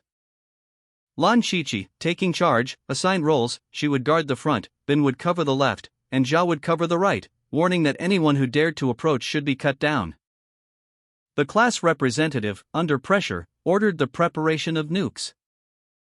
Assured that they would provide cover for as long as needed, emphasizing that when the fight starts, the nukes would be deployed immediately. Two onlookers expressed concern about their survival, prompting a stern reminder from a warrior about the life-or-death stakes of the impending battle. The battle commenced with a sudden, unexpected attack. A dark-robed figure launched himself from a high vantage point, shouting, "Start!" Photogenic Astroman, witnessing the surprise assault, exclaimed, "What?" Meanwhile, another participant, observing the unfolding events, declared, "My fellow students, this brother will go first." The dark-robed figure, now plummeting towards the ground, let out a maniacal laugh, "Ha ha ha ha ha ha ha." Photogenic Astroman, noticing the dark-robed man's trajectory, warned, "Bastard, this guy's aiming for the 30 points." The dark-robed man, undeterred, taunted, "Trying to be a smartass in front of me? Watch me break your legs. You'll have to catch up with me first, retard." From a distance, a commentator observed, "No wonder these ninja bastards stayed so far away. Turns out this was their plan all along." Although the starting point is in the sky, no rules specify the location, which is why this guy can descend vertically and arrive way faster than any of us. The dark-robed man, having landed, shouted triumphantly, "Come get me, motherfucker." Mo ha ha ha ha. A group of spectators watched the match unfold, cheering enthusiastically. "Hell yeah," one exclaimed, while another shouted, "Woohoo!" The action shifted to the arena, where photogenic Astroman launched himself towards the dark-robed man, propelling himself with incredible speed. "You're dead meat," he declared as he closed in.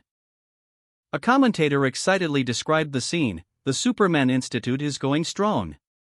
Worthy of being the previous champion, they managed to catch up from such a disadvantage. Simply amazing. Ha ha ha." Suddenly, the dark-robed man tossed a small, unexpected object at photogenic Astroman, causing photogenic Astroman to stumble. "Huh," he exclaimed in surprise. Photogenic Astroman launched a powerful attack, but was unexpectedly met with a barrage of smoke bombs. causing him to cough and momentarily lose his bearings. Smoke bombs, he thought, surprised. Seizing the opportunity, a young witch on a broomstick shouted, "Let's move out," and swiftly escaped the chaos. As a large ball of yarn hurtled past the surprised faces of two Ninja Academy students, the dark-robed man, having successfully disrupted photogenic Astroman's attack, descended gracefully, laughing, "No need to be jealous, there's enough for everyone." Photogenic Astroman, enraged, roared, "What a bunch of buffoons! I swear, I'm going to skin this guy alive." Meanwhile, a commentator's voice boomed, "Superman Institute's team leader is in an indescribable rage." One of the ninja students coughed, "That's cheap," as the other exclaimed, "The leader of the Ninja Academy has almost reached the ground already." Photogenic Astroman, enraged, continued his descent towards the city below. Meanwhile, two witches on broomsticks watched his approach with growing alarm. "Ms. Eurome, what should we do?" one of them cried. Their leader, Ms. Eurome, calmly responded, "Sisters, get your aims on him." She raised a rocket launcher, a glint of determination in her eyes. With a triumphant laugh, Ms. Eurome fired, aiming to obliterate photogenic Astroman. 30 points, ha ha ha ha. "I'll shred you into so many pieces," she cackled. The rocket exploded in a massive fiery blast, engulfing the area in a cloud of smoke and debris. The resulting chaos caused widespread panic. "Daffuk," one man shouted, while others stared in stunned disbelief. "Holy shit! Oh my!" others murmured. Taking advantage of the distraction, a dark-robed man made his escape. "Like I said, the academies are not so simple. Pay attention and cover me," he instructed his companions, who quickly provided cover. Ms. Eurome, still holding her rocket launcher, watched the chaos unfold. "HMPF, don't get cocky just because I spared you for a bit," she muttered, a hint of annoyance in her voice.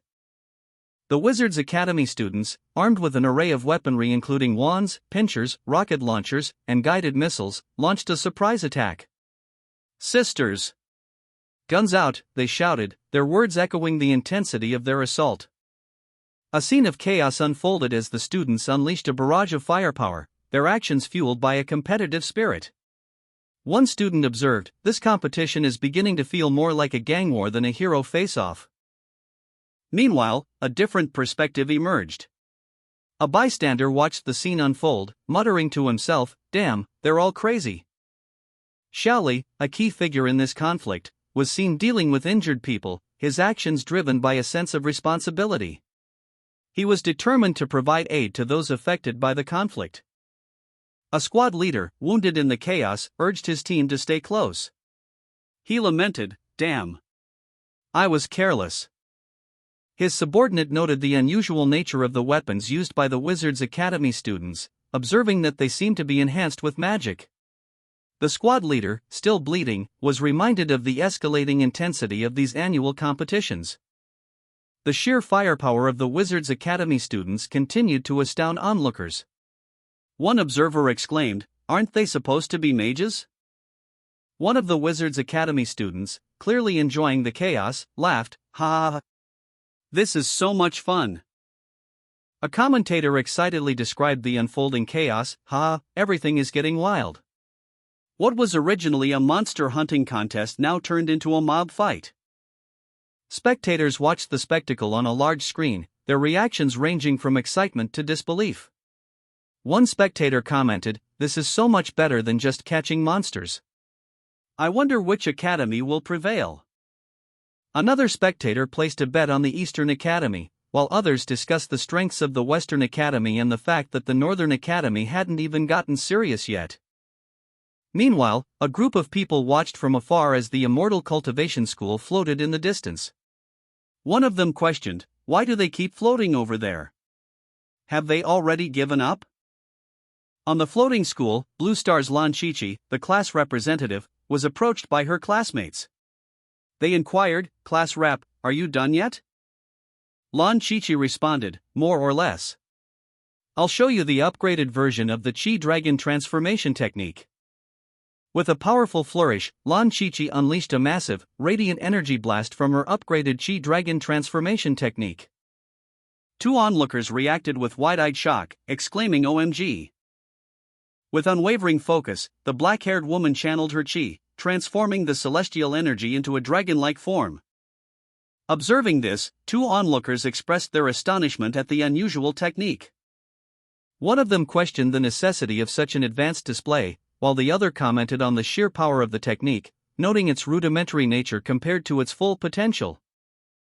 The woman unleashed a devastating attack, a miniature version of the Spirit King's technique, causing a shockwave that spread across the city. A commentator on the live broadcast, initially shocked by the familiar nature of the attack, urged his colleagues to continue broadcasting despite the danger. Another commentator recognized the technique as belonging to the Spirit King, expressing surprise that someone else had mastered it. A final panel shows a man observing the events from afar, commenting on the woman's rapid progress and the potential destruction she could unleash. A powerful blast erupted in the sky, multiple explosions rocking the area. As a witch, cackling maniacally, soared through the air on her broomstick, unleashing a barrage of rockets. Her laughter echoing, ha ha ha ha ha.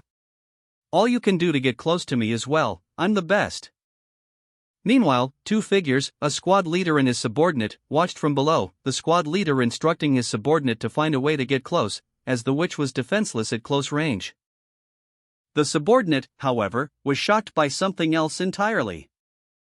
As a massive, bright orange energy ring appeared in the distance, catching the attention of both the witch and the two observers.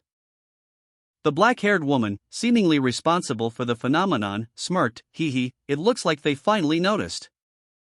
Below, the two observers reacted with alarm, what's going on? The Superman Institute's team is screaming like madmen.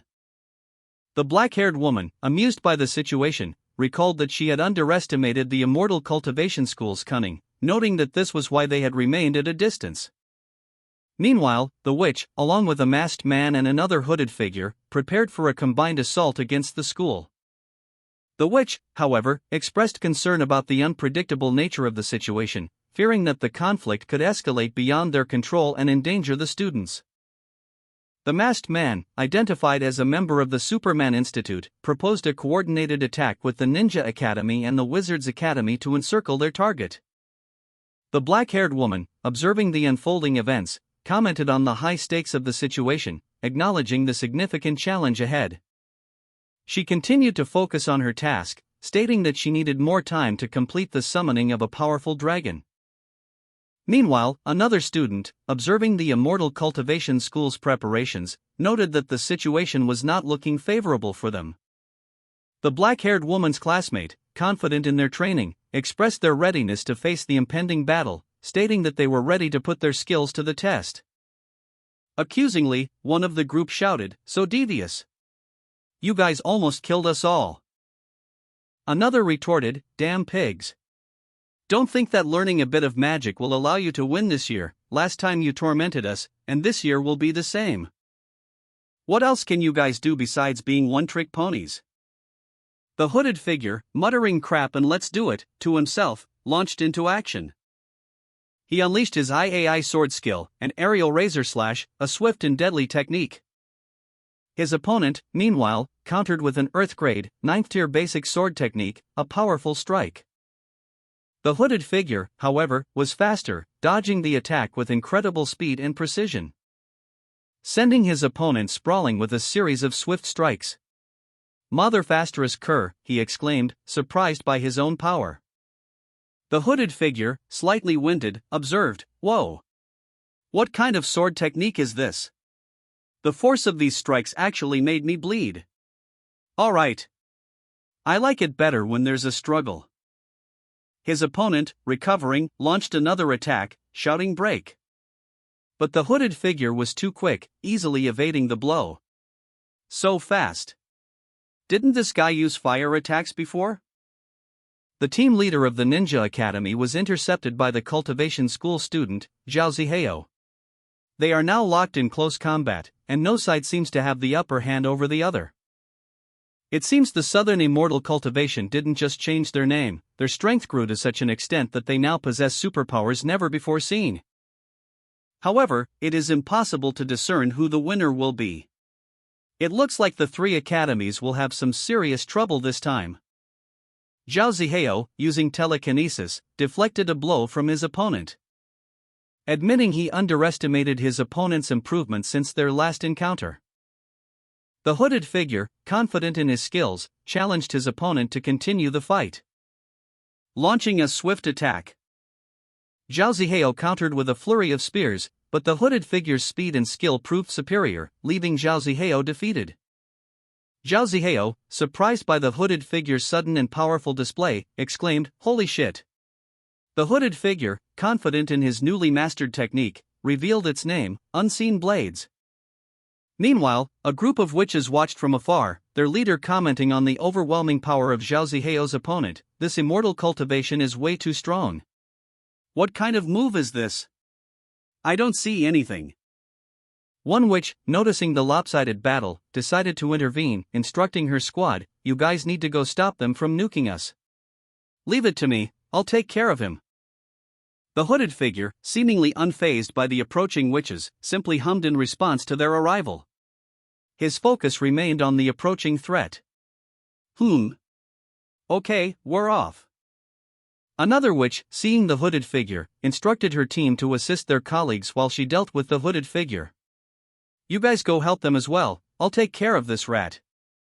A different scene unfolds, showing a confrontation between the hooded figure and two other individuals. One of them expresses concern, "I am worried that this is all a trap." The other, more confident, retorts, "It's not the time for your Superman Institute to grow brains. See the big ball in front of you? It's the kind of trap you can't avoid even if you want to." The hooded figure reflects on a past competition, recalling how Zihao and Lanbin became powerhouses. After that last competition, Zihao and Lanbin oddly became some of the greatest powerhouses of the four main academies. "I really don't understand. Now that Lanbin and Zihao are being held back by me and the Wizard Academy's leader, and their class president is unable to escape, it seems to me that the number one fighter of the Superman Institute is afraid to face a girl?" One of the individuals, seemingly annoyed, responds, "Fine. Let's go." A witch, observing from afar, voiced her assessment, "Xiaolu's cultivation surpasses ours by miles, or perhaps even realms." Meanwhile, another witch stood on a small boat, her back to the viewer, seemingly contemplating the situation. Suddenly, a witch exclaimed, "What?" She then ordered her companions, "All of you, charge forward and stop them." Xiaolu, alerted to their approach, warned, "Xiaolu, they're coming." The hooded figure, addressing Xiaolu, remarked, "You should have told your men to come and fight against me and Lanbin." Xiaolu responded, urging him on, "Xiaolu, let them see the strength of a half-step foundation deity realm expert." Xiaolu, brimming with confidence, challenged the hooded figure, "Let them see the strength of a half-step foundation divinity realm expert." The hooded figure scoffed, "What expert? You're bluffing, right?" Suddenly, a commentator's voice boomed, "Finally! The students of the three major academies are flying towards the immortal cultivation team." Xiaolu's eyes glowed with an ominous red light as she prepared for battle. The hooded figure sensed danger and shouted, "I sense danger. Fall back." As the students from the three major academies launched a coordinated aerial assault, Xiaolu, undeterred, prepared her sword-killing array. The witches and a masked man watched in alarm as the hooded figure prepared to face the incoming onslaught. Above the city, Xiaolu's sword-killing array manifested as a massive, glowing octagon, inscribed with ancient symbols and a central yin-yang. From its edges, countless glowing swords rained down, impaling the hooded figure, who cried out in pain as the swords pierced his body. The impact sent him sprawling. While other students from the three academies were also struck by the falling swords, their movements hampered by the sudden attack. The hooded figure, struggling against the array, muttered, "D-damn, I can't move. It hurts." Meanwhile, one of the witches, also caught in the attack, grimaced in pain. Xiaolu, observing the scene, calmly stated, "If you don't want to be chopped up, you'd better stay put." Elsewhere, a student from one of the academies, witnessing the scene from inside a building, exclaimed, "Whoa! Chopped up? Other students from the academies watched in awe and fear, discussing the power of Xiaolu's attack. One commented, "What the? What kind of power is that? The sword-killing array? It's probably a skill designed specifically to kill people, right? Why is this even a thing?" The scene shifted to a group of students from the Immortal Cultivation School, who were equally shocked by the display of power. One of them remarked, "So strong. The power of one academy is enough to crush the other three, and that terrifying bomb. The Immortal Cultivation School is too scary. How can anyone compete against this?" Students from the three major academies discussed the recent nuclear-level explosion, questioning its origin and the possibility of replicating such power. Wondering if the Superman Institute's leader, known for his unpredictable behavior, had anything to do with it. The conversation shifted to the Superman Institute's leader's volatile nature and the difficulty in controlling his anger, especially during competitions. With one student recalling a past incident where the leader's rage cost his team the championship. Meanwhile, Xiaolu observed the Superman Institute's leader unleashing a powerful attack.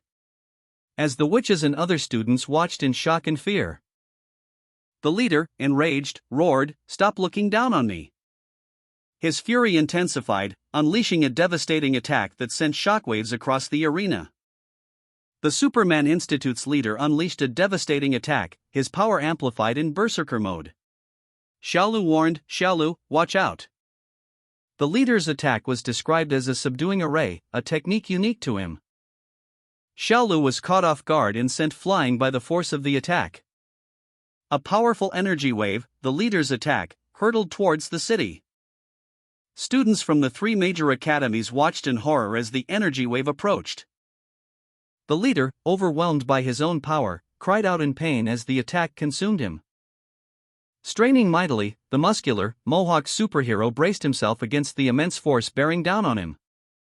A young woman with long, dark hair calmly addressed the crowd, her voice carrying over the din of battle, "Hold on a little longer, everyone, it will be ready soon."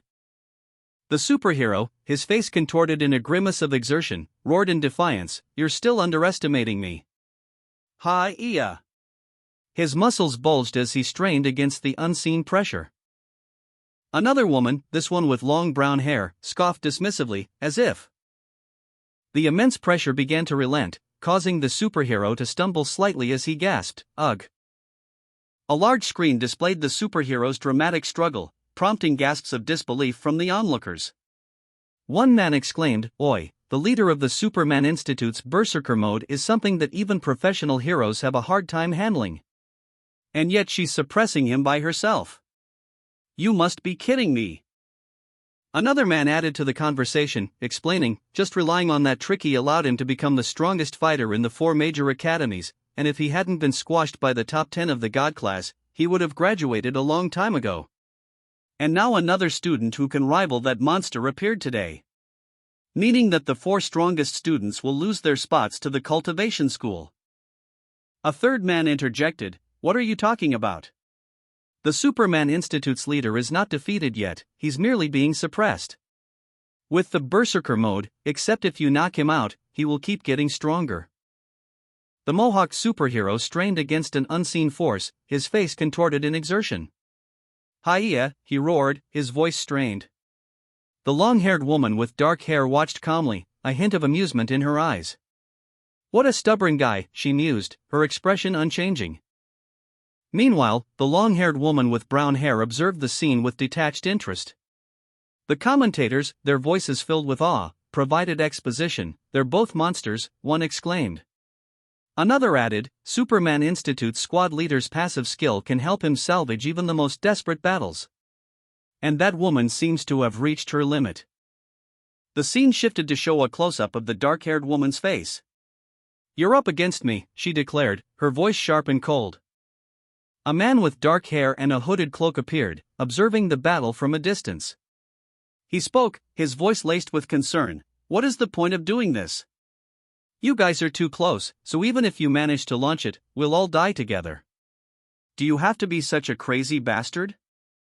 Another man, with blonde hair, retorted angrily, "You're really dumb. If we are using this, it's obvious we have a way to survive." The hooded man, his eyes gleaming with determination, responded, "Is that so? Look over there, a UFO." The blonde-haired man looked up in surprise. "What?" The hooded man unleashed a swift attack, his skill labeled Imprisoning Art. A translucent, geometric prison materialized, trapping the blonde-haired man. The dark-haired woman, one of the 3 academy leaders, addressed the hooded man, calling him this punk and expressing her frustration. She explained that the 3 academy leaders are the most powerful in the chi refinement realm and that they can't even knock the superhero unconscious. The dark-haired woman continued, noting that the hooded man is getting stronger because he is coupled with the gray shadow, and she might not have enough restraining power to keep him. She declared that she can't let this ninja bastard come near her. The dark-haired woman commanded the hooded man and the blonde-haired man to come with her, explaining that as long as the hot-headed bastard doesn't faint, he will become increasingly stronger, and this bitch won't be able to make a move against them. With a determined expression, the dark-haired woman unleashed a powerful attack, shouting first form. The attack, a barrage of energy projectiles, struck the hooded man, causing him to cry out in pain as he was severely injured. A swirling vortex of energy crackled, taking the form of 2 majestic dragons, one larger and brighter than the other, circling a blazing sunlight core. As the hooded man and his blonde companion, defeated and seething, watched from the sidelines. "It's over," one of them muttered, defiance flickering in his eyes. The other retorted, "Shut the fuck up. There's always a way." The blonde man pondered aloud. At that time, in the Mecca, these dragons didn't look as huge, right? Or was it because we were far away? They should know it better than anyone, right? His companion, equally frustrated, responded, "Damn, if things go on like this, it will happen all over again." Meanwhile, the dark-haired woman, victorious and composed, was approached by another figure. "Shu, come here." "Brother Gray, you called me," the newcomer asked. Shu explained, to use this move, they must maintain absolute focus, you will use illusions to confuse her. Shu continued, "I also thought about using illusions, but what kind? There are 3 kinds of illusions, with the help of drugs, light, and from sound waves. And we are too far to reach them with sound. Even if I shouted across the area, the other party would not hear anything." The hooded man scoffed, "Your brain is full of shit. It's not like such technology doesn't exist. Give me all you've got." With a roar, the hooded man used a megaphone to project a high-pitched, reverberating sound. The text buzz appeared repeatedly, indicating the nature of the sound. The sound waves spread out, targeting the dark-haired woman, who focused intently, her eyes widening as she perceived the incoming attack. Meanwhile, another voice called out, "Class rep, are you done yet?" The dark-haired woman, still reeling from her encounter with the hooded man, found herself in an unfamiliar location. A voice, seemingly from nowhere, asked, "What were you thinking about?" She trailed off, lost in thought, a single question mark floating above her head. The long-haired woman, still reeling from her encounter with the hooded man, coughed up blood, her face etched with shock and confusion. Her mind racing as she processed the events that had just transpired. Class rep, she thought, her eyes wide with disbelief. She realized she had been trapped in an illusion, a masterful deception that had nearly cost her life. "There is no way a master would pick me, among the countless stars in the sky," she mused, a sense of unease settling over her. Meanwhile, a concerned voice called out, "Is everything okay?" But the woman's focus remained inward, her mind still grappling with the near-death experience. Suddenly, a blonde-haired man appeared, his eyes gleaming with mischief. "An opportunity." "Exploding tiny green tortoise," he exclaimed, launching a swift attack. The long-haired woman, still disoriented, barely managed to react as the blonde man's attack sent her flying. A powerful blast engulfing her in a fiery explosion. "Ugh," she groaned, the impact jarring her senses. The blonde man, however, was not unscathed. "How could such a flimsy cage restrain me?" he roared, breaking free from the confines of the illusion. The long-haired woman, Xiaolu, urged herself onward, shouting, "Xiaolu, forget about me, you must go and take over the Chi Dragons." She explained the nature of the technique, stating that the first layer is different from the second layer of this technique. Even if the caster is interrupted, it won't disappear. Xiaolu continued, warning that if no one is linked to it, it's going to blow up on the spot. As the spiritual beings lost control, they became more chaotic and powerful than before. Xiaolu's allies celebrated their success with a triumphant ha. It worked! Meanwhile, a group of men watched in horror as the large energy ball remained, one of them exclaiming, "Quiet! Why is that big ball still there?" They realized the talisman was in the hands of Zihao, rendering the class rep unable to move. One of them questioned, "What can I do?" Zihao's distraction, Lan Bin's focus on his own fight, and Wu Mingqi's carelessness were noted. A narrator observed that Xiaolu, despite being indecisive, was nevertheless too strong to lose. The narrator concluded by hoping that this battle would help them grow on the road to cultivation, which is impossible to cut corners on. Zhu, his dark eyes narrowed in concentration, extended a hand, palm open, towards an unseen threat. The word looming appeared in a thought bubble above his head. A surge of immense, fiery energy erupted, taking the form of a colossal dragon's head. A man in a red cape, seemingly riding the dragon, was thrown backward, yelling "Wah!" The energy blast continued its trajectory, radiating outward in a dazzling display of light and power, leaving behind only a clear sky. The man in the red cape landed, stunned, muttering, "It was erased as easily as that?" Two women, one with blonde hair and the other with gray hair, watched from a distance, the blonde-haired woman exclaiming, "Their teacher is too strong."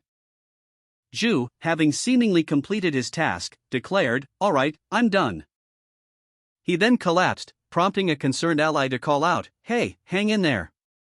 Another ally comforted him, saying, "It's okay, you'll be better after some rest." The fallen ally apologized, "I'm sorry Xiaoli, I'm the only one who failed." Another ally consoled him, saying, "Don't blame yourself. We are all at fault." The battle had just begun, and a confident, dark-skinned man in a red cape declared, "Let's take care of the ninjas first. After that, the witches will be a piece of cake."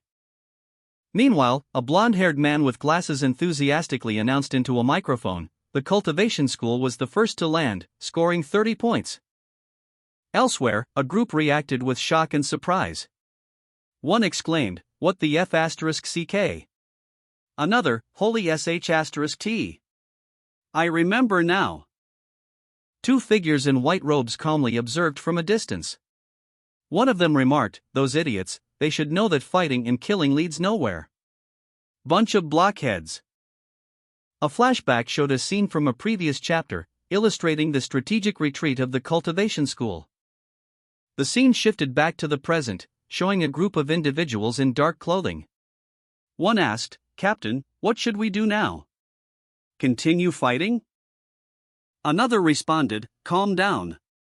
10,000 meters above the ground. Now that those academics touched the ground before us, there's nothing left to do but catch monsters." A group of cultivators celebrated a successful maneuver. One praised, "Ha! Xiaoi, good job." The monster hunting contest was progressing rapidly. The first stage concluded with an unexpected victory for last year's bottom rankers, the Southern Superhuman Academy, who secured the initial 30 points. Meanwhile, the four major academies prepared for the second round, strategizing to win. However, unbeknownst to them, trouble was brewing in the distance. Panic erupted in an amusement park as monsters attacked, causing chaos among the visitors. A powerful cultivator, seemingly irritated by the disturbance, casually crushed a plush toy with a stomp, exclaiming, "Bastard! What a stupid place, it's no fun at all." Another cultivator, Ling Ling, tried to calm the first, saying, "Take it easy, it's just a game." However, the first cultivator retorted, "Grrr. I'm pissed. Let's destroy this planet." News of the attack spread quickly. One man reported, "Oh no! The amusement park is being attacked by monsters. She's too strong." A wave of her hand leveled the whole 100,000 square meters facility. Observing the scene from a distance, a man commented, "New species, huh? Interesting." Meanwhile, Ling Ling and her companion watched the unfolding events, noting the presence of a powerful hero. They discussed the hero's strength, with one stating, "They are looking down on us." Not really, he's a god-class hero, and a scary one at that. That's right, he's in the top 10 of the terrifying god class, so far beyond the limits of humanity. The dark-haired woman scoffed, "No matter how many times I hear it, it always sounds stupid." She was referring to the names given to powerful skills, like Tears of Hope and Light of Justice. She explained that these names are simply what monsters call the skills they possess, branching into more passive skills depending on the monster's characteristics. The activation method is also specific, triggered by emotions like anger, sadness, or flashbacks. The blonde-haired man, seemingly oblivious to the conversation, was seen running down a dune. He was preparing for battle, having upgraded his armor after 3 years of anticipation. Two women, presumably the dark-haired woman and another, watched from a distance as he ran. In the background, a plume of smoke rose from the desert floor, indicating some kind of disturbance. The blond man's confident demeanor shifted as he spotted a new species of monster, a steel beetle, one of the top 10 god-class monsters. He was both excited and apprehensive. His excitement stemmed from the potential to add the new monster to his collection, while his apprehension was rooted in the unexpected appearance of such a powerful creature in this remote region. The blond man, now closer to the monsters, confidently approached them, stating, "I will only ask once. How much should I pay you to be my pets? Money is no object." Two dark-haired women, clad in ornate, dark clothing, stood defiantly before the blonde-haired man. One scoffed, "Pets? This weakling wants us to be his pets." The other woman added, "What a bold statement." Meanwhile, the blonde man sneezed violently, a city skyline briefly visible in the reflection of a nearby window. He then instructed someone unseen, "Anon, stay here, I will take care of him." The dark-haired woman declared, "We don't need money. Beat me and I'll be yours." The blonde man grinned, "It's nice to come across such a bargain once in a while. With my new upgrade, I'm no longer limited to land, let me show you." He shouted, "Transformation," and transformed into a powerful, red and green armored figure. One of the dark-haired women warned, "My lord, be careful. He's the type that gets stronger as the battle drags on." A fierce battle ensued, a flurry of blows exchanged between the armored blonde man and the dark-haired woman. The impact of their attacks sent shockwaves across the sandy landscape. 2 hours had passed since the previous confrontation. The dark-haired woman, still energized from her victory, launched a powerful kick, sending the blonde-haired man sprawling across the sandy terrain. She questioned his lack of progress, noting that he should be growing stronger with each passing moment of their fight. He retorted with an angry insult. He unleashed a plasma flare attack, but the dark-haired woman stood ready. The blonde-haired man, in his damaged armor, coughed weakly, collapsing onto the desert floor. He muttered in disbelief, "How could this happen?" The dark-haired woman, observing the blonde man's defeat, reflected on her recent battle. She noted that her armor upgrade not only allowed unlimited plasma flare usage but also enhanced all her abilities. Yet, she still found herself unable to decisively defeat him. She noted his resilience, even after more than 2 hours of fighting. He was slowly surpassing his limits, a fact that frustrated her. "It's a disgrace as a Western Academy alumni," he exclaimed, his voice filled with self-reproach. The dark-haired woman's gaze hardened. She questioned if the two small monsters were truly bluffing her. She felt no significant difference in their power. She muttered, "Humph, if they really dared to lie to me, I'll burn those douchebags when I get back." The blonde-haired man, fueled by a surge of adrenaline, roared, "I cannot lose again." He launched a desperate attack, a flurry of blows. But the dark-haired woman easily countered, her movements fluid and precise. "Oh ho," she chuckled, anticipating his next move. A hooded figure, cloaked in white, addressed a young, blonde-haired boy. "Kid," the figure began, "my time has come.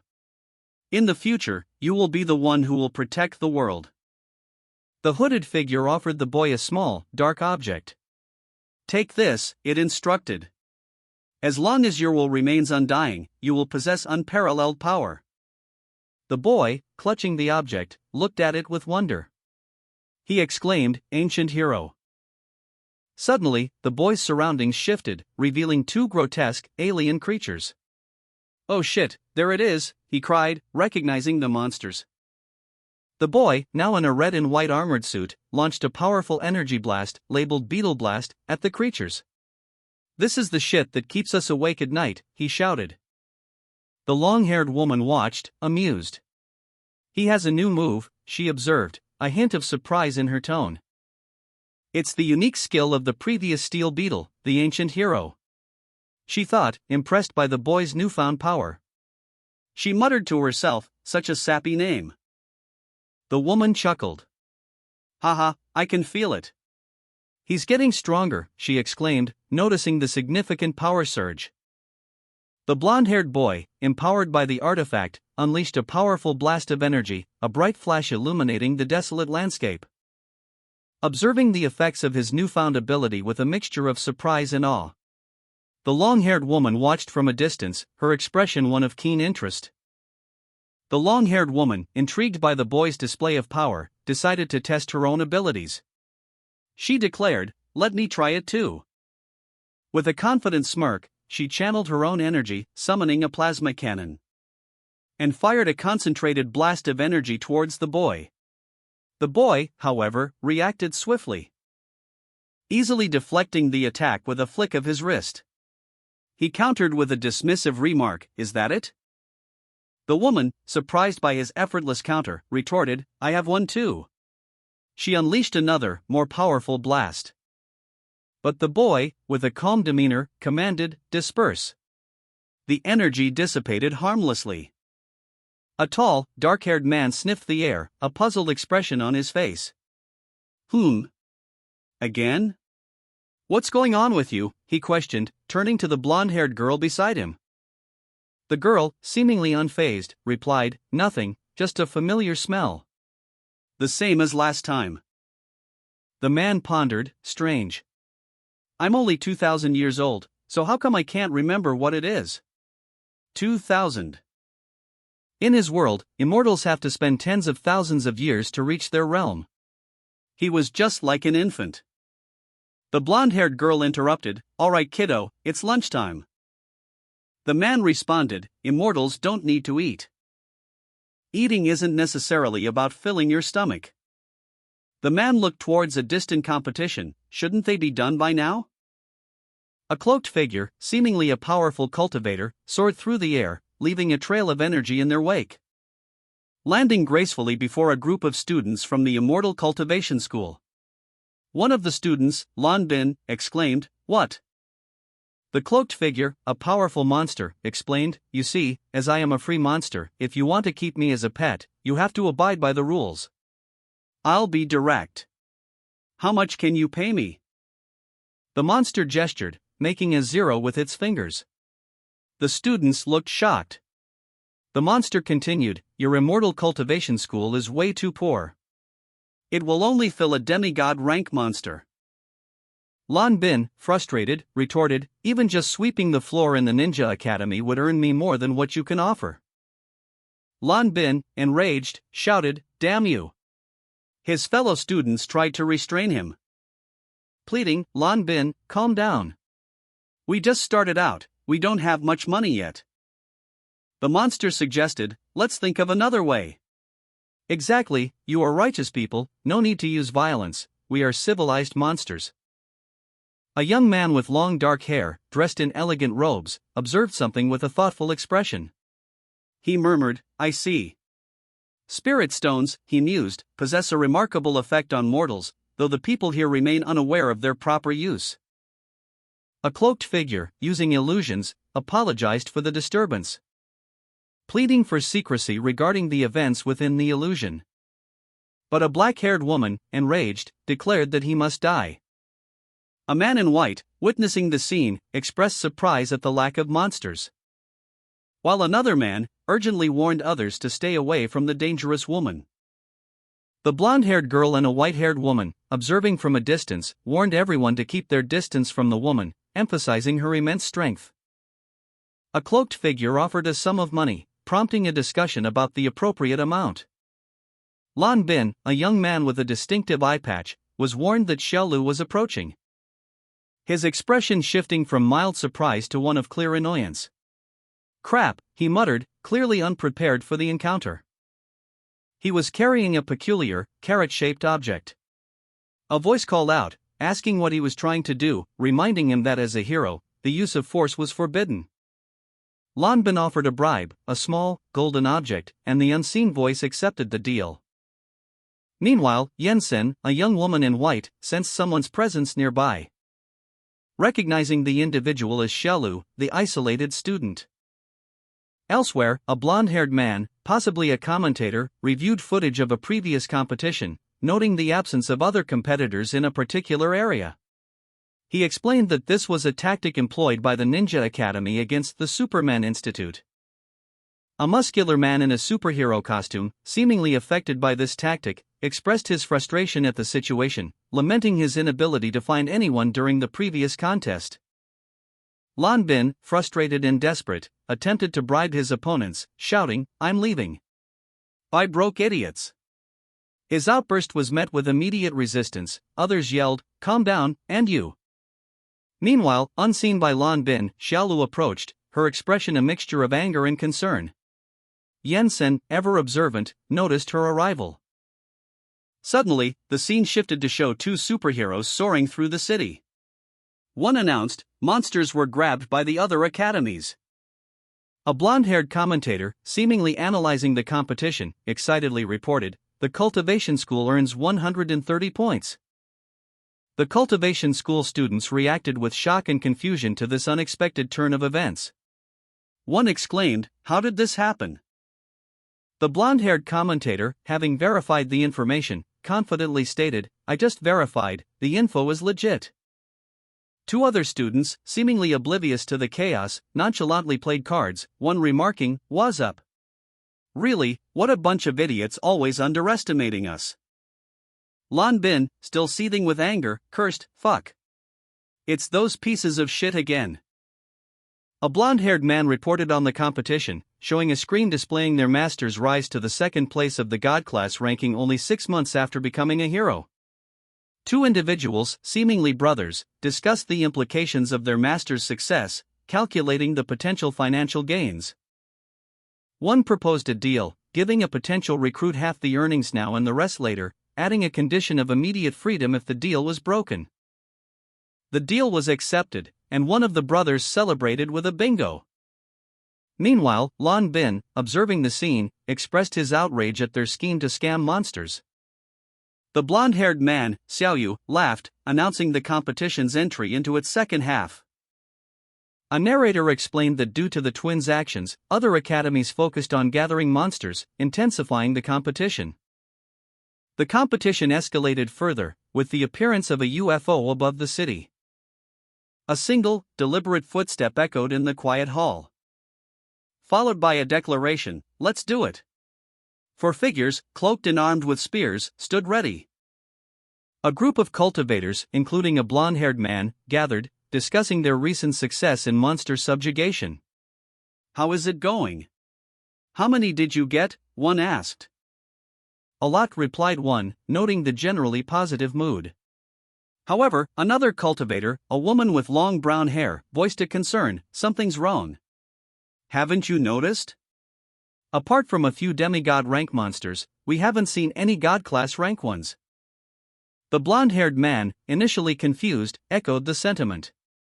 The brown-haired woman, seemingly the leader, pondered the situation, a thoughtful expression on her face. The blonde-haired man elaborated, pointing out the stark contrast to the previous competition, where several god-class monsters were present. "What's going on?" he questioned, expressing his bewilderment. The brown-haired woman, addressing two younger cultivators, instructed them to deploy array flags according to a map she had drawn. "You guys take these," she said, handing them scrolls. The two younger cultivators saluted and readily agreed to carry out their leader's instructions. "Yes, ma'am, we will get it done ASAP." The brown-haired woman then turned to the blonde-haired man, Xiaolu, and asked if he suspected foul play.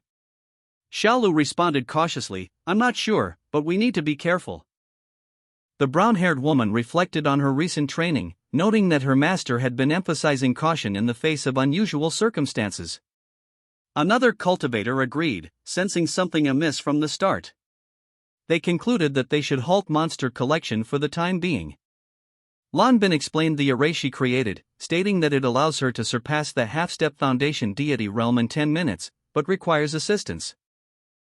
Xiaolu and Yansen readily agreed to help, with Yansen expressing his curiosity about the true power of a foundation establishment deity. Lanbin instructed them to begin placing flags, and Xiaolu readily obeyed, though another character noted Xiaolu's recent tendency to take charge. Two figures, seemingly Xiaolu's subordinates, launched into the air, unfazed by the boss's orders. Lanbin, observing from afar, expressed her concern, wondering if she was overthinking. Suddenly, a UFO-like object appeared in the sky, prompting a reaction from the observing figures. The observers noticed a man standing on a central column and recognized him as the newly promoted God-class hero, though they couldn't recall his name. Lanbin, his face etched with concern, addressed his companions. "Don't be afraid," he reassured them, "the Demon Emperor just sent a message. The hero's passive is not unbeatable." Xiaolu nodded in agreement, her expression resolute. Yansen, ever helpful, offered a suggestion. Meanwhile, the blonde-haired man observed the scene with quiet curiosity. They reviewed their strategy, preparing for the next phase of their plan. A plan that involved a powerful golden trident, seemingly capable of piercing through dimensions. The trident was planted firmly into the ground, its golden glow pulsating with energy. Yansen's sharp senses detected something familiar in the air. "What's wrong? Is it that familiar smell again?" he asked, his voice laced with apprehension. Xiaolu confirmed his suspicions. "Yes, and it's pretty close." A group of peculiar-looking creatures, seemingly under Lanbin's command, prepared for departure. "Roger that," one of them exclaimed, as they boarded a futuristic-looking spacecraft. The spacecraft launched, leaving a trail of light in its wake. The scene shifted to a hooded figure, surrounded by shimmering, translucent screens, manipulating them with multiple robotic arms. "Program input," a voice echoed. Suddenly, a blinding light engulfed the city. A powerful energy field, labeled Spatial Lockdown, appeared, causing widespread chaos and confusion. The superheroes, caught off guard, reacted with alarm. "What? What the hell?" one of them shouted.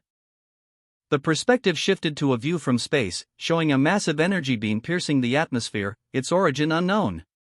The blonde-haired man and Xiaolu watched in stunned silence, witnessing the unfolding events from afar. A young man, seemingly a cameraman, films a scene unfolding before him, questioning the strange events with a concerned, "What's the deal with that?" A shadowy figure commands, "Hurry up and suck them into the hollow space. We have to isolate them before they find out." A powerful energy surge engulfs several figures, seemingly superheroes, as a spatial lockdown is initiated. One of them shouts in protest, "Don't yell at me. This is the first time I've used the spacelock program." Lanbin, recognizing the situation, exclaims internally, "I remember now. It's the greater demon transformations." Xiaolu, witnessing the scene, urgently calls out to Yansen, "Yansen." Xiaolu points towards a group of figures performing a ritualistic summoning. "Xiaolu, look over there." The ritual involves drawing blood onto a spear as a sacrifice.